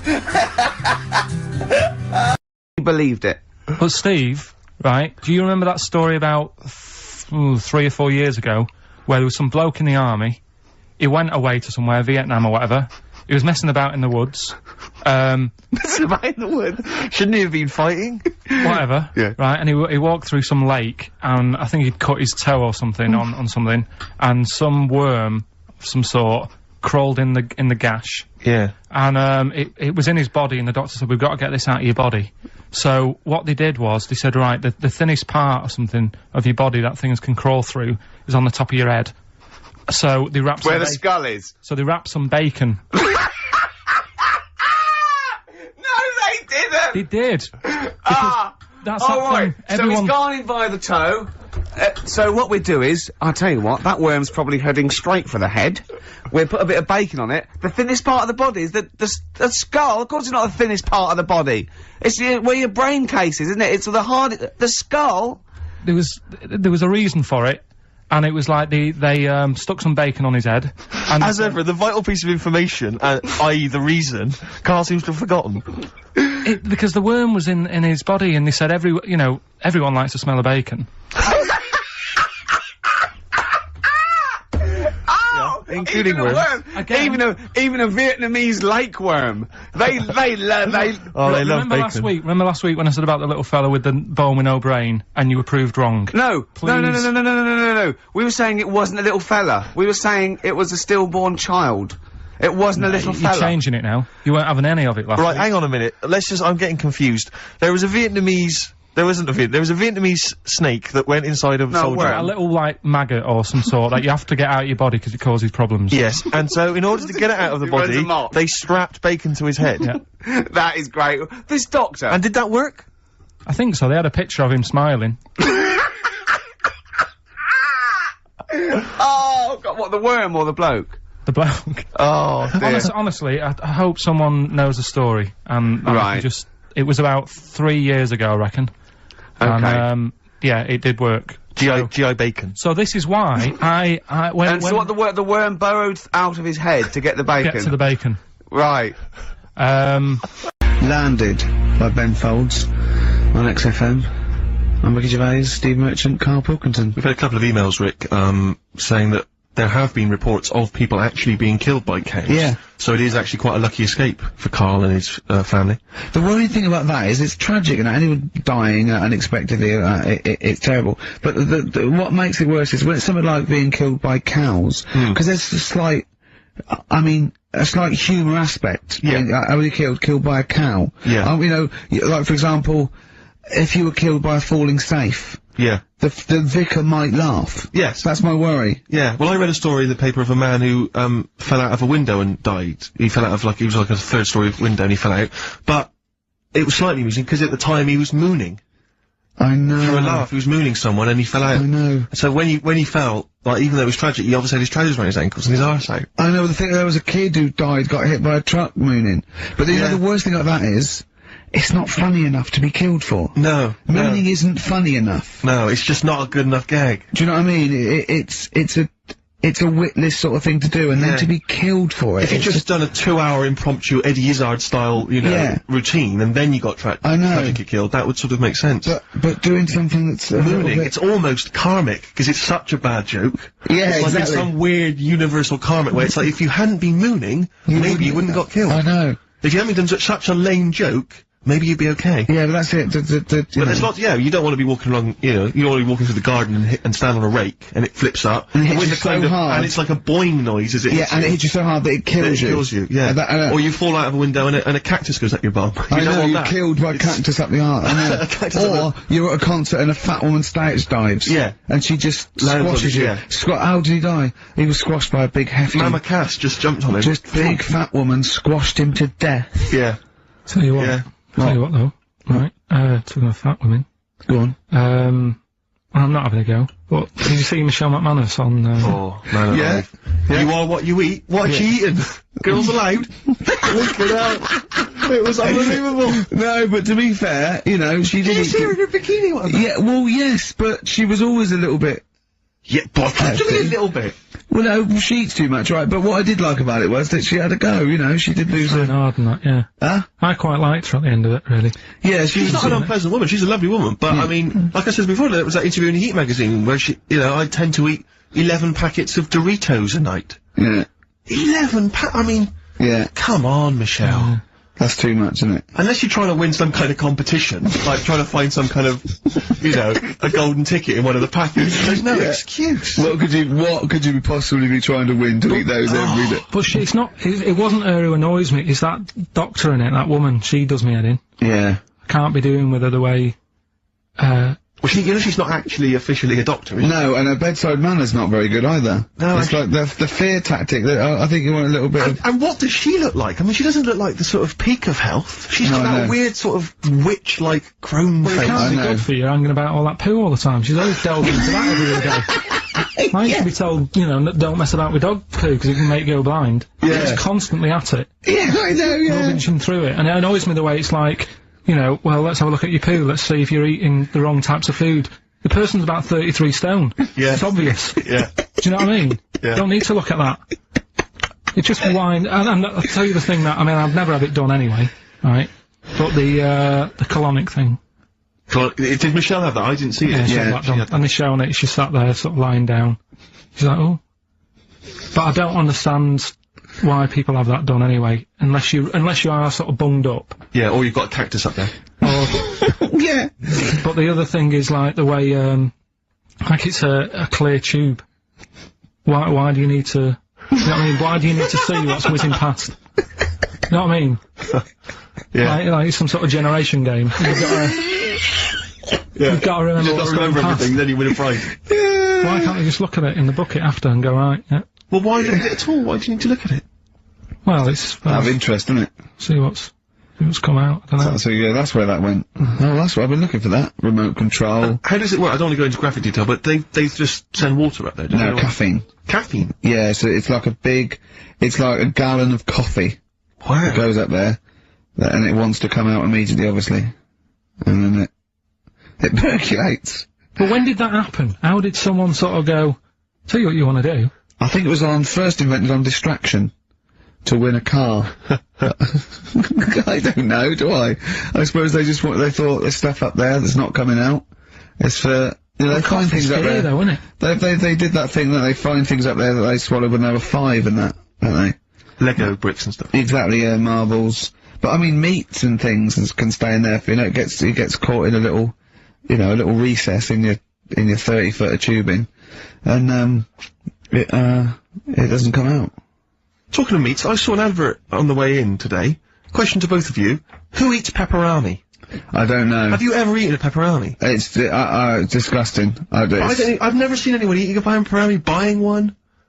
I've never heard anyone say, delicious pepperoni earlier. I don't associate it with anyone. I've never seen anyone eat When one. you think what is it, just sort of like, curdled, salty, it's sort of like, do you want to try a big long blood bogey? Yeah. I won't, no. It lasts forever. Oh, that's scary then. Yeah. You just keep it. Keep it under your couch, just as nice in a year's time. It does look like something you'd find down the back of the oven when you were cleaning out. One of those Gordon Ramsay documentaries. Yeah. Yeah, exactly. But, because I always associate, it's pepperonis, and it's the, those nutrition drinks, which are like it looks like a dog food tin. I think it's just called something like nutrition or Nutri drink or something. Oh, yeah. And you always see some empty ones on a brick wall near a council estate. Oh, right. Which I think the only people who eat them are homeless people. Oh, really? I thought you were going to say it's bodybuilders. No, it's because you buy these, you can see them in regular newsagents. It's not a bodybuilding I don't believe a homeless who's just got a quid, because who runs in and buys an isotonic Nutri No, drink. it's not isotonic. No, I think it's basically, if you don't want to eat a meal because you're too high on smack, it'll give you as much as you can possibly need, just to keep you alive until your next hit. And tell me, Steve, doesn't Special Brew do that?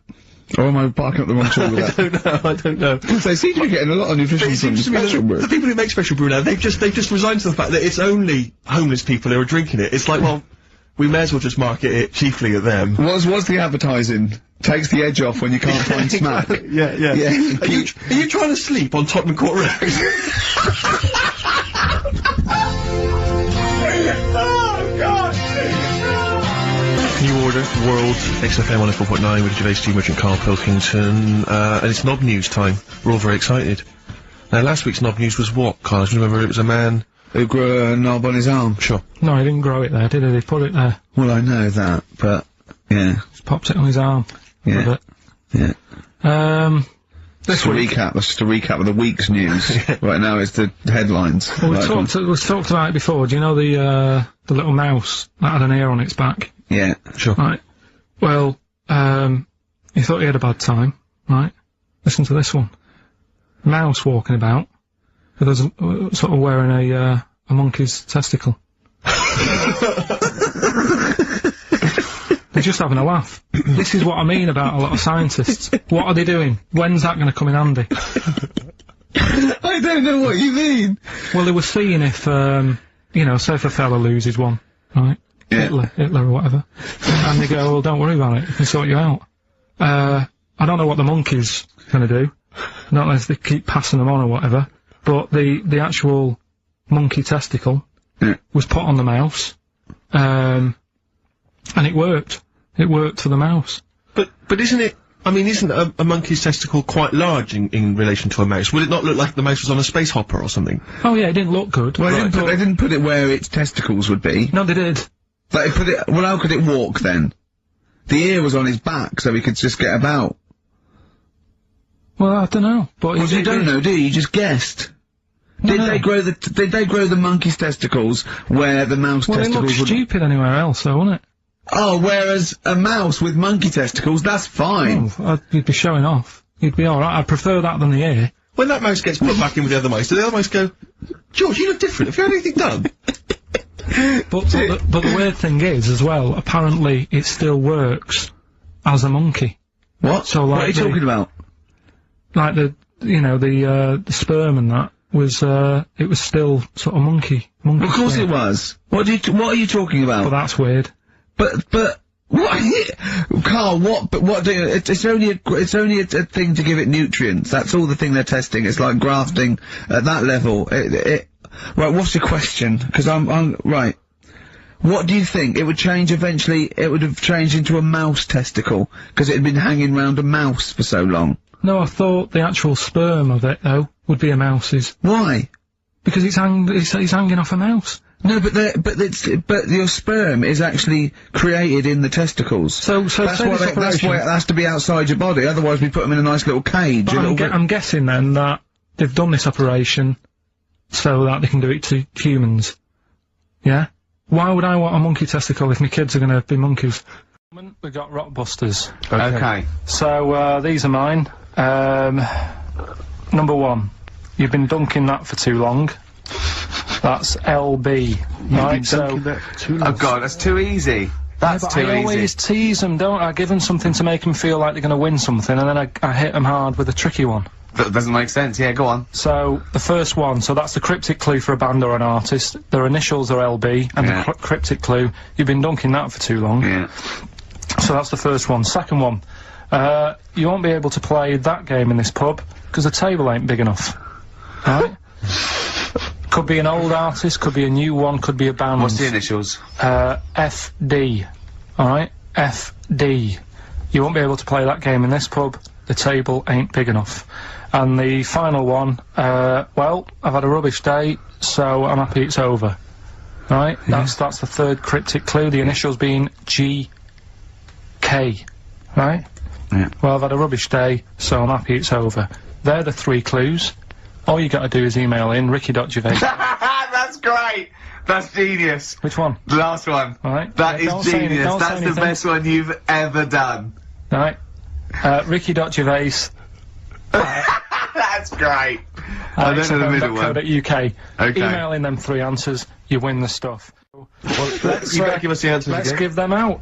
The first one was, you've been dunking that for too long. That was LB. Limp Biscuit. Limp Biscuit. Yeah, got that one. The third one, we'll jump to that one because you've got it. Well, I've had a rubbish day, so I'm happy it's all over. That was GK. That's a great one. That's Gladys Knight. Gladys Knight. Gladys Knight. That is brilliant, Carl. And the one that you're both having a problem with, you won't be able to play that game in this pub. The table ain't big enough. FD. Go on. Fats Domino. Yeah? What? The dominoes. You play dominoes in a pub. The dominoes fat. Pub tables are quite small. You won't be able to play that game in this pub. Fats Domino. Rubbish. So, do you want to pick a winner? Random Rubbish. Winner? Well, Random winner? you say it's rubbish, but plenty of people got the right answer. Rubbish. So? Yeah. Not after last week. No. Right, okay, so if you haven't heard it before, I'll give you some initials. It's like initials of an artist or of a It's band. Blockbusters. And a cryptic clue to who the band is. There's 2 easy ones, 1 difficult one. First one is, That'll Never Get Off the Ground. Right. Yeah? That'll Never Get Off the Ground? That'll Never Get Off the Ground is the clue. Not and LZ. The initials are LZ. You are joking. 2 easy ones. Right. First, yeah? Okay. Right, and then you've got, that woman's got her husband's gloves and a pair of her own. Right? Say it again. That woman has got a pair of her husband's gloves and she's got a pair of her own. That's HH. Right? It's a bit of a difficult one.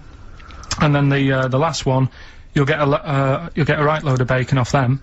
Right? You'll get what? A right load of bacon off them. That's L. L. Yeah, so once You'll again, get a very right quickly, load of bacon off of them. you'll get a right load of bacon off them. So first one, That'll Never Get Off the Ground, LZ. That woman has got her husband's gloves and she's got a pair of her own. That's HH. Brilliant. And you'll get a right load of bacon off them. That's L. And it's an email only. Yeah, we have. Yeah, we've got the first clue. You're upset, Carl. Miserable. I'm a bit fed up today. The weather's. I knew when I was walking in today though that I'd be. But that video, there's lots of weather on that video, so they can, whoever wins this can go and see sort of the weather you were talking about. The first one was That'll Never Get Off the Ground. LZ. Yeah. The answer there was Led Zeppelin. So easy. Yeah, but I said that's here. There's always 2 easy ones and a difficult one. Go on. The third one was You'll Get a Load of Bacon Off Them. Go on. That was L. Long Pigs. Right. Yeah. And then the second one was That Woman's Got Her Husband's Gloves and a pair of her own. Yeah. HH. Yeah. Yeah. That was Erman's Hermits.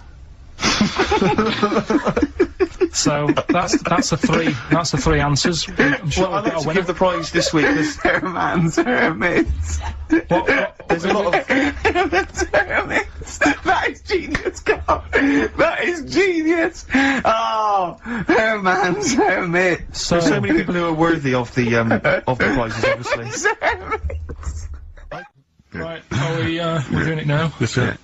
I noticed Heat magazine sort of put a bit of a spanner in the works. Why? Because they were saying, oh, maybe it'll be a Christmas edition of Rockbusters. And I'd already sorted them out. I wouldn't worry, Carl. Well, what I've done, I've cleverly tweaked them to make them Christmassy. So the Christmas bit in it has got nothing to do with with it whatsoever, but I just thought... So you mean that clues have a Christmas element? Well, But it's nothing to do with the answer. It's nothing to do with the answer. Right.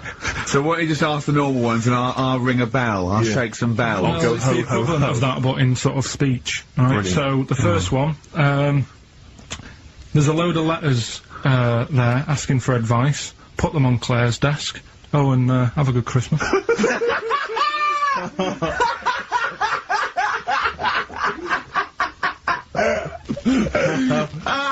Oh, give it to us again. Oh, God! Right, so there's a load of letters asking for advice.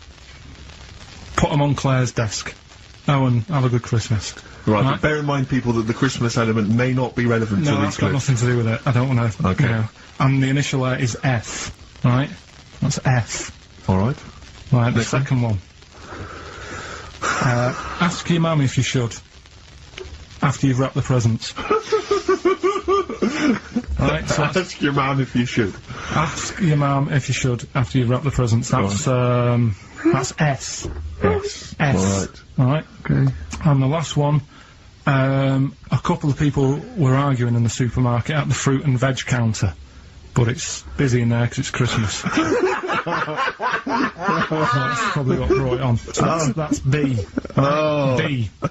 Oh, God! So they're the three. Will I just recap? Yes, please. Yeah, I have no idea. so I the can't first even. one. I don't know what to start thinking. Well, Right, there's a load of letters there asking for advice. Put them on Claire's desk. Have a good Christmas. Have a good Christmas. Second one, ask your mum if you should. After you're at the prison. S. And the last one, a couple of people were arguing in the supermarket at the fruit and veg counter. But it's busy in there because it's It's Christmas. busy 'cause it's Christmas. That's a B. So they're the three things. Right, here's the last clues of the year. You had, there's a load of letters there asking for advice. Put them on Claire's desk. Go That on, was no idea. F. That was for foreigner. For Rayner. I don't know what you mean. Claire Rayner. She took advice. She gave people advice. So that's a foreigner. that is shit. Right. I'm sorry. That might be Christmas. That is absolute A dark. lot of people got the right answer. I know. Well, that annoys me even more. Number The two. second one, ask your mum. Foreigner. Yeah. Foreigner. Second one, ask your mum if you should. That was S. That was Shalimar. Shalimar. Right? No, bizarrely, what was the clue there? Ask your mum if you should. No, we got a lot of people saying Smashing Pumpkins as the answer to that. But I don't know who's saying that today, Mum. Smashing Pumpkins.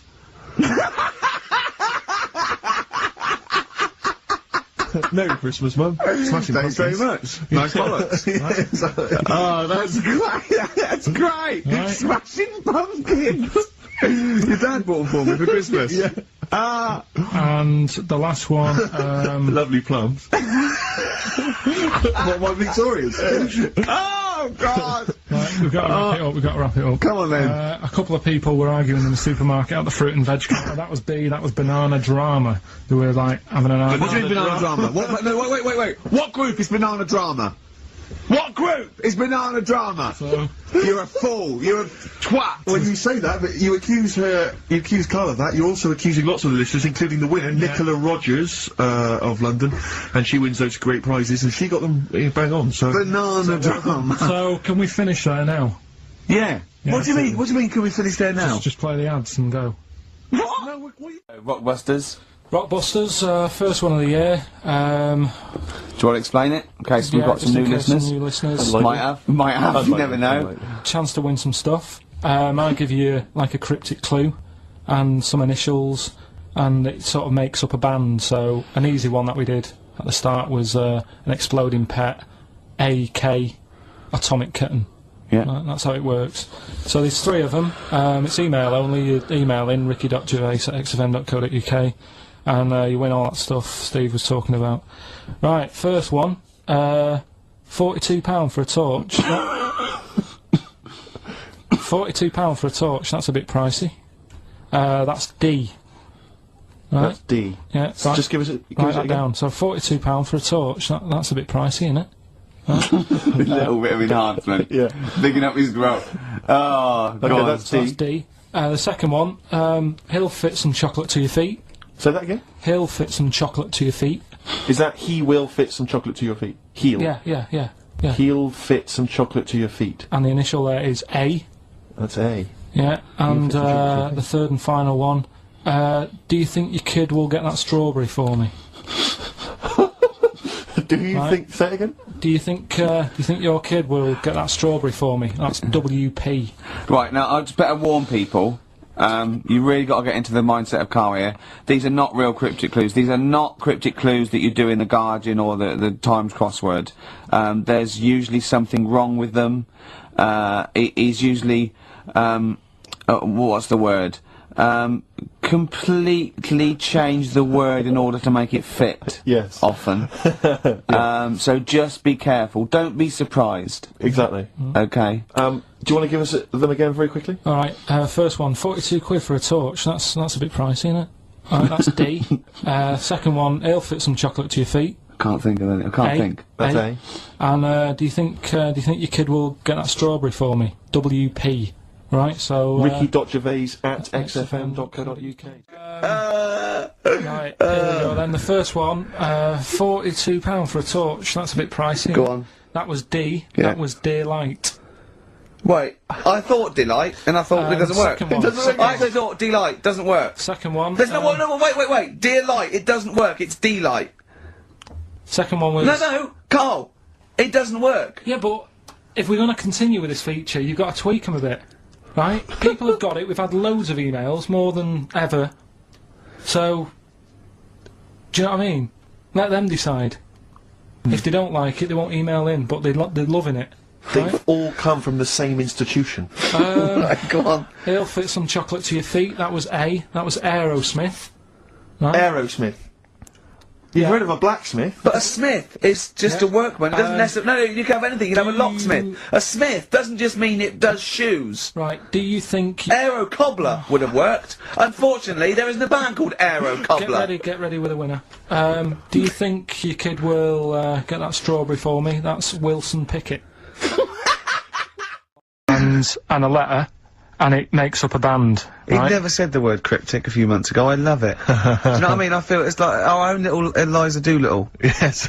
Right, even Richard will like this one. Here we go then. First one. There's three of them, go on. and you email in. If this doesn't turn Dickie round, nothing will. This is an email-only competition. Email only. Right, here's the first one. Initial is B, so it's B. a band starting with B. Okay. And the cryptic clue is, I don't like them birds, they shouldn't be allowed in this area. I don't like them birds. They shouldn't be allowed in this area. Next one. Right, the next one. He doesn't like women, yet he's got a couple of kids. That's a bit weird. Is that a cryptic clue, or is that just a thought? a general point? Is that That's the cryptic clue. Okay. And the initials there are PD. Okay. And the last one. I've got that one. That's terrible. That's terrible. Okay, quickly. Oh God. And the last one is that bloke who does. Come on! It's making me laugh. Come on, Karl. Be professional. Right, the last one. Right. I can't do it. It's making me laugh. Oh, come on. I'll come and read them then. No, hang on, Come on, Karl. Right, here we go. They don't do this on Blockbusters on TV, do they? No, come on. That bloke who does sport on telly. He's got a little kid, right? Initials DC. What? Is that? I'm Was that the completely clue? confused by that. Was that the clue? Yeah, that bloke who does sport on telly. Yeah. He's got a little kid. Initials DC. Okay. Is that a band? Or an artist? It's well, I'm not A going to tell you. cheese. I'm not This gonna is tell not you. a well-known sandwich. Is it? What is it? Is it a Fine. band or an Right, artist? so just quickly recap. That's, Okay. it's a Come on, Karl. Right. Come on. Quick recap. The first one is B. I don't think them birds should be around in this area. Right, that's B. Right. Second one, he doesn't like women, yet he's got a few kids. It's a bit weird. That's PD. And the final one, that bloke who does sport on the telly, he's got a little kid. Right. DC. Right. Okay. Right. The results of We Blockbusters. ain't got a winner for the first time. Yes, we have. We've We've done got this loads. feature for. We've got loads of winners. No, we haven't. We've done this feature for 3 weeks. This is the first time I've managed to sort of. What? Well, let's go through them then. What have they got wrong? The first one. The first one. What was the first one, clue? yeah, the first one. Well, hang on. Let's do them in reverse order first. So what's the last one? The last one, the clue was that bloke does sport on the telly and he's got a little kid. What's that? That's Destiny's Child. Des, who does ITV Sport, that's has got a terrible, Tiny's man. Child, right? No, terrible. that's fine, they got that. Destiny's Child. What's the one? What's the middle one? Well, the middle one, Tiny's child. right? Child. The second one was, he doesn't like women, yet he's got a couple of kids, that's a bit weird. Yeah. Right? That was PD, that was Puff Daddy. That is offensive. Go on. But it's not Puff Daddy. It's Puff Daddy. And he's not even called that anymore, he's called P. Diddy. Well, Okay, fair enough. but they got that one. yeah. And if I'm being tight, these lot are as well. Yeah. Yeah. Tight means something in Manchester. Go on. Right? And the first one that they're having problems with, I don't think them birds should be allowed in this They've area. got it. Boyzone. It's not Boyzone. What's the clue again?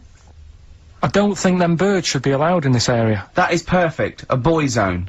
No birds. No women. No women, yeah, birds, right? A boy zone. Sorry, Carl. If that isn't the answer, their clue is better than yours. That is brilliant. What was yours? Boy zone, it works perfectly. What's your answer then? Bangles. I have no idea what that means. Like seagulls.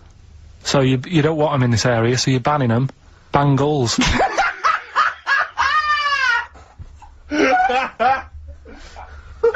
Oh!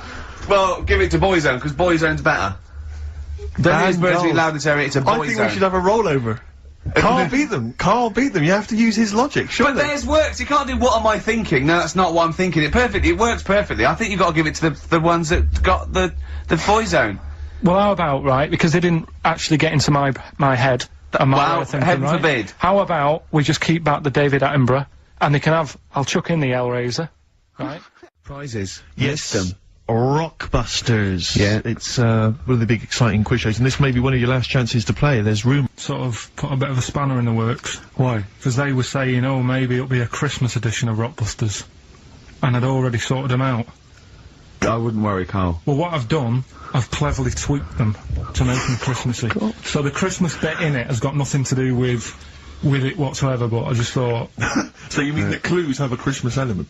Well, yeah, But it's nothing to do with the it's answer. nothing, yeah, it's nothing to do with the answer. Right.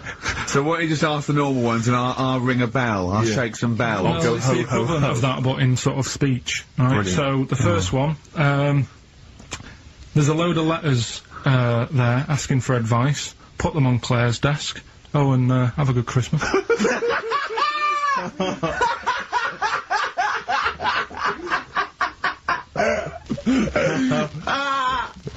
Oh! No, give it to us again. Oh, God! Right, so there's a load of letters asking for advice. Put them on Claire's desk. Oh, and have a good Christmas. Right, but bear in mind, people, that the Christmas element may not be relevant to No, these that's got clues. nothing to do with it. I don't want to. Okay. You know. And the initial there is F. Right? That's F. Alright. Right, the Next one. second one. Ask your mum if you should. After you've wrapped the presents. Right, so Ask your man if you should. ask your mum if you should after you've wrapped the presents. That's S. Yes. S. Alright. Okay. And the last one, a couple of people were arguing in the supermarket at the fruit and veg counter. But it's busy in there because it's Christmas. That's probably what brought it on. So that's B. Oh. B. Oh, God! So they're the three. Will I just recap? Yes, please. Yeah, I have no idea. so I the can't first even. one. I don't know what to start thinking. Well, Right, there's a load of letters there asking for advice. Put them on Claire's desk. Have a good Christmas. Have a good Christmas. Second one, ask your mum if you should. After you're at the prison. S. And the last one, a couple of people were arguing in the supermarket at the fruit and veg counter. But it's busy in there because it's It's Christmas. busy because it's Christmas. That's a B.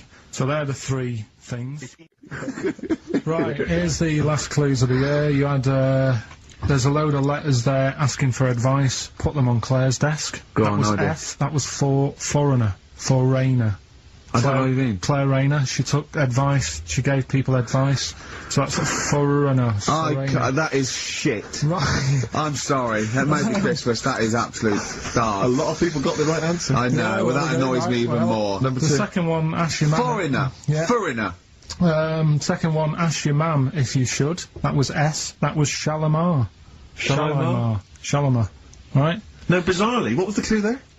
Ask your mum if you should. No, we got a lot of people saying Smashing Pumpkins. There's the answer to that. But I don't know who's saying that today, Mum. Smashing Pumpkins.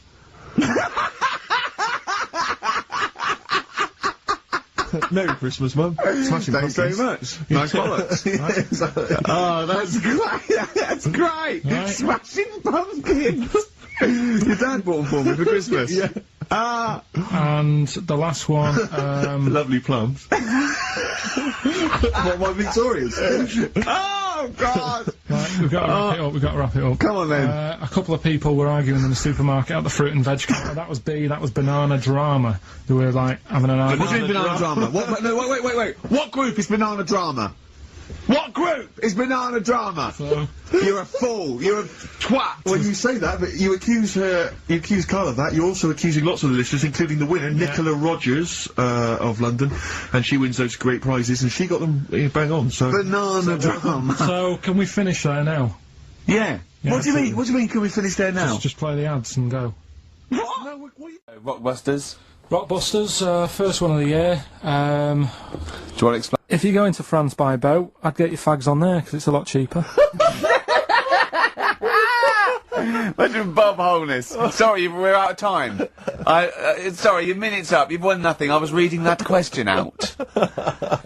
Sorry, Right. so what's the... Right, let's do it again, and I want it to be exactly the same, word perfect. I bet you it will change all over the place. It'll be different. He's lost it. Go to France, buy yourself a boat Yeah. and the fags are cheaper. Okay, fingers on the buzzers. You've only got 10 seconds to win the gold run. Okay, first up. Here, I'll tell you what, no, seriously, if you're thinking of going to France, well don't, because go on the ferry, get the fags there, because it's cheaper. Go on. Right, so that one again. If you want to buy some fags, you're going over to France on a boat, get them on there, because you'll save a few quid. BF. BF. Right? BF. Okay. Right, the second one. This little foreign cafe's growing its own steak. This little foreign cafe is growing its own steak. This little foreign cafe's growing its own steak. Go on. D. All right. Right? Okay. And the last one, Is that part of it? hang on. He's the best, isn't he? He's the best. The Jamaican fella might have screamed this on the Titanic. What? The Jamaican fella might have screamed this on the Titanic. Yeah. What's it start with? It's CD, that one. Jamaican fellow might have screamed this on the Titanic. Ricky.gervais@xfm.co.uk. So we'll get Rockbusters out of the way. Have we got a winner? Yeah, come on then. See, it worries me that we've had very few entries. I think that even your mental fans aren't getting these, which is really worrying. They must be terrible clues this week. Alright, well... Has anyone got them right, Steve? I think there's just one guy, yeah, who I suspect has won in the past. Well, There we are. so what? Right, the first one. If you go out of France by boat, you might as well buy your fags when you're on that, because you'll get them a lot cheaper. Brilliant. Right? Yeah. BF. Yeah. Buy it ferry. Right? That's like... What? Buy on ferry. What? Buy on What's ferry. Brian Ferry? What's that? Is that a band? What? What is it? I don't know what it is. Brian Ferry. Brian Ferry? What's that got to do with buying on a ferry, though? Just because it's quite close to it. Buy on... buy on ferry. What? Buy on ferry. Sorry, what? That's the What's your first one. first language? The second one. That's rubbish. That doesn't count. No, Brian of course Ferry. Brian Ferry, buy on ferry. There's this little foreign cafe. It's growing its own steak. That's Delamitri. The third one. What? Sorry, what? What is that? What is that? Delamitri. Delhi is a little foreign cafe. Yeah? The meat tree and that. A meat tree? A meat tree? What were the initials for that? Just D for that. Just D for that? Yeah. So not DA? So you didn't even give him a chance to get the group? Oh, they got it. Well, no. No, they didn't. Right, it's the end. Go on, right. Go on. Delhi meat tree? Delhi meat tree. One word. D. Or any letter. They're growing their own M. meat. M's in it. Go on. Okay, so Bayern, I love Bayern Ferry. And Can I just point out, Rick? Oxymusic was brilliant. Can I just- I love Oxymusic. Go on. Can I just point out, Rick, that we've had David Bowie? Deli Meat Tree. Yeah. I don't see why necessarily Aidan, who emailed in, why he doesn't get to win because he emailed in dire steaks. Seems to me just as valid, as far as I can tell, but Deli Meat Tree it is. And the last one, if there was a Jamaican fella on the Titanic... I'm looking forward to this. With a little bit of fear. Jamaican fella, if he was on the Titanic, he probably would have screamed this. Yeah. That's Christ de Burgh.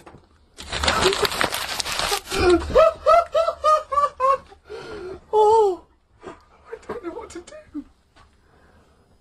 Stunning. So who's the winner? I'm not going to give it to anyone. I just don't... What's the Jamaican bit got to do with it? It's the D. Just Christ de Burgh. Say it again. No, I think they've worked it out now. Say it again? Christ de Burgh. And who's that? What? Who's that? Who's what? Who's Christ de Burgh? Chris de Burgh. Who's the winner, Steve? Do you know what? I'm going to give it to Aidan. Because he just treated you with nothing but contempt. Steve Martin emailed in again. He got the first two, and then the last one he just emailed, I neither know nor care about this answer. I'm tempted to give him... Do you know what you've done there, don't you?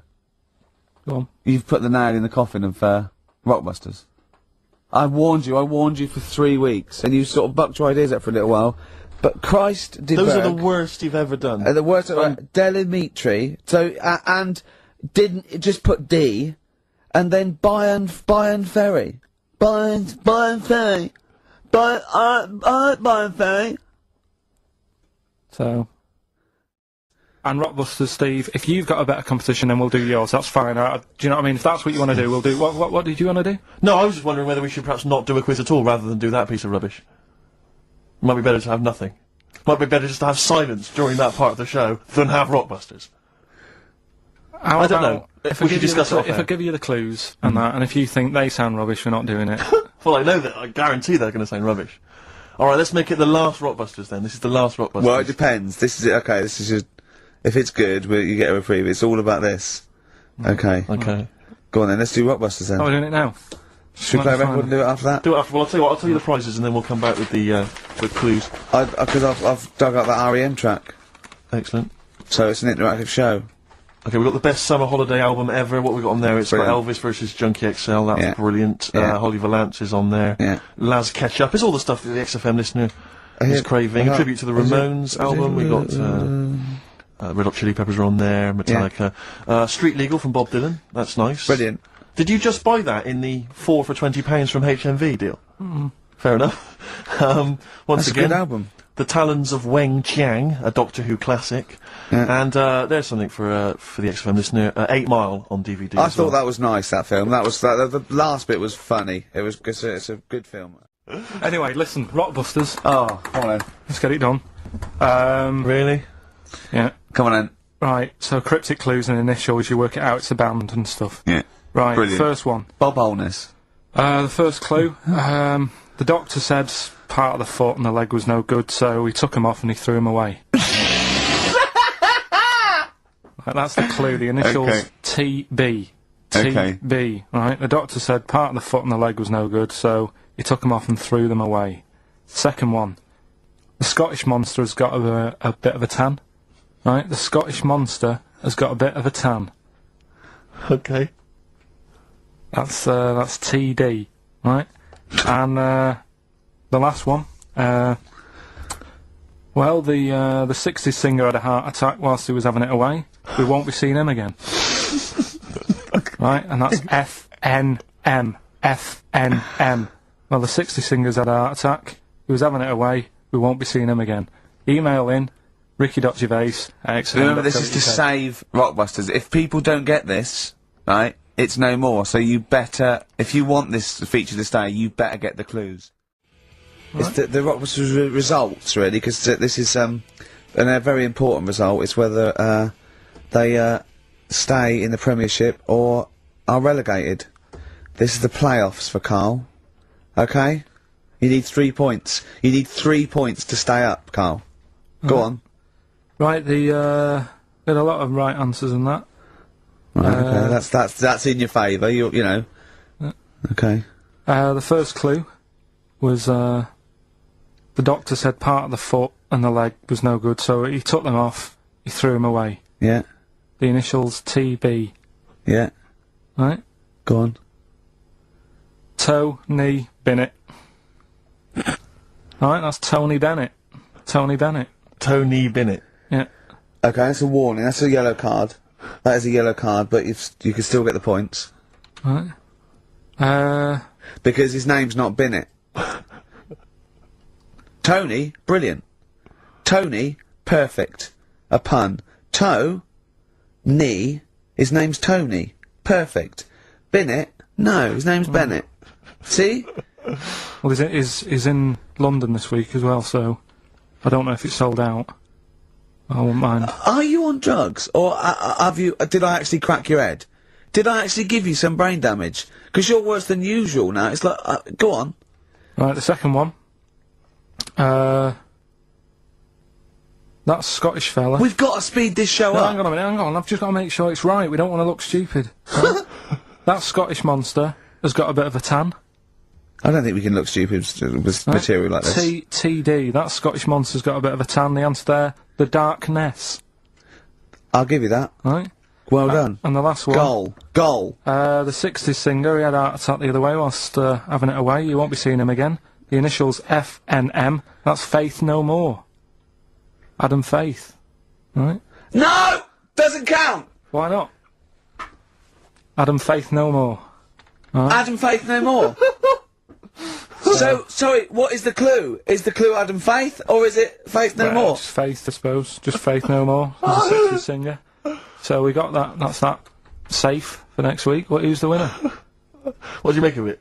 You've got the deciding vote, Rick. Well, Come on. I mean, you know my. I mean, it works Faith No More, but he's mixed up what cryptic is and that, because the fella, I mean, Adam Faith did actually die having it away, didn't he? Yeah. So it's all about him. It's all right. All the facts are right. Anyway. Okay, I think he's got a reprieve. I think I'll give it to him. I think I've got to give it to him, Steve. I think I have. He actually pulled that out of the bag, that one. There's no Jamaican fellas seeing icebergs or, you know, Whitney Houston. The closest he came to is Bennett, and I'll let him off that. I've got to be a fair ref here. Well, fair enough. Okay, let's not waste any time with Rockbusters. Can we really, let's whip through Just it? 'cause whip no through one's it. Just do the interested, clues, so- quickly. Quick, go, Rockbusters. Right, go. Right, the first clue. Yeah, hurry up, faster. All the police cars are on fire. All the police cars are on fire. What's the initials? BS. BS, all the police cars are on fire. Good. What's the next one? The director of 28 Days Later is shouting about sleeping outside. Yeah, okay, what's the initials for that? DB. Right, okay. Okay, yeah. Right, go on then. He wants to be a sailor. Why is that? Yeah, what's the initials there? B. Brilliant, okay. Give them again quickly, because I didn't quite catch the second one, but go from the top. All the police cars are on fire. Yeah, that's BS. BS. Yeah. The director of 28 Days Later is shouting about sleeping outside. Yeah, okay. DB. Yeah. Right? He wants to be a sailor. Why is that? Yeah. B. Okay then, brilliant. So, have we got a recap on Rockbusters? No, recap. just has anyone got the right answers? Has so anyone far- got the right answers? Let me just check here. Here's one from someone who just says, he's given an answer, answer to number 1, I, number 2, don't, number 3, care. Right, okay, is he close? Has anyone got 3 answers?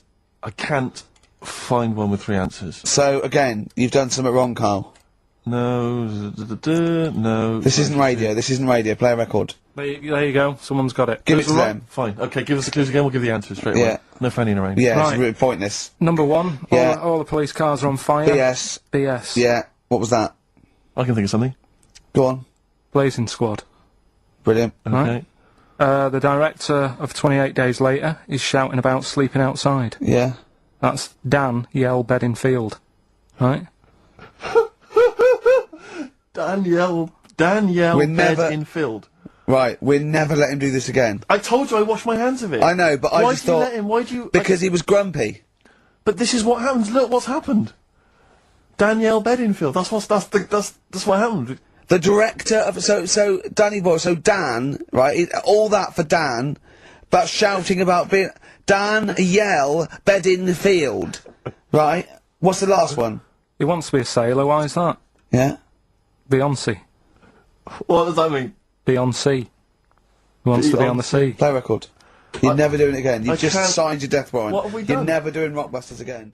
As a special treat, a return, sort of like a summer special, an end of term, well, a gift to the fans. Carl is bringing back Rockbusters. No.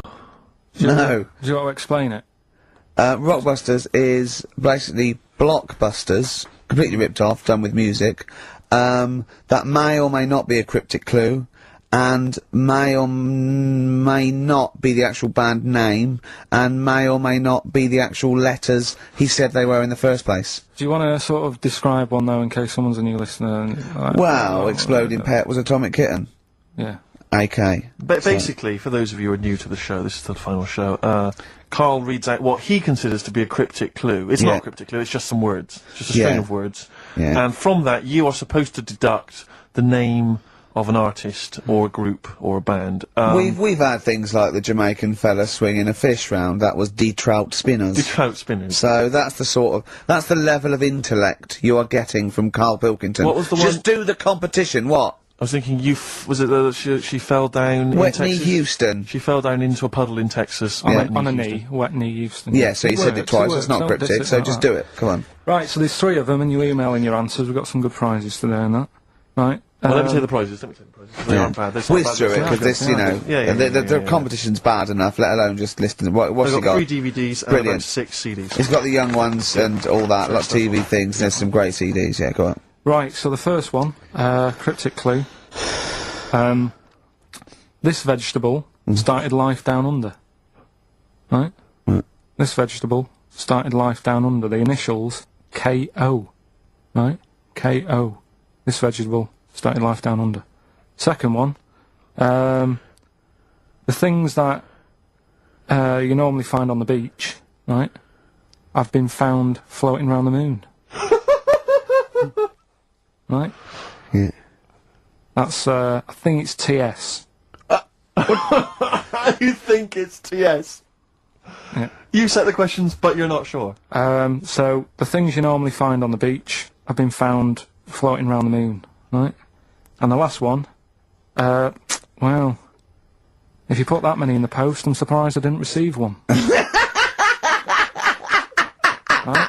He thinks they're great! Well- He thinks he's brilliant! Well, you know, if you put that many in the post, I'm surprised I didn't receive one. Is it acting? He did all that. Yeah. The initials there, FC. FC. FC. Right? So you email in the answers, ricky.gervais@xfm.co.uk.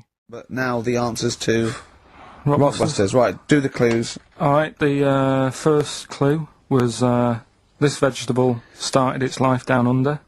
The initials were KO. That was Collie Osborne. Right? Collie Osborne.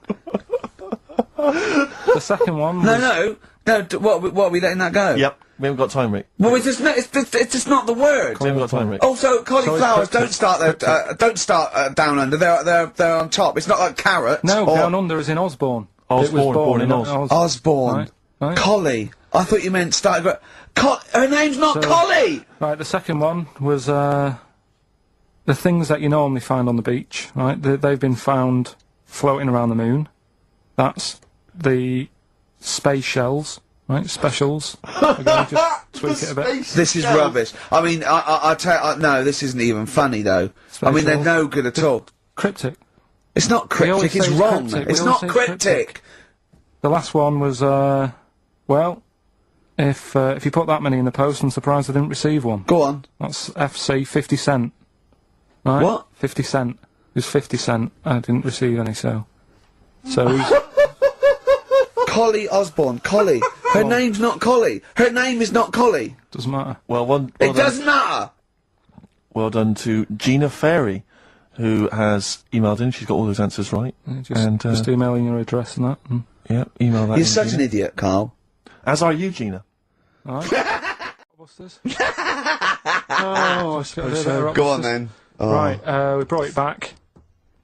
This is where I give a cryptic clue Well. and some initials, and you work it out and you win some stuff. I was going to tell you what the prizes are. Needless to say, they're mediocre prizes for a mediocre quiz. Sure, okay, yeah. Where's alright, cool, DVDs and videos and VHS? DVDs and Yeah, that, VHS. Who's still got that? Right, so there's three of them, and what you can do now, we've tweaked it a bit. Okay. You can text in. right? So you can email or text. We've tweaked it a bit. 83XFM is the text, or it's ricky.gervais@xfm.co.uk. Is that what it is? 83XFM? That's it. That is good, though, and that is convenient, because who's got their laptop up and running and texting? On the So move. just with your phone. Brilliant. All right. Mine So- couldn't do that. I don't know how to do that on my phone. I don't know how to get... What do you mean? What do you mean? My brother wanted my postcode. He said text it to me. I couldn't work out how to do WC and That's 1. because you're an old man. It's So technology. I had to write out WC1. Oh, for goodness sake. 'Cause I didn't know how to do it. Pathetic. It won't do it for me. Pathetic. It's ridiculous. Go on. Well, it's 83936 if you have that problem, right? Right, come on, get on with the quiz. I Right, don't know, there's too many numbers now. Three clues. Here we go. First one is this Teletubby has got lice. Right. This Teletubby has got lice. This Teletubby has got lice. Right. The initial there is P, so it's a band or an artist that starts with P, and the clue is this Teletubby has got lice. Right? Yep. Second one. I'm really already not holding out much hope for this. Working out. Go on. Right. Second one. I've just messed that first one up. Oh, for Christ. But when I give it out later, I'll sneak it in without, right? Just don't repeat anything I say. You're an idiot. Listen, You play a really record. are No, an man, idiot. no, No, play play a a record. No, Play a I've record. got Play a someone. record. You're a fool. Play a record. let me just... No. Press the button, press You've the ruined it. Well, Carl mucked up Rockbusters, as usual. I mean, it's, you know what? I like it when he mucks it up early, because it doesn't waste people's lives for 40 minutes realising he's mucked it up at the end. Yeah. So, obviously, people already... They know what it is. They know what it is already. They've said, well, it's police, isn't it? You meant to say nits instead of lice. Yeah. You're an idiot. So that one's gone. So what have you got next? Right, so that's just an idea. If you haven't heard it before, that's how my head works. Right, this Teletubby has got nits. So Po. P, so Po is a Teletubby. Yeah. So when he says lice. cryptic, it's not only what the answer is, it's what the question was meant to be. Sure. So Alright, so there's only two, so you've got even a better chance of winning than that. Well. So, the second one is, I'm saving that money to buy condoms. Alright? Think about it. easy, too easy. Right? JC. Yeah, right, well that's too, so everyone's got that one. I feel like saying it now. Yeah, but So don't Well, that's say it now. rubbish. Yeah, but you've got to have an easy one in there, otherwise people get bored, don't First one was easy. We gave them the answer. they? Yeah, but hang on. That's the easiest one we've ever had. Police. and the second one is, Yeah. when you're making bread, add a little bit of colour for a change. Alright? When you're initials? making bread, add a little bit of colour, just change things a little bit. What are the initials? D. Just D. Just D. Right? So, what you've got there, I'm saving that money to buy condoms, the initials JC. Yeah, that's easy. Yeah. Next. And when you're making some bread, just chuck some colour in there. Sure. You know what I mean? Change it a bit. Yeah, that, D. like the clue. The clue changes every time. The clue changes every time. Unlike the Times crossword, the clue changes every time it's said. Right, we're doing Rockbusters. Yeah, come on. Listening Steve, do you online. want to do the clues? I won't do the clues, I'll never be able to piece them together, but I'll give you the prizes. The Old Grey Whistle Test, Volume 2, Kumar's at number 42, Volume 2, or maybe that's Volume 1, who cares? Porridge, Series 3, Volume 2, The Office, complete second series on VHS, for anybody who's still got grandparents, and U2, a best of 99 to 2000, and Smash Hits, The Reunion, that'll be the kind of stuff you'll love. Spice Girls is on there, Liberty X, Atomic Kitten. Do you see that? Do you see Steve's enthusiastic? Even though the competition's rubbish, the prizes are second rate, Steve is going, well, I'm not going to punish London, right? I'm going to big it up. You're there. Oh, fine. Do you know what I mean? Come on. Right, here's the one, first come clue. on, Clue one. Come on. Come on! Shut up! Come on! Can't do any photos because it's been nicked by a German. Right, start again. Oh, Start again. what? Clue 1. Rockbusters, Clue 1. Okay, this is Rockbusters with Karl Pilkington. Go! I can't do any photos because it's been nicked by a German. And what's the initial? AC. Right? Next. Second clue. If you keep eating, this bit of your body will get bigger. PC. PC. It's an artist or a band. Who is it? PC. If you keep eating, this part of your body will get bigger, right? Yeah. And the last one I'm not really sure about. If you... He's actually winging it now. Imagine if this was Mastermind. I'm not sure about it. I know your specialist subject Come is, on! Okay, go! The place where you go to take your dog a walk and that. The place where you go to take your dog a walk. Forget it then. We were doing Rockbusters just before the ads and the record. Rick, I know you were enjoying it. Yeah, come on, get this clue out, Carl. There's 3. What is it? Right, the first one was... No, we don't got the first 2. What's Can't the do third? any photos because it's been nicked by a German. Yeah. Second one, if you keep eating this bit of your body will keep getting bigger. Yeah, it's different every time. Go on, what's the third one? And where you take your dogs for a walk and that, or you might go there on a Sunday. What? Sort of... Oh, Jesus. Right. Please, Rick, just be quiet for just a moment. Right, okay, do this clue. Right, start from now. This is the 3rd Rockbuster clue. That was a Freudian slip. Yeah, God, we'll get done. Right, go on then, go. Where you take your dog a walk, or you might go there on a Sunday and that. People sort of might taste that area. Right? Oh. It's rubbish. AP. Right, well the other one's AP as well, AP. What? AP. Ricky.Gervais at xfm.co.uk. AP. A quick reminder of them again with the initials. Quick. Oh, this is such The rubbish. first one, can't do any photos because it's been nicked by a German. Second one, if you keep What was the eating... initial? AC. If you Don't keep, get annoyed, that's what the game's about, the initials! Yeah. if you keep eating, this bit of your body will get bigger. That's PC. Right. Right? And where you take your dog maybe on a Sunday and you go for a walk there and that, have a taste of it. Different! AP, just email in and you win some stuff. Ricky.Gervais at xfm.co.uk. What rubbish. I wonder why we stopped this game. Well, I think it's probably exhausted him. He needs to go to some kind of volcanic dust island. Talking of email correspondence, Rockbusters. Oh. Rick is underway. People Have we are got monkey news? Absolutely loving that. Let's see if we can cram it in. Have we got a film? Yeah. We should do that then. Well, let's hang on, finish do one thing and move Rockbusters. on. Jesus, calm down. Alright, Right. Rockbusters. Let's get this third one out of the way because it's tricky.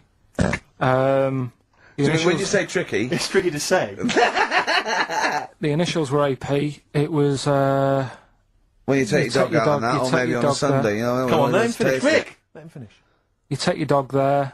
You might go there on a Sunday. Have a taste of it when you're there. Right, that was AP. The answer? Alex Parks. Right? Alex. Alex Parks. Yeah. Kind of doesn't work, that one. But... That one doesn't work, I know. I know, it's... You know that one doesn't work? Yeah. Okay, good. Okay, well that's Well, fine. that's what I was trying to work out when you were messing around. That's why it isn't that good. Okay, come on. No, the other ones. The first one was, the German gonna be fella. brilliant. Can't do any photos because it's been nicked. What's German that? fella can't do any photos because it's been nicked. That was, The initials were? AC. I've got it. I took, Right, it's Aztec camera. Yeah. But what's that got to do with the German fella nicking it? Because the way he'd say it, he'd be like, you know, Aztec camera.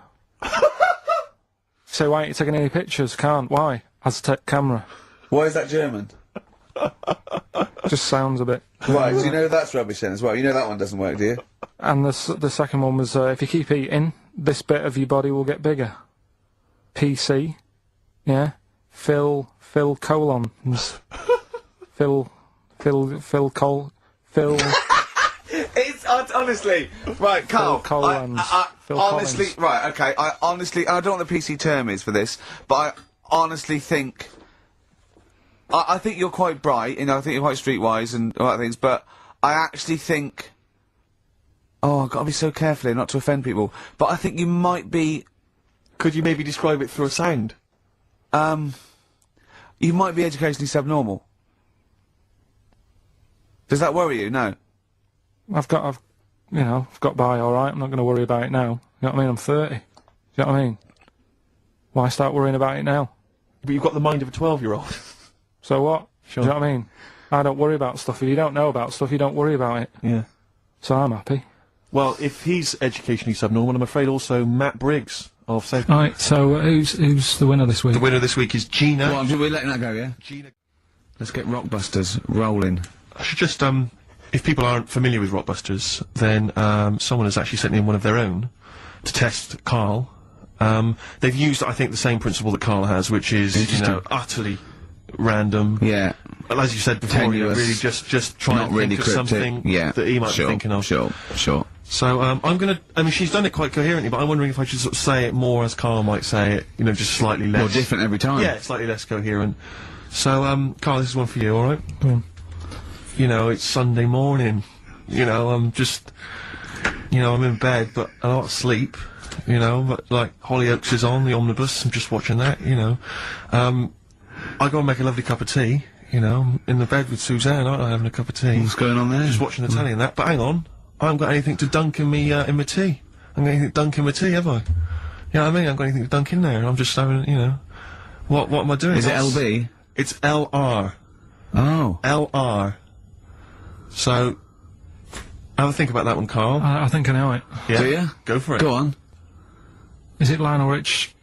It is Lionel Sort of- Richie. What's your logic? Sort of lying in, lying ill, and it's like... No rich tea. No rich tea. Yeah. No biscuits, no rich tea. Lying, no rich tea. I think we... Lionel Rich tea. Lionel Richie. It works. We've It's done just as one a coherent bit as one of like yours. it. What's that? We've done one a little bit like it. There's nothing wrong with that. I cannot So believe you got it. that's a taster. I cannot believe you got it. I might not have got it without the initials, but that's why we chucked them in, just to help you along. So, Right, so what have you got for us right, this so week? we got three of them. Oh, by the way, don't bother calling in Kate Bush, because Karl doesn't want to answer the phones. He says Kate Bush is not going to call, so it's all going to be nutters. So we apologise. He's got one thing to do. He didn't even get the sound right, because someone was complaining about they couldn't hear Steve. He's got to do Monkey News, which is always twaddle, and he won't even answer the phones now, so I don't know why he gets paid. He takes off Mondays, because he works Saturdays. He gets paid for Saturdays. He takes 5 weeks Not off holiday a Mondays. year. Not off Mondays anymore. And he moans. Not off Mondays. Well, Right, What have you got for us? right then, the first one. There's a vehicle that sells kebabs. Right? There's a vehicle that sells kebabs. Initial D. Right? D. Great. Right? We worked that one out? of course I haven't. Right, the second one. You're asked if you want that bit of the egg. You what? You're asked if you want that bit of the egg. You Yeah. think about it, but we sort of decide against it. And again? What's going on there? You're asked if you want that bit of the egg. You think about it, but you go, nah, go against it. Right? I've got it. Is it initials W or Y O? Yeah. Got it. Right, so... Okay. That one works. Right. No, it doesn't. No, it doesn't. No, it doesn't. And the last one, I don't think this burger will catch on. I don't think this burger will catch on. Yeah, and the letter there is M.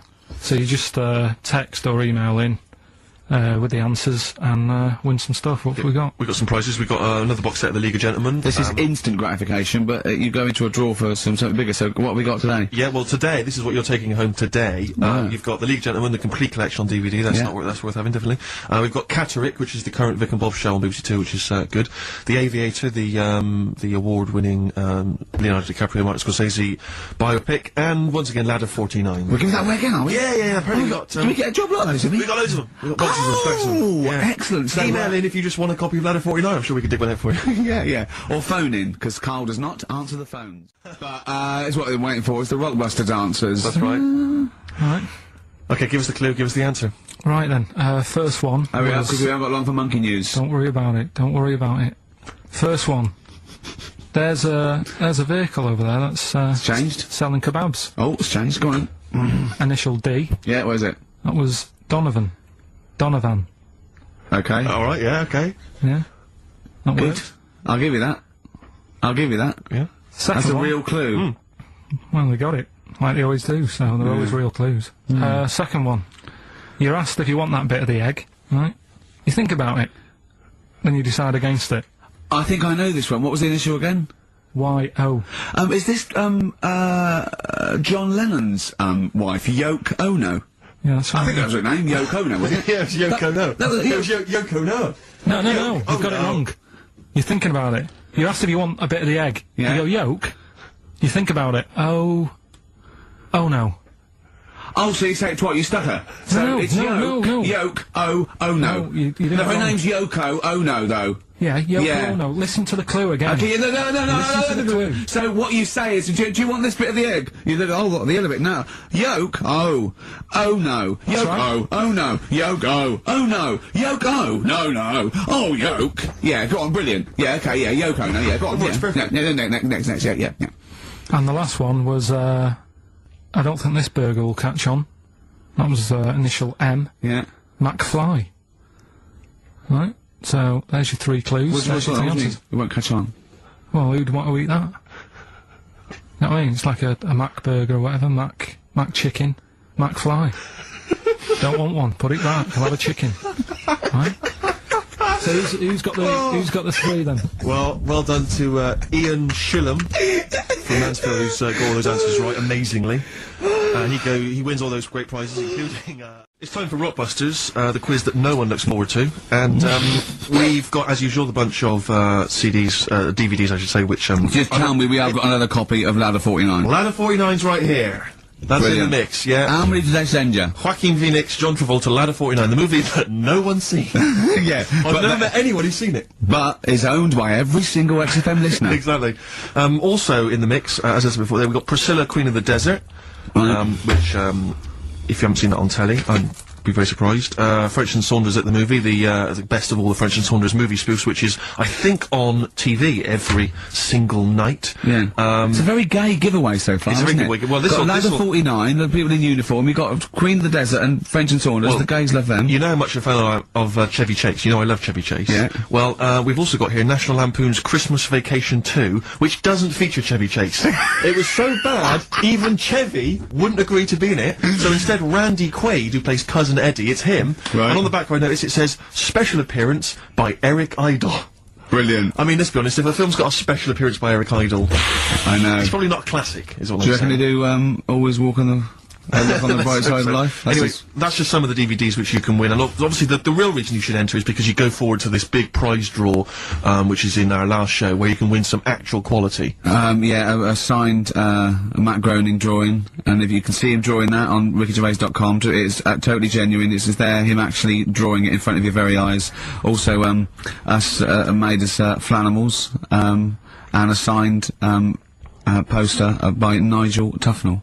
Christopher Guest. Sure. So proper good prizes. Yep. Just that this is, I think it should be the last one to get into it. Maybe next week, the 4 that we've got get down to 2 maybe. And then we get them on the line in the last, what do you think? Well, I'll be honest, I wish we'd thought it through. I don't know about you, but I wish we thought this whole Chris thing through. Campling, if he's got any ideas to how this show could have run, see, we should have scripted this. What we said, we just said go in a drawer, didn't we? Did we? So Yeah, can't- we hadn't thought it through though. but we can't keep swapping and changing. Well, we okay, haven't we can done do what it we yet. want. We can do what we We can do what we want, yeah. You know how many BAFTAs we've won? We can do exactly what we want. High five. Well, listen.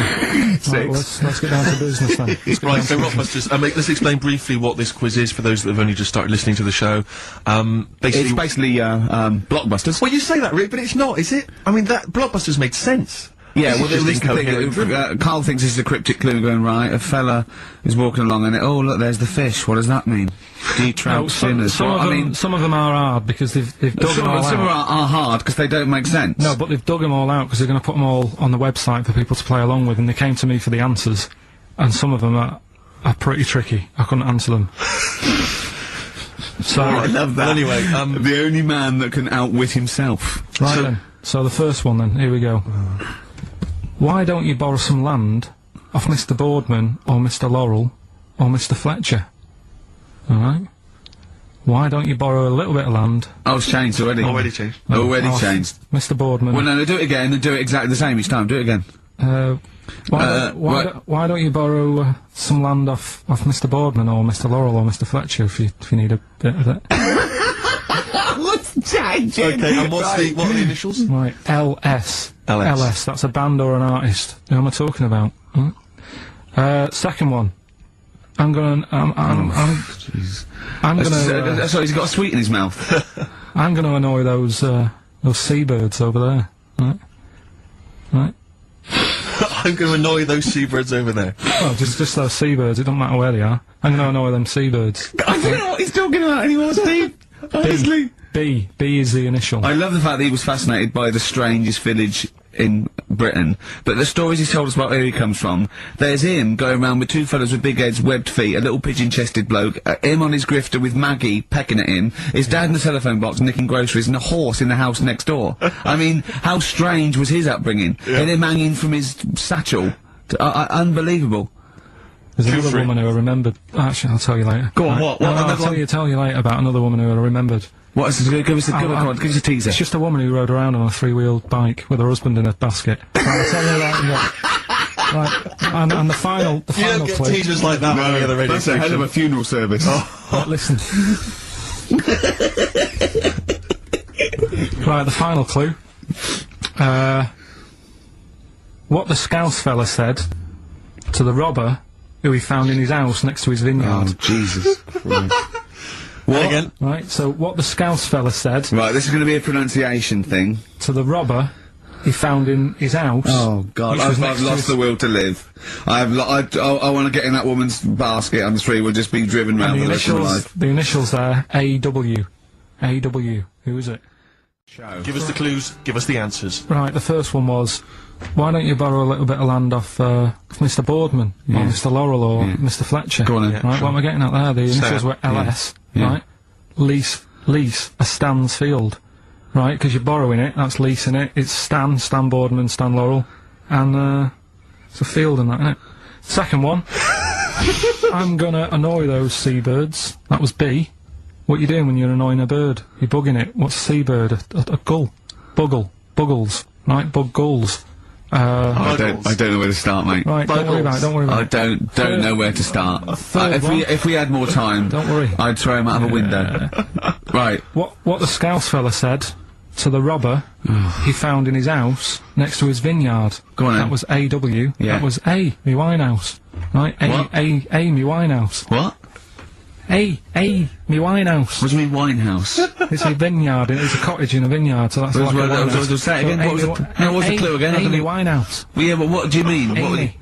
Why is he saying, why is it a robber? Because the robber's getting in and he's sort of saying, hey. But what's the robber got to do with it? Why is it just a normal bloke? I don't say, why is he saying Amy Winehouse? Why is he saying that? Because he's saying to him, hey, get out, kind of thing. No, sorry, her name isn't A, get out me Winehouse. Her name is, her name isn't A, get out me Winehouse. Gavin Thompson got them all. Are we gonna get, Rockbusters out of the way quickly? Go on then, quickly. Might as well do it, it's not gonna take long, is it?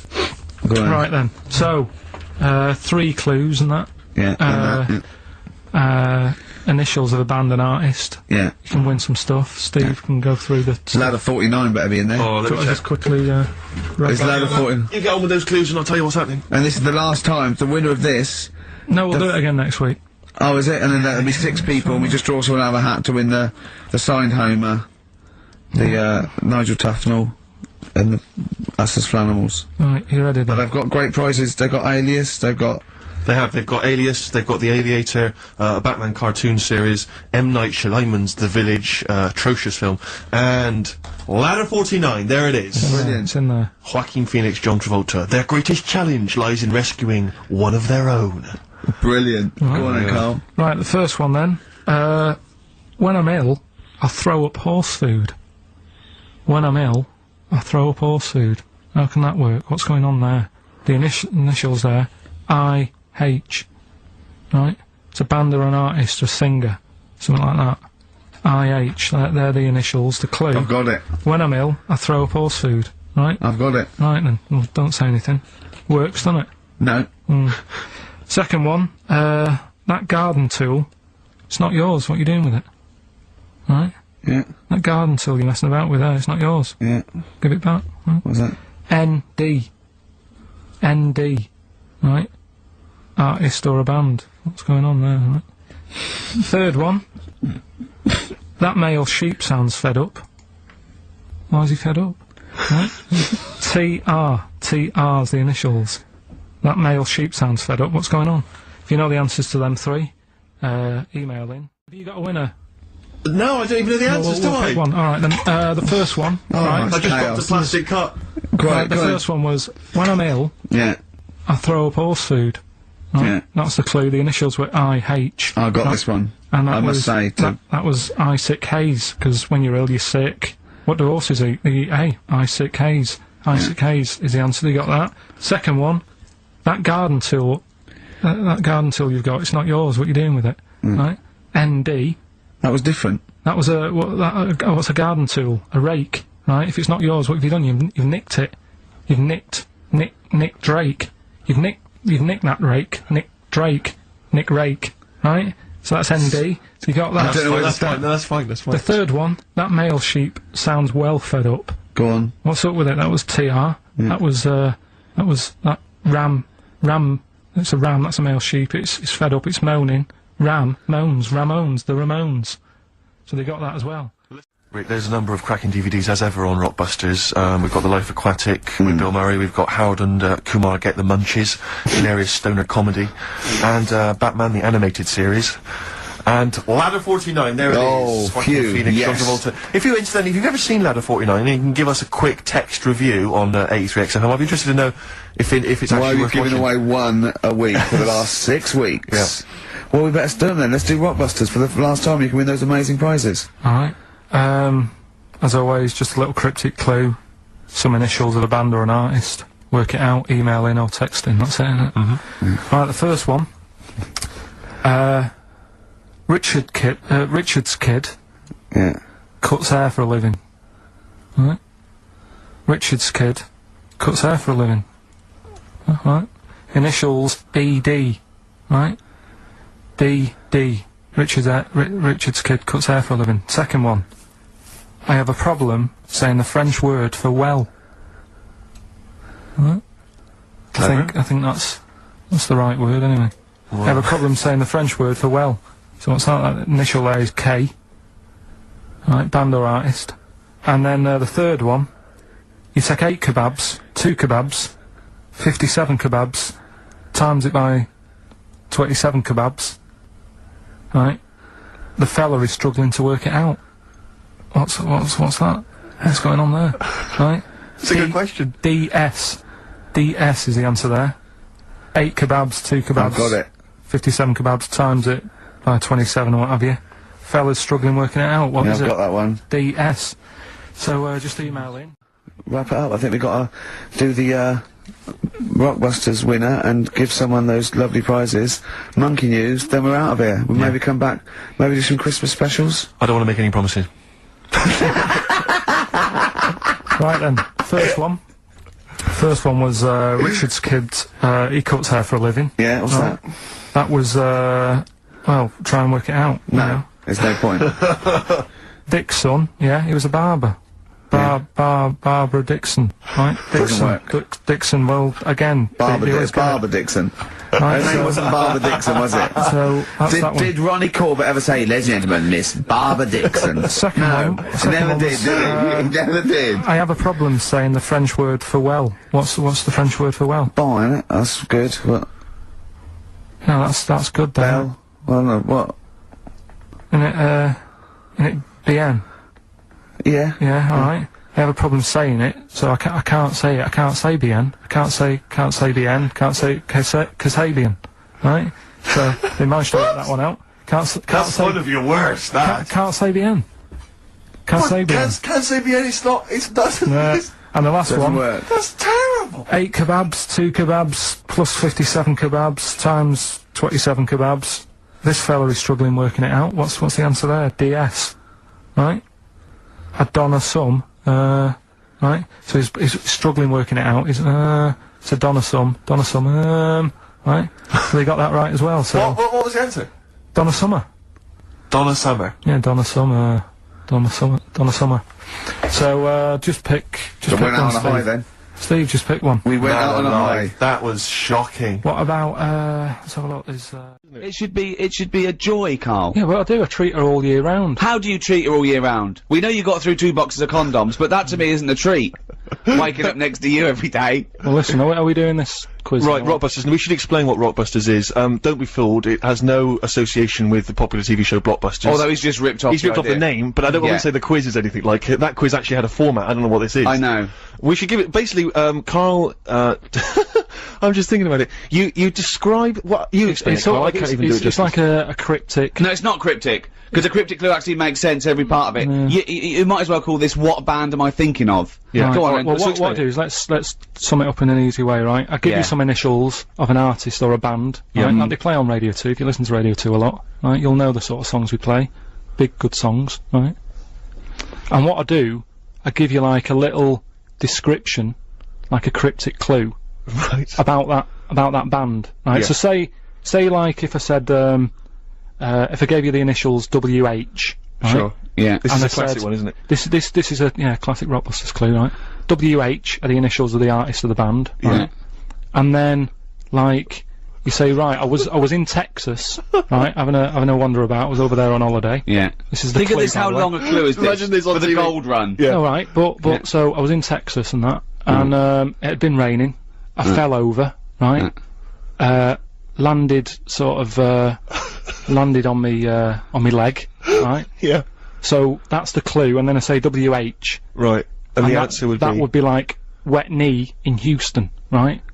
Wet knee Houston. There's no artist called Whitney Houston. Whitney Houston. No, don't try and make wet sound like wit. No, but I'm just saying that's well. It No, worked, didn't it? People got it. People Who's got it Whitney right. Houston? Who's Whitney Houston? Alright, forget that one. Here's another one, right? This is what you're dealing with, people. This is extraordinary. This is what you're dealing with. No, right. Here's another one then, a bit easier, right? Right. The initials. Well, no, don't make it easier. Make it work. Right. Okay, come the on. initials ND, Yeah. right? And the clue would be something like, oh, someone's stolen me garden tool, right? Someone's stolen me garden tool. So you think about it, right? What's a garden tool? Oh, what's going on? Someone's stolen it. Nicked rake, right? Nicked rake. Nick rake. Nick Drake, you mean? Yeah. Nicked rake. That nearly works. Yeah. So that's the sort of thing we're going to be doing. I don't know if you want to. Well, let's play a record and then we'll come back with the actual clues and you can win yourself this platinum disc. Madonna It's album. good. Nick, on with it. Okay, these are the genuine clues. You can win yourself this Madonna platinum disc plus some other goodies. And the clues are, Right. please, Carl. So there's 3 clues, by the way. We've got to get three Okay. right to win this. Oh, good this stuff. is so hard. I mean, the worrying thing is if you do get these, you think like Carl. Yeah, which is so really you scary. might want to give up all the goodies just to not admit that you got a so-called Carl cryptic clue. Right, here we go. I'm ready for it. You ready Okay. then? They better work. No, They do. better work. They always do. Because They always do. Whitney Houston doesn't work because her name's not Wetney. Well, they got it last time, didn't they? So, right, first one. Put the. I mean, it's just not. Imagine that in the Times crossword. But the Listen, do you know the little information? What are we doing? no, listen, what are you let's doing? hear it, let's hear the clue. Is this still the clue you're Yeah, reading? this is what I'm giving it. Rick, to we you now. want to get this done before Christmas. Let him hear it. Oh, Right. Carl. Listen, do you know the little information card you get in a mobile phone? Oh, sorry. Is this the clue? This is the clue. Okay, fine. What you're going to say? Rick, you're annoying me! Okay. Be quiet. Now let's hear it. The little information card you get on your mobile phone, right? No, what's that? Well, this is the question. What is it, right? But put that. Oh, Shut up! Will you be quiet? We got to do the news in 5 minutes. We got to get Right. 3 clues out. You put that little card right on a spider's house. The initials. This is the ramblings of a madman. Listen. Oh, The initials. If they don't hear the initials, they can't play along. It's important, right? SW. Right, I'm making a note of this. SW, right? So that little card you get. information card from the I've got phone. it. I've got it. Right. Put that on a spider's house, right? Second one. Diana Ross isn't feeling that good. Right? That's the clue. Yeah, that's the clue.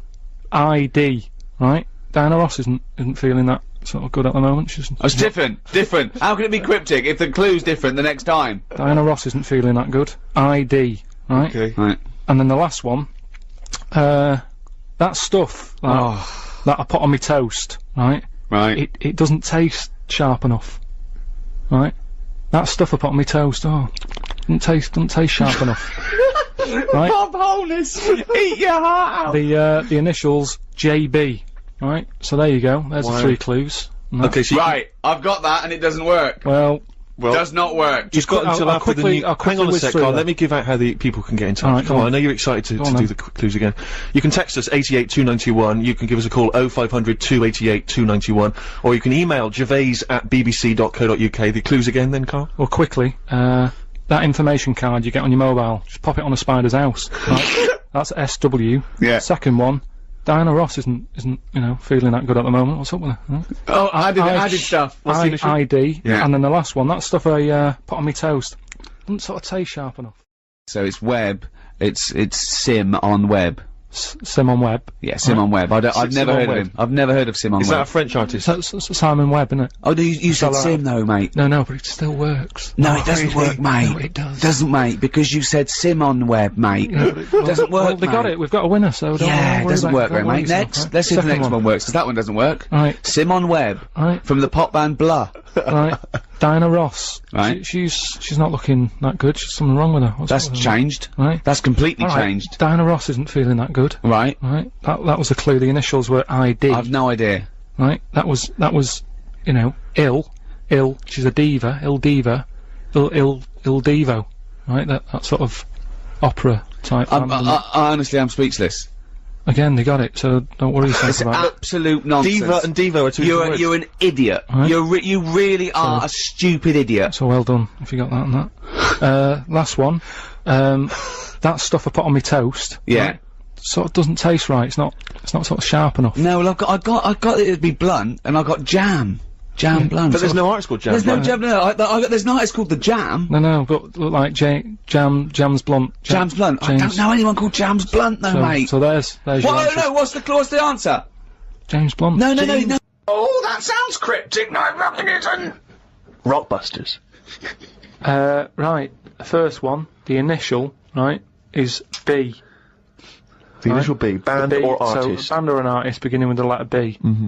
The cryptic clue. Well, I don't want a house that's that far away from the water. I want to be right on top of it.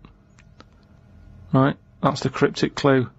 Well, I don't want a house that far away from the water. I want to be right on top of it. Right? B. Artist or band. Who is it? Right? Work on that one. Second one. It's B again. B. Letter B for the band or the artist. Alright. Cryptic clue. Right? That part of my leg is English. That's it, is it? Yeah. Right. That part of my leg is English. Initial B. What is it? Part of my leg is English. And then the last one. KW. Artist or band. And the cryptic clue. The fitness teacher has got a speech impediment. What's going on there? Right. KW. The fitness teacher has got a speech impediment. Work on them, right?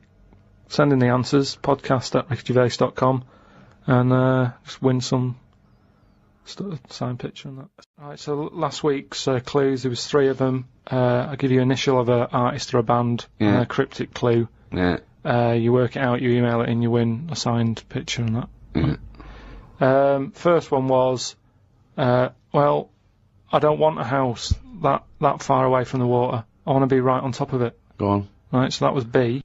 Yeah. That was Beyonce. Beyonce. Like, it's like a cryptic thing. You got that? Second one. I stand. Beyonce. That Beyonce. part of my leg is English. The initial was B. That was Britney. Right? Britney. Yeah, so it's like British. Britney. But so you're just taking the one half of her name, are you now? Well, she's known as that now. I think she's known I don't more know who as she is, but fine. more as Britney than Okay. Britney Spears. They don't really call her that anymore. Yeah. Also, British isn't the same as English. Yeah, I know. I realised that, but it was too late. Brilliant. That's what you're up against. Just like that Only Wants to Be a Millionaire. The last one was the initials were KW, Yeah. and the clue was the fitness teacher has got a speech impediment. Right, so you've got to sort of think about that. You've got to think about a fitness teacher. Yeah.